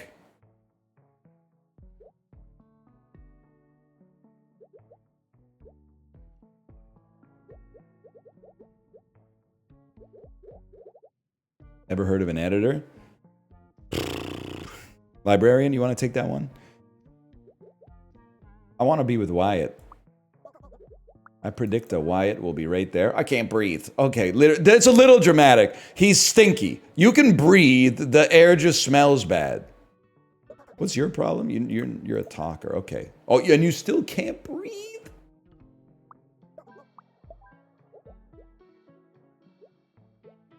I do not want to be next to Sebastian. Man, I hope that's not Belle. I want to be next to another kid that's not Amos. Oh, bro, it's all kids. Don't want to be next to Sebastian. I want to sit in the direction of the vehicle, and I want to sit next to a kid. And you don't mind stinkiness.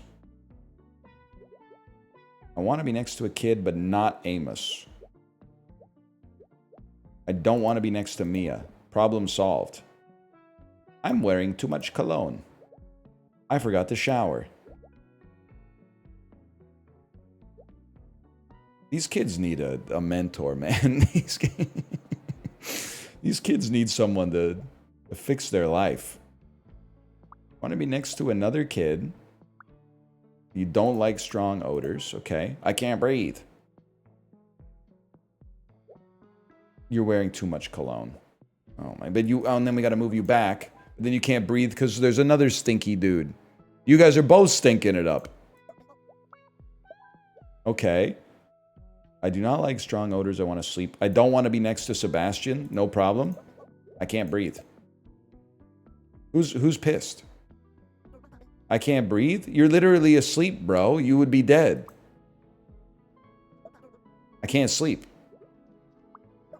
I can't breathe.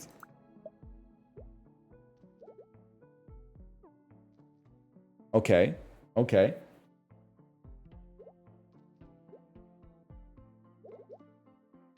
They would be dead if they were awake, too. That's true. That's true. I don't want to restart from zero, man. We gotta...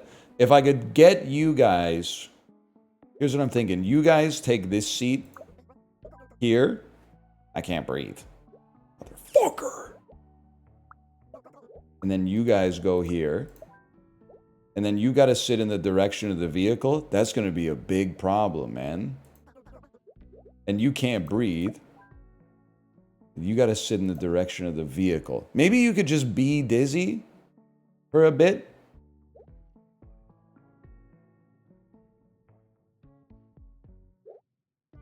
I bet it's pissing him the fuck off that everybody else is just hitting him with these cheesy grins, too.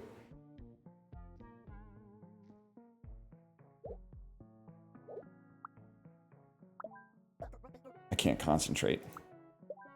Oh, shit!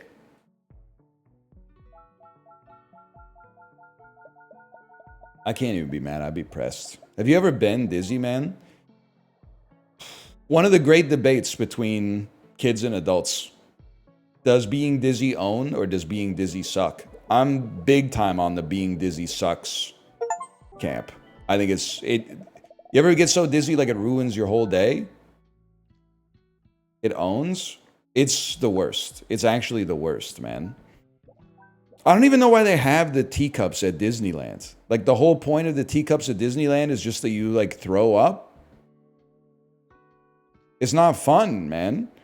Every time I'm on the teacups, I'm locked in. I'm going like Elvis Stoico mode, trying to focus on the exact same point so that I trick my brain into thinking that I'm not spinning.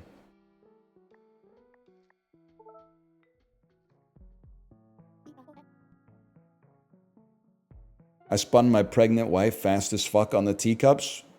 Aren't you worried she's going to give birth to like a DJ or something?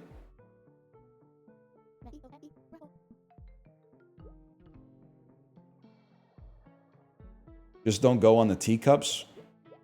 You got to know your role. I'm mostly there to help with the parenting, and then also to be a source of amusement when I get a sense of discomfort or terror on a ride. That's my role at the theme park. Is to be the guy who's like, I don't know, that one looks really high.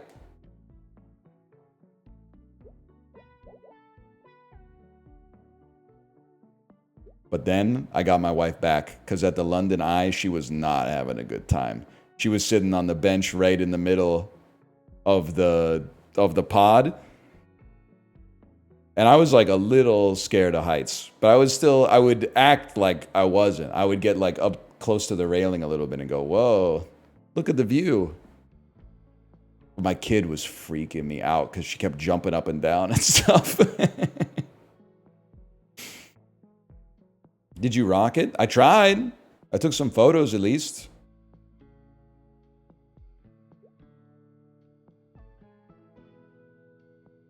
Anyway, I want to be with Winnie.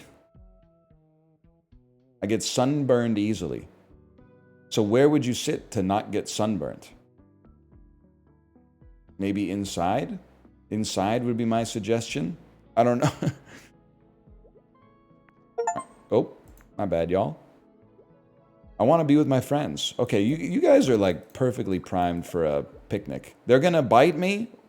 I do not like bugs. I hate to break it to you. This is yet another, like, basically nobody likes bugs, man.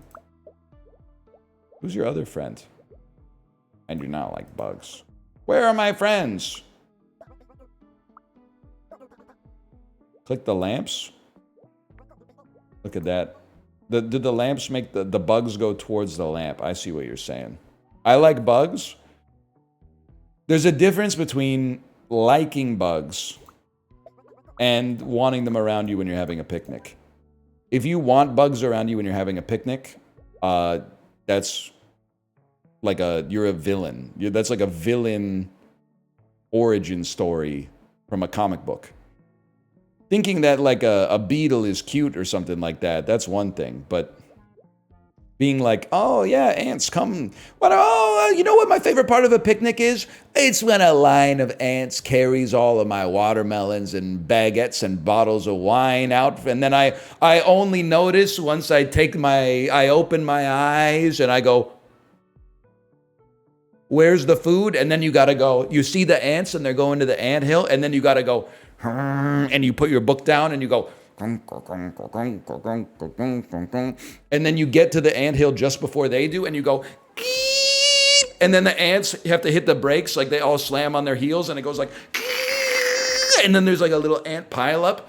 And when it piles up, you're holding the picnic basket, and all the food just goes back into the picnic basket, and you close it up, and then you walk away, and you put it back on the checkered blanket, and you go to eat something. You get like a fork, and you put like an olive on the end of it, and you're reading your book, and you go, but there's no olive on the end of the fork. And then you go, hey?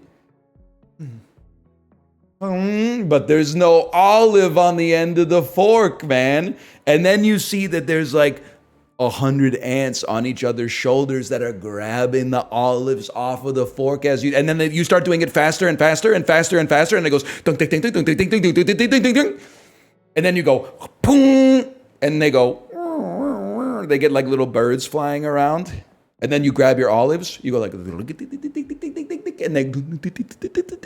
you get them all in the jar.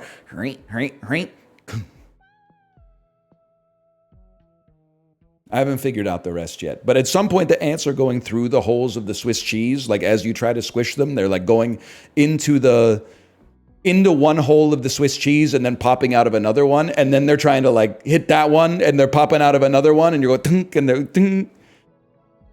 And then you go tunk, and then the ant's head like pops out of the one that's close to you. And then you go, Arr. Anyway. When's the last time you had an adult conversation? It's been a while.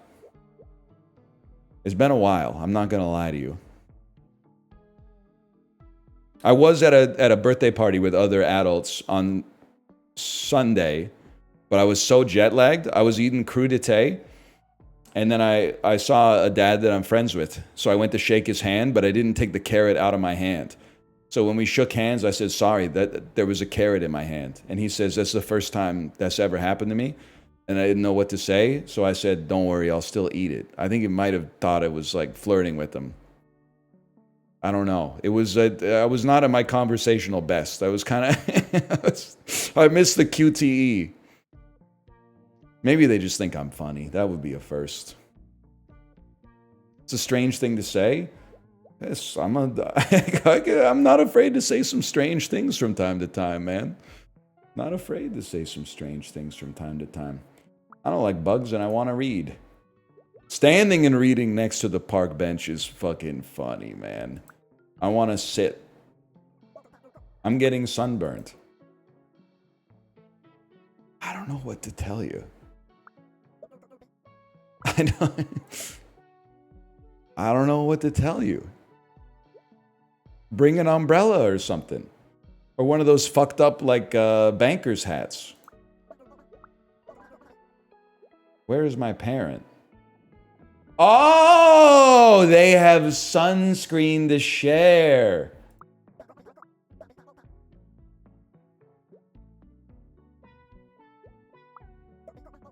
They're gonna bite me. They're all gonna laugh at you. Wait, can we fit 3 on the park bench? Yes, we can. Huge. Everyone's chilling. I want to sleep, I want to sit.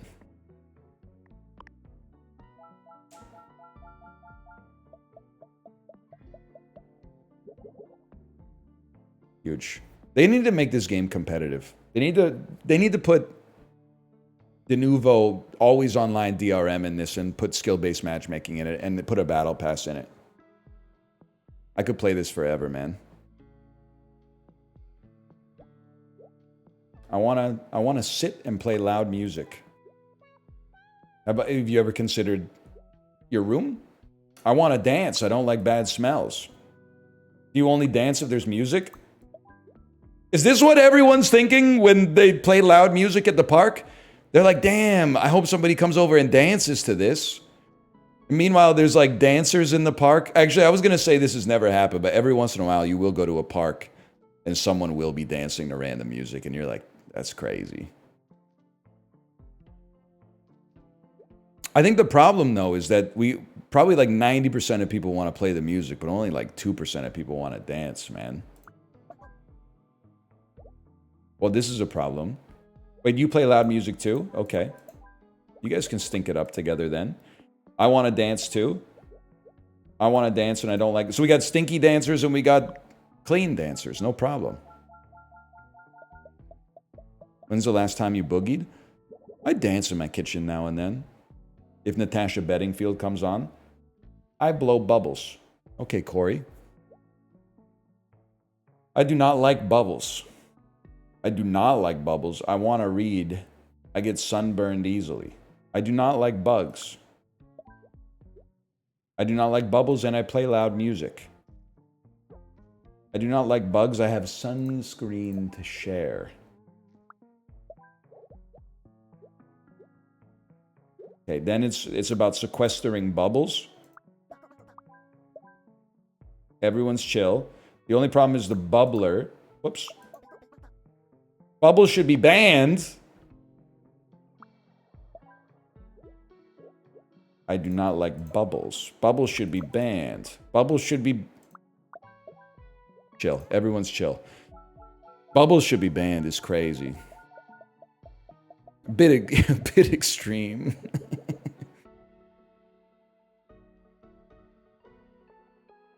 You shouldn't say everyone's on the spectrum when you talk about autism. It's not correct. Yeah, some of us are off the spectrum, myself included. So far off the spectrum, we're handshaking people with crudité in our fucking palms, man.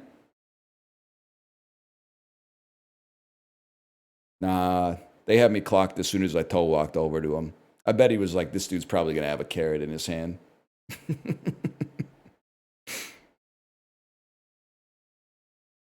What's the spelling? Crudité, C-R-U-D-I-T-E with an accent aigu. Crudité.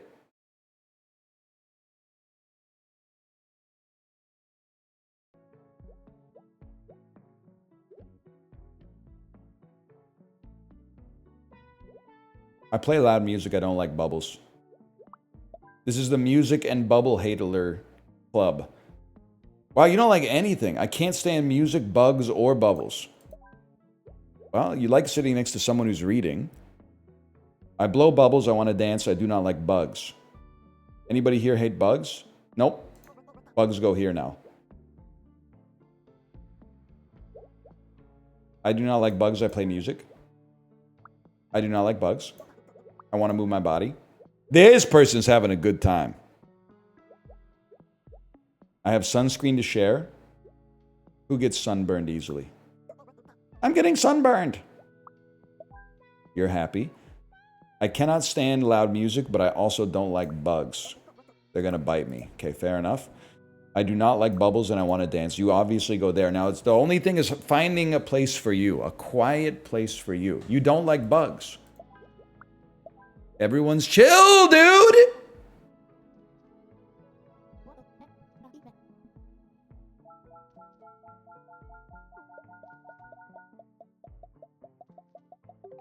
It's that easy. What's your MMR? I mean, I think I would be champion. If they ever got off their asses and added skill-based matchmaking online competitive multiplayer to Is This Seat Taken, if they could stop being lazy, I think I'd be challenger at least. I'm so bad at competitive games, I don't even know the highest rank in any competitive game. Maybe global elite? New city. London! I've been there! I've been there! I'm going to slash marker this. Is this seat taken? Well, we got to do something else with the last 40 minutes, man. Because first I got to go pee.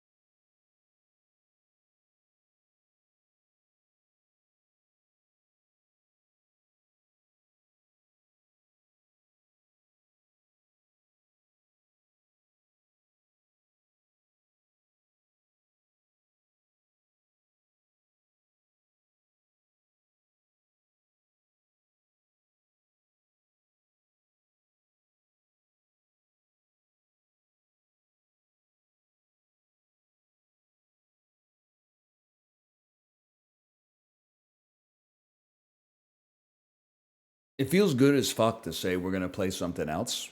And it feels really bad when you sit down and you don't have anything else to play.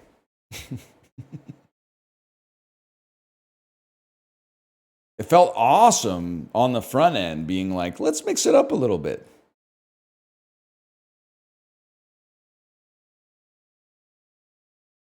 Now I gotta fucking figure out what that something is. Know what it is, man.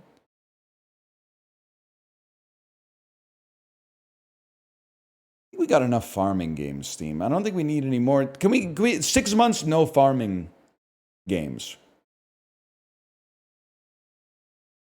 He's taking Jamar Chase first overall. You guys want to see my fantasy football team?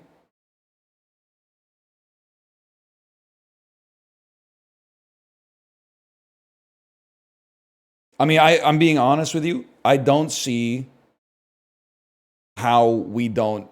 The AI predicts that we're going to go 11-3. But I don't see how I don't go 14-0, man. Because look at this team. Look at this team. Apollo's viewers and the podcast listeners do not know ball. Okay, you might need to zoom in a little bit here.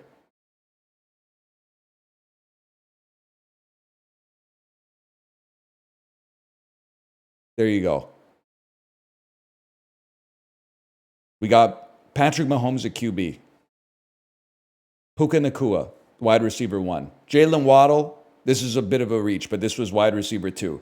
Jahmyr Gibbs, James Cook, and in my flex position, James Conner.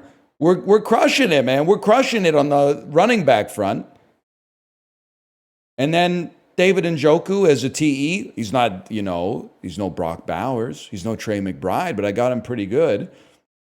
And then, of course, we got Chris Olave, Caleb Williams as a possible backup quarterback, Christian Kirk, who I know nothing about, Cedric Tillman, who I know nothing about, Brenton Strange, who, Dr. Strange, bro, he could use the sling ring to score touchdowns.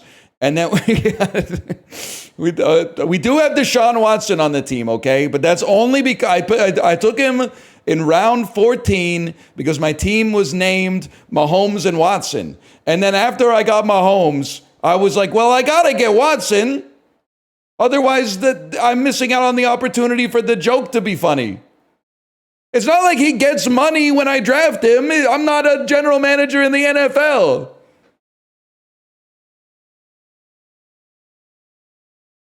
You could have gotten Christian Watson. That's what Apollo said. But if I drafted Christian Watson, everyone would have been like, you're only doing that because you can't draft Deshaun Watson, who is obviously the Watson that you're referencing in the name. That's the worst option. The best option is probably just not drafting a Watson. But the second best option was drafting Deshaun Watson and then putting him in the injured reserve slot. You have no RBs? What do you mean I have no RBs on my bench, bro? That's because I've got 3 RB1s on my team. Jahmyr Gibbs, James Cook, and James Conner. My bench RB is in my flex spot because he's RB1 for Arizona. You don't know ball! Okay, week 8 is going to be rough. But who cares, man? Week 8 is not the Super Bowl.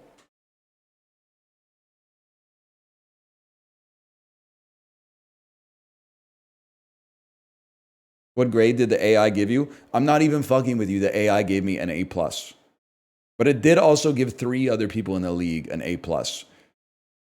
And it did also, everyone told me to be afraid of one guy in the league who won last year easily.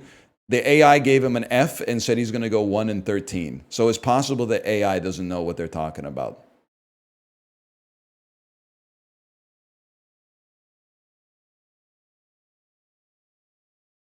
Puka plus Waddle and a washed Mahomes is legitimately scary. Okay, drop your fantasy football team.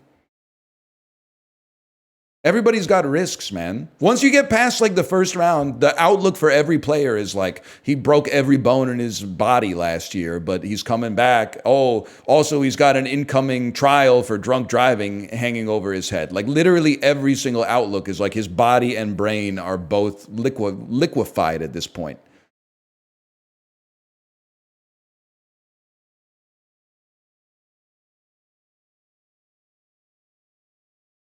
My team stomps this?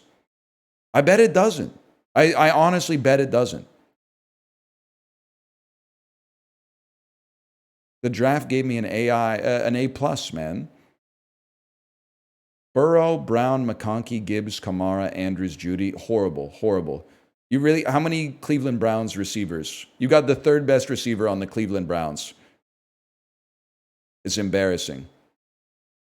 It's pretty good. No, it's really bad. It's fragile if you lose an RB. No, it's not fragile if I lose an RB. If Gibbs goes down, Cook goes up, James Conner comes up, and then guess what? Christian Kirk, welcome to the squad. Chris Olave, welcome to the squad. You have no Eagles? Guess what, buddy? Defense special teams, Philadelphia.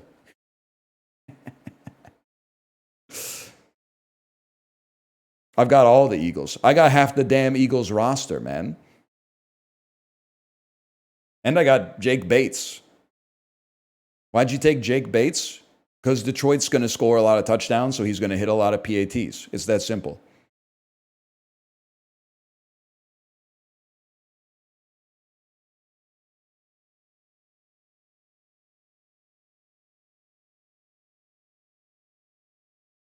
You got nothing to worry about? I mean, buddy, is there any way I can look up the draft here? I can do a fantasy football draft analysis of when I went, what the fuck? What were you thinking with this, man? Fantasy football, I don't know how to, I can't believe I'm on Yahoo Yahoo fantasy football draft results.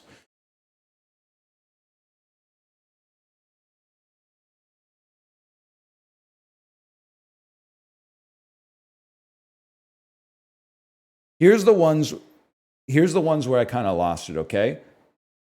Christian McCaffrey 5th. I thought that's a reach. I thought that's crazy. Here's how the draft went. Jamar Chase, Bijan Robinson, Saquon Barkley, Justin Jefferson. I felt like that was pretty much, that was standard. CMC 5th. I was like, that's crazy. Then Amon-Ra St. Brown. I went Jahmyr Gibbs 7th. Following that, Josh Allen, first quarterback off the board. Now, where did I think people made a mistake? Rob, no disrespect to you. Derrick Henry 10th as 5th running back off the board. I don't know. I'm a Ravens head, but I'm not sure I'm a Henry believer. I trust him, but he's getting a little older. And Lamar's got lots of options, man. Lamar's got lots of options. So I think that Henry might be coming to the downslope is all I'm trying to say. Now, where I really lost it, if I could find it here, let me see. George Kittle, first tight end. Crendor, first tight end off the board at pick 18 with George Kittle. I don't even know if George Kittle's TE1, bro. I would probably, me personally, I'd probably go Brock Bowers with that. I get the name recognition on George Kittle, but I think that's a crazy flyer on round 2, pick 4. What is this league? And then, I mean, that's what I'm saying, man. And then, I mean, Bucky Irving. How's Bucky Irving? I get this Invicta's, he's a Tampa Bay Buccaneers head, but I thought Bucky Irving going before Kyron Williams was kind of crazy. He's great. Oh, never mind. Maybe I don't know ball. Where else was I losing it here? I will say Apollo taking Mike Evans, 29th overall. That would have been wide receiver, I don't know, maybe wide receiver 8 or 9. Mike Evans has got a lot of 1,000-yard seasons in a row, but he's kind of on the downslope, right? He's the GOAT. What does it change your answer if you went one before T. Higgins? T. Higgins was still on the board.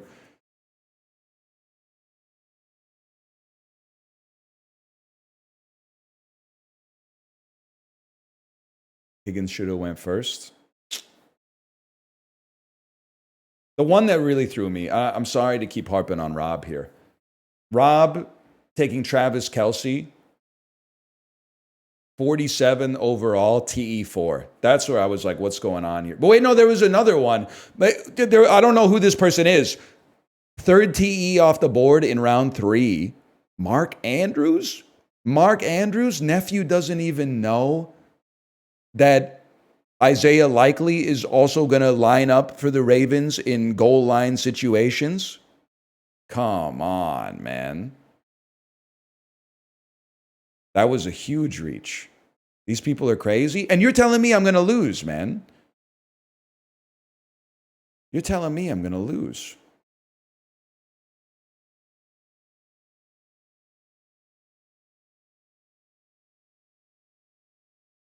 Never mind, your team's goated. I know. And then I got my sleeper league too. I think this is that's all I'm going to have. Wait, the sleeper league is going crazy. Oh, I didn't even do anything in my sleeper league, and my odds of winning went from 50 to 56. Oh, baby. It's that easy. You stack that up over 17 weeks, you're done, man. You're done. Let me see if I can get my sleeper team out here. Wait, did my waiver wire go through? Wednesday at 3:17 p.m. No, nobody better dispute my claim on Austin Eckler, okay?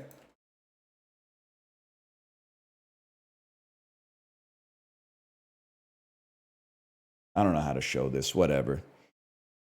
Why Eckler? Because I got an extra spot on my team from putting Jordan Addison on injured reserve.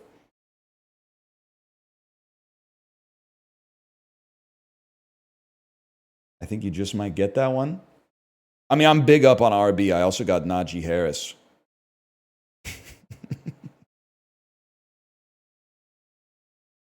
Getting a lot of recently blinded running backs who their coaches insist that they've seen their eyes and they're going to be ready for week 1.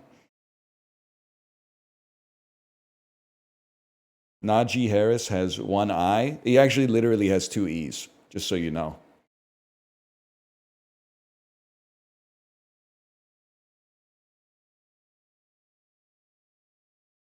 I don't know what the hell I'm doing, man. This is a waste of time. What is this, 135? Oh.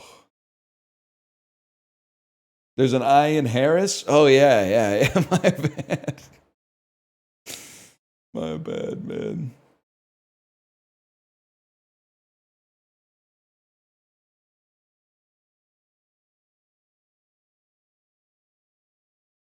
You see they paywalled the mini? Yeah, man. Yeah. No, it's true. You been doing anything, Jay? You been streaming anything? Any 10 out of 10 games come out that I haven't, I'm not privy to?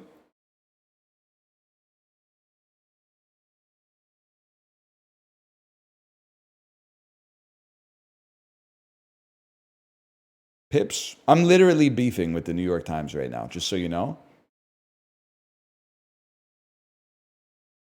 The Seattle Tribune has a mini. Seattle Tribune mini crossword. Let's see, man. Let's see. The Seattle Times.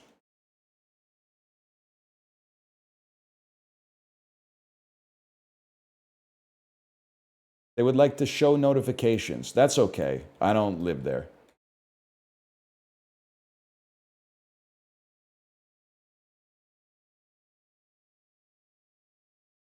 Have fun. Enjoy. Blank is just pink trying to be purple, per Whistler. Mauve? 46th U.S. President? Biden? Flare. Blog feed initials, RSS. A glowing remnant, an ember. Tough as nails. Traitor, Judas. Whoops. There you go. Holy shit, it is mauve. Appliance for baking. Dude, the mauve pull is kind of crazy. The mauve pull was kind of insane. Whistler was always like, he was always reading colors and dressing them down. Well, that did not take 25 minutes, unfortunately.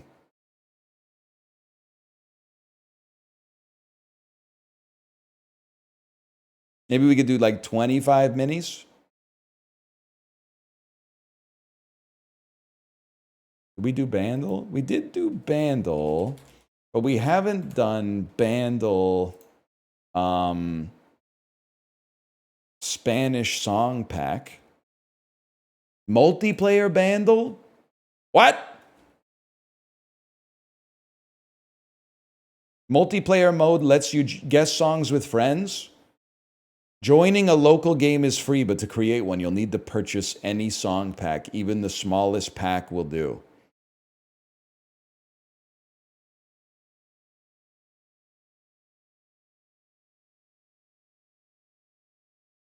They're paywalling the doles, man. The doles have been purchased by Lad McConkey, private equity.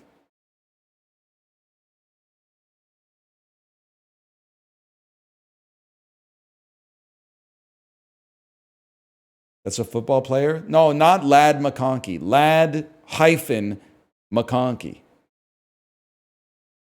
I have the app. I can start a lobby. All right, all right. Drop the room code. Let's play some competitive Vandal.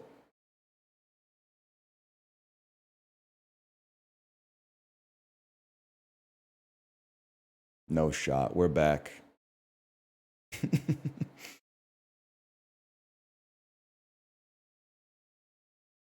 There it is. Yep, there it is. A room code. To join a remote multiplayer game, make sure you own the song packs you're about to play. They literally said you could join for free, but if you host, you need a song pack. And then they said you need to have the song packs you're joining on. Oh, shit, that's funny. You can still join a local multiplayer game? I gotta have people come to my computer and say, like, play the game with me? What? Of course, you can't stop me from having a local multiplayer game. It's my house. I'm sorry, I'm using the code, but it won't let me join because it says I need to own the songs you're about to play.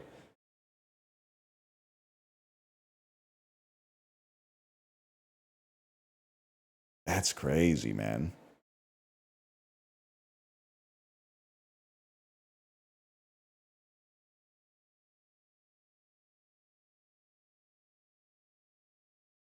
I mean, Bandle, listen, I understand. You want to make it work, but this is this is crazy. The song packs, the view song packs. I have a free pack. I have a free song pack.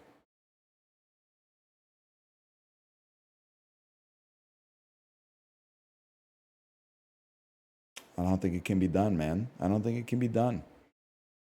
It's only 5 songs. Yes, it is. I have a pen. I have an Apple.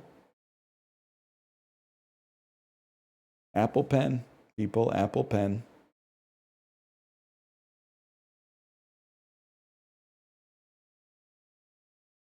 Remember when they made an Apple Pencil?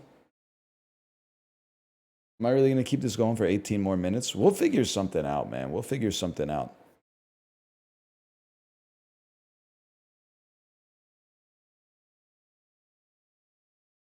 Chip and Claws versus the Brainoids. Let's see what's coming out soon. Carnal Contract. That seems good. Garden of Bonbon 8 Anti-Devil. Metal Gear Solid Delta Snake Eater. $93. I thought it was going to be like 38 cents, man. $93.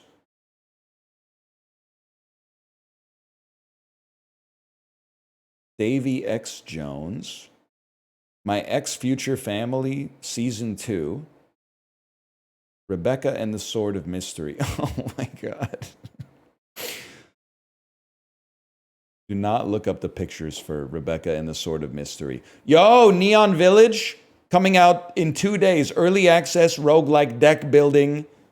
Coming soon to early access. This game is a fusion of a roguelike deck builder and match 3 puzzle. Collect unique residents to create explosive synergies and develop a village glittering with neon. Oh.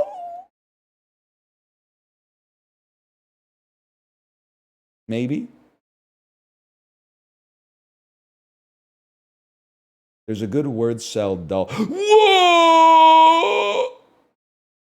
Guys, this is not a drill. September 4th, Everybody's Golf Hot Shots coming out on Steam. Bandai Namco, prepare to swing in the fun.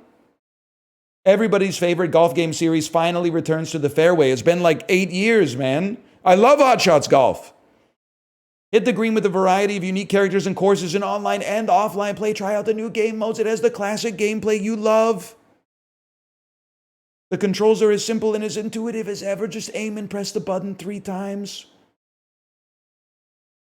Grab your friends and hit the green. Oh, man, that's what it's all about. September 4th. September 4th. I'm ready. I think it's also the day after Labor Day, right? Okay, Pluxate, send me the dull on Discord in the Twitch channel because you can't post links. Because your link is being deleted.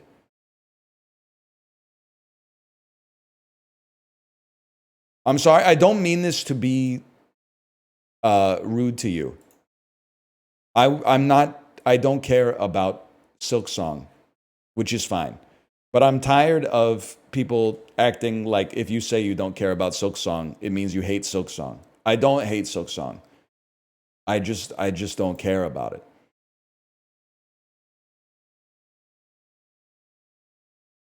We will not be playing Silksong. We will be, regardless of its reviews, we'll be being indifferent to Silksong. And the reason is I hate going back for stuff. I hate when I get to my car and then I forget about my car keys. I'm like, oh, what the hell? Now I got to go back into the house. They made a whole game. Apollo, did you see this? They made a whole game about getting to your car, but you don't have car keys. So now you got to go into your basement and get a fucking pogo stick that lets you jump up to the shelf where you've got your car keys. Only, oh, wait, your garage door opener is inside something that you need to become really tiny to get into. You have to get into your crawl space in order to be able to get the garage door opener. And then you go to click it, but there's no batteries. Oh, to get the batteries, you got to get the lock. Then you got to use the pogo stick to get a key that goes into a lock that unlocks, that gets the batteries, but you don't have the screwdriver to unlock the back of the garage door opener to put the batteries in. So there's something, you got to use a shovel to dig a hole. You got to use your pogo stick and you got to get really small in order to get to the shovel that you use to dig up the screwdriver, to unscrew the back, to put the batteries in, to use the garage door opener, to get into your car, to use your car keys to drive to work. They made a game about that and you can't wait for it? You're excited for that? Are you crazy? Nah, man, you can catch... Apollo, did you see? Hot Shots Golf. Hot Shots Golf is coming out on PC September 5th, September 4th. That's what started this whole conversation. Fuck bugs, man. You can find me at the links. This is 36. That would go hard as like the first line of my fucking memoir or something, because that's how old I am right now. Create words by aligning letters in the middle. Each letter is worth 1 point. Puzzles are fully solvable for 36 points and reset daily. Drag columns up or down with the keys. Switch columns with the keys. Submit word by pressing go. Okay, I don't really understand, but that's okay. Oh, I see. So you want me to make a word like window.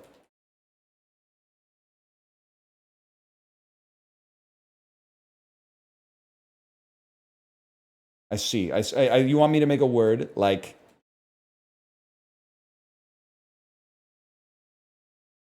handle. I can do this. I can do this. This is up my alley. You want me to make a word like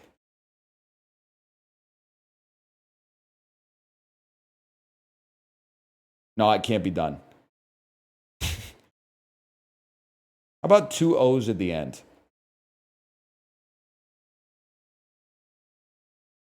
What word would this be? Canoe? What are you doing?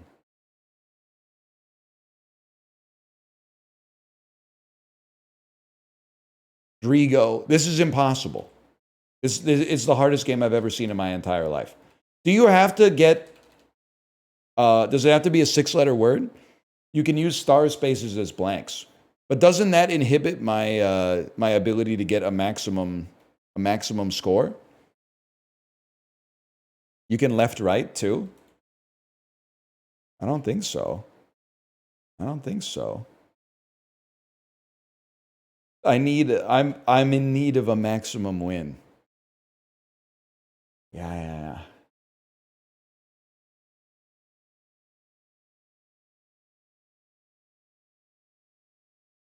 I don't know, man. It's impossible.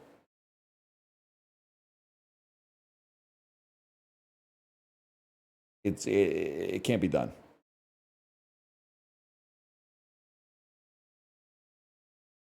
Unless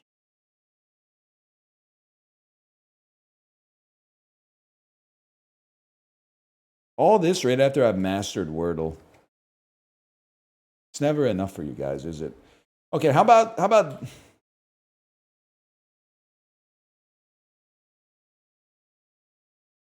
leads? And that leaves you with, well, we only have one vowel left in that column. That's kind of tough. What does satisfying sound, by the way? But let's do something like cane. And now. And then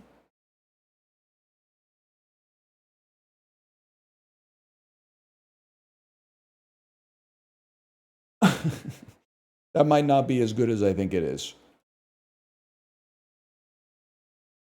We'll take a look. Sin. Sign. We're going to solve this, man. We're going to solve this whole thing. What's the maximum score is 36?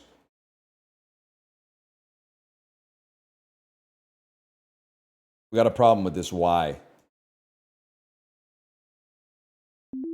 Is that easy?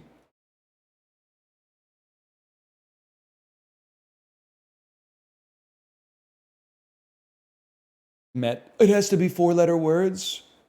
Oh, no.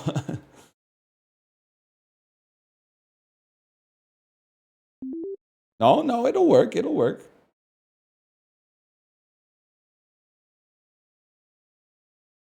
I don't think we're getting to 36, though, man. I'm a nut.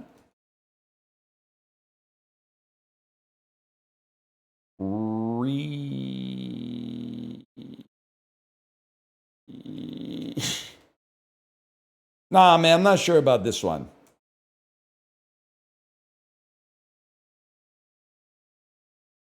I'm not sure about this one. I think it's just too hard for me. If they gave you like a dictionary and then we're like, write a book, I think I could do that. This seems impossible, though. This seems like it can't be done, especially because they don't accept egg unless it's adjacent.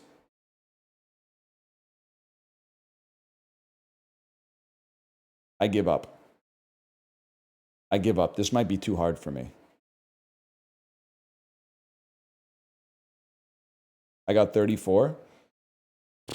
It might be a good score in this, but it would be a shit score in darts, so don't get a big head.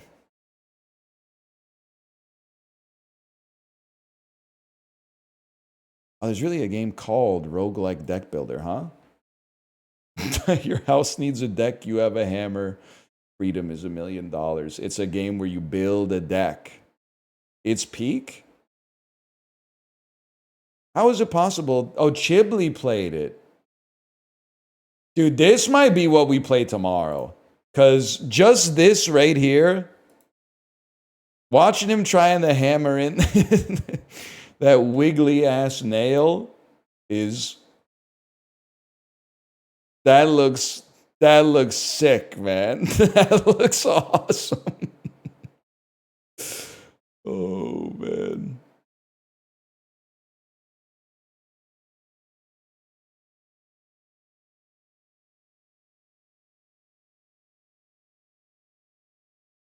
It hurts your hand to play it. It's so chip slop, but I like it, man. I give it a try. All right, well, at least we figured out what to do tomorrow. Season 2 is here now. Let's see these fucked up reviews, man.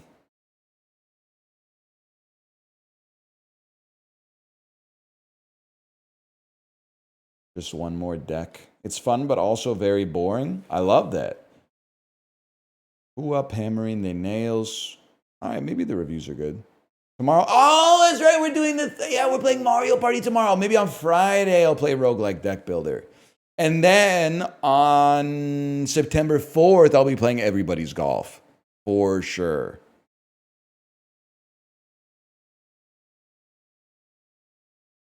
Apollo, I think you're going to love Mario Party tomorrow. I'm going to glaze specific parts of the United States after being to United Kingdom. They're missing some stuff over there, man. Do you know they don't have free refills? Why would I like that? Because you live there. There's, you know, I guess it's nice to look at the bright side sometimes. Why do you keep harping on free refills? Because it's so easy to just do it right. Soda's the cheapest substance on the planet. It's cheaper than the water they use to make it. Shouldn't be refilling sodas. You guys literally smoke cigarettes outside. Like you don't have a leg to stand on in this argument. Cigarettes are bad for you. You smoke. You're smoking cigarettes outside.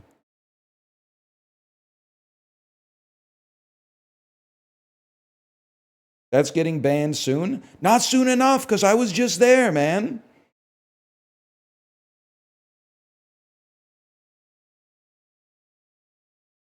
Not to mention, most of the food in London was bad for you, too. I guess they don't have free refills on, like, fish and chips, but still. You're not living that healthy over there. You're wearing athleisure, and a lot of you are going for jogs, don't get me wrong. But the virtue signaling that you can't get free refills on a diet soda because it's not healthy is crazy. They literally sell beer at the same place they sell the diet sodas, man.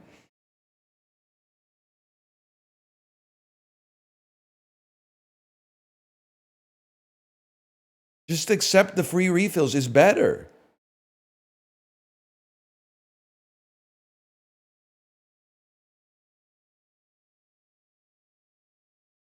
I got a story about Canada. Yeah. Oh, Canada Post. Even better. Yeah. But I have to tell you, oh, bothers. It's a sensitive environment right now. And in this household, we support the Canada Post workers. I don't really care if they're being unfair in their labor negotiations. They're the ones delivering my letters. So we'll continue to put snacks out on our front step for them. Even if they all do get taken by the Amazon guys. But they need their snacks too, man. Why would anybody be against free refills? That's what I'm saying. But they don't know that it's like if they acknowledge that free refills are good, they'd have to acknowledge that they're doing something that's not as good for the consumer as the United States is doing, which means they're losing to the United States, which means they have to look themselves in the mirror and see that they ain't all that in a bag of potato chips. So they would rather be like, oh, good things actually suck, and we're doing things right over here, than say, we could change and improve. I support Canada Post workers, but I am changing my ISP, and Lightspeed sent the package through Canada Post. They fucked up the address twice. I had to go set up one of those free Canada Post PO boxes. That is irritating. That is irritating. I'll give you that. That's on them for sure.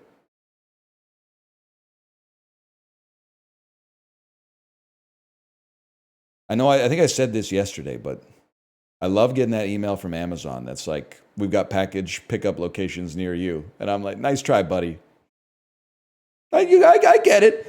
We'll give you the same day delivery for a small fee monthly. It'll also come bundled with all sorts of stuff. We'll drop it off right at your door. And then as the small businesses get replaced with vape shops and Bitcoin ATMs, we'll slowly walk it back. We'll normalize the idea of like, I'm not going to pick up my package at my house. We'll go to a convenience store 10 blocks away and pick it up. I'm hitting you with the Dikembe. You will be dropping it off at my doorstep. I think you'll find that the most convenient pickup location for me is at my doorstep. You kind of ruin my neighborhood, bro. The least you could do is put the shit right in front of my door, please. You fucked my neighborhood bigly, okay? So you're gonna be doing the last mile delivery. I'm not gonna be going and picking it up from the UPS store. You will be dropping it off on my front step.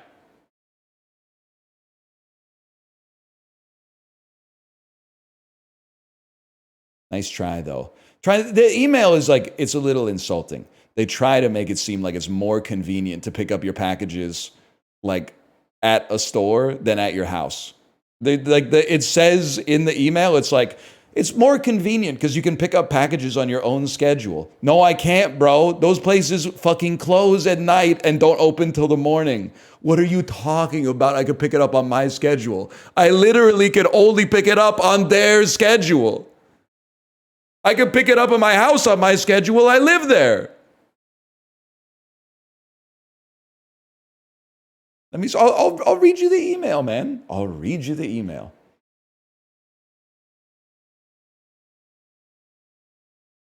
Let me see.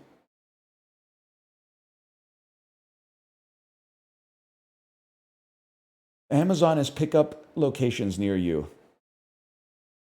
Pickup is a great alternative to home delivery. Why, man? I bought the shit that I need for my house. It's just that the first sentence is already a lie. It's a great alternative to home delivery. Yeah, that's why whenever I order a pizza, I'm always like, can you deliver it to like the pizza or the UPS store a kilometer and a half away from me? No, I want to pick up my pizza on my schedule. Especially when you're on the go, surprising someone with a gift, or just want the peace of mind knowing your package is secure. Convenient to your home, work, and the places you already visit. How could it be more convenient to my home than my home? My home is the most convenient place that there is for me, man. I live there. Packages are stored securely and can be picked up on your schedule. No, they can't. No, they can't because the store closes. It's to counter porch thieves? No, it's not! It's a little bit to counter porch pirates, okay? It's 98% because if you guys start using the fucking pickup locations, they're going to save billions of dollars a year driving the shit to your front door. Because they drop all the shit off at the UPS store and then just shove it into lockers instead of going dunk, dunk, dunk, dunk, dunk, dunk, dunk, you know? No shot. It's not going to, when they force me to do it, we're going to have a hard conversation. But it's good for the environment. Don't do that. They'll hear you say that. Because if they wrote some shit in this email, like, it's the green choice. It saves every person that gets their packages dropped off at the pickup spot instead of at their house is the equivalent of like 3 kilograms of carbon dioxide per week that aren't, you need to shut up right now. That's going to make them too powerful. Because people will see that and be like, oh, I'll drive my car to the store to... I'll drive my car to the store. It's the green choice.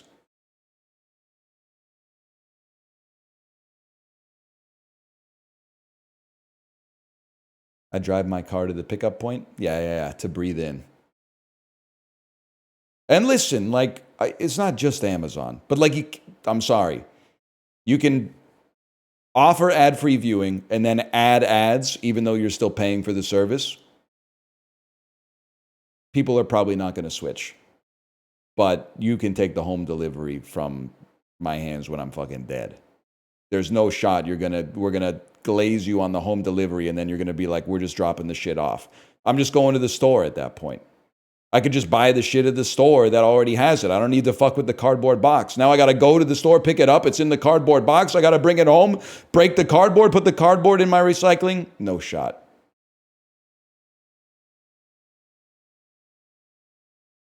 Anyway. Is Kate live? It's my lunchtime, man.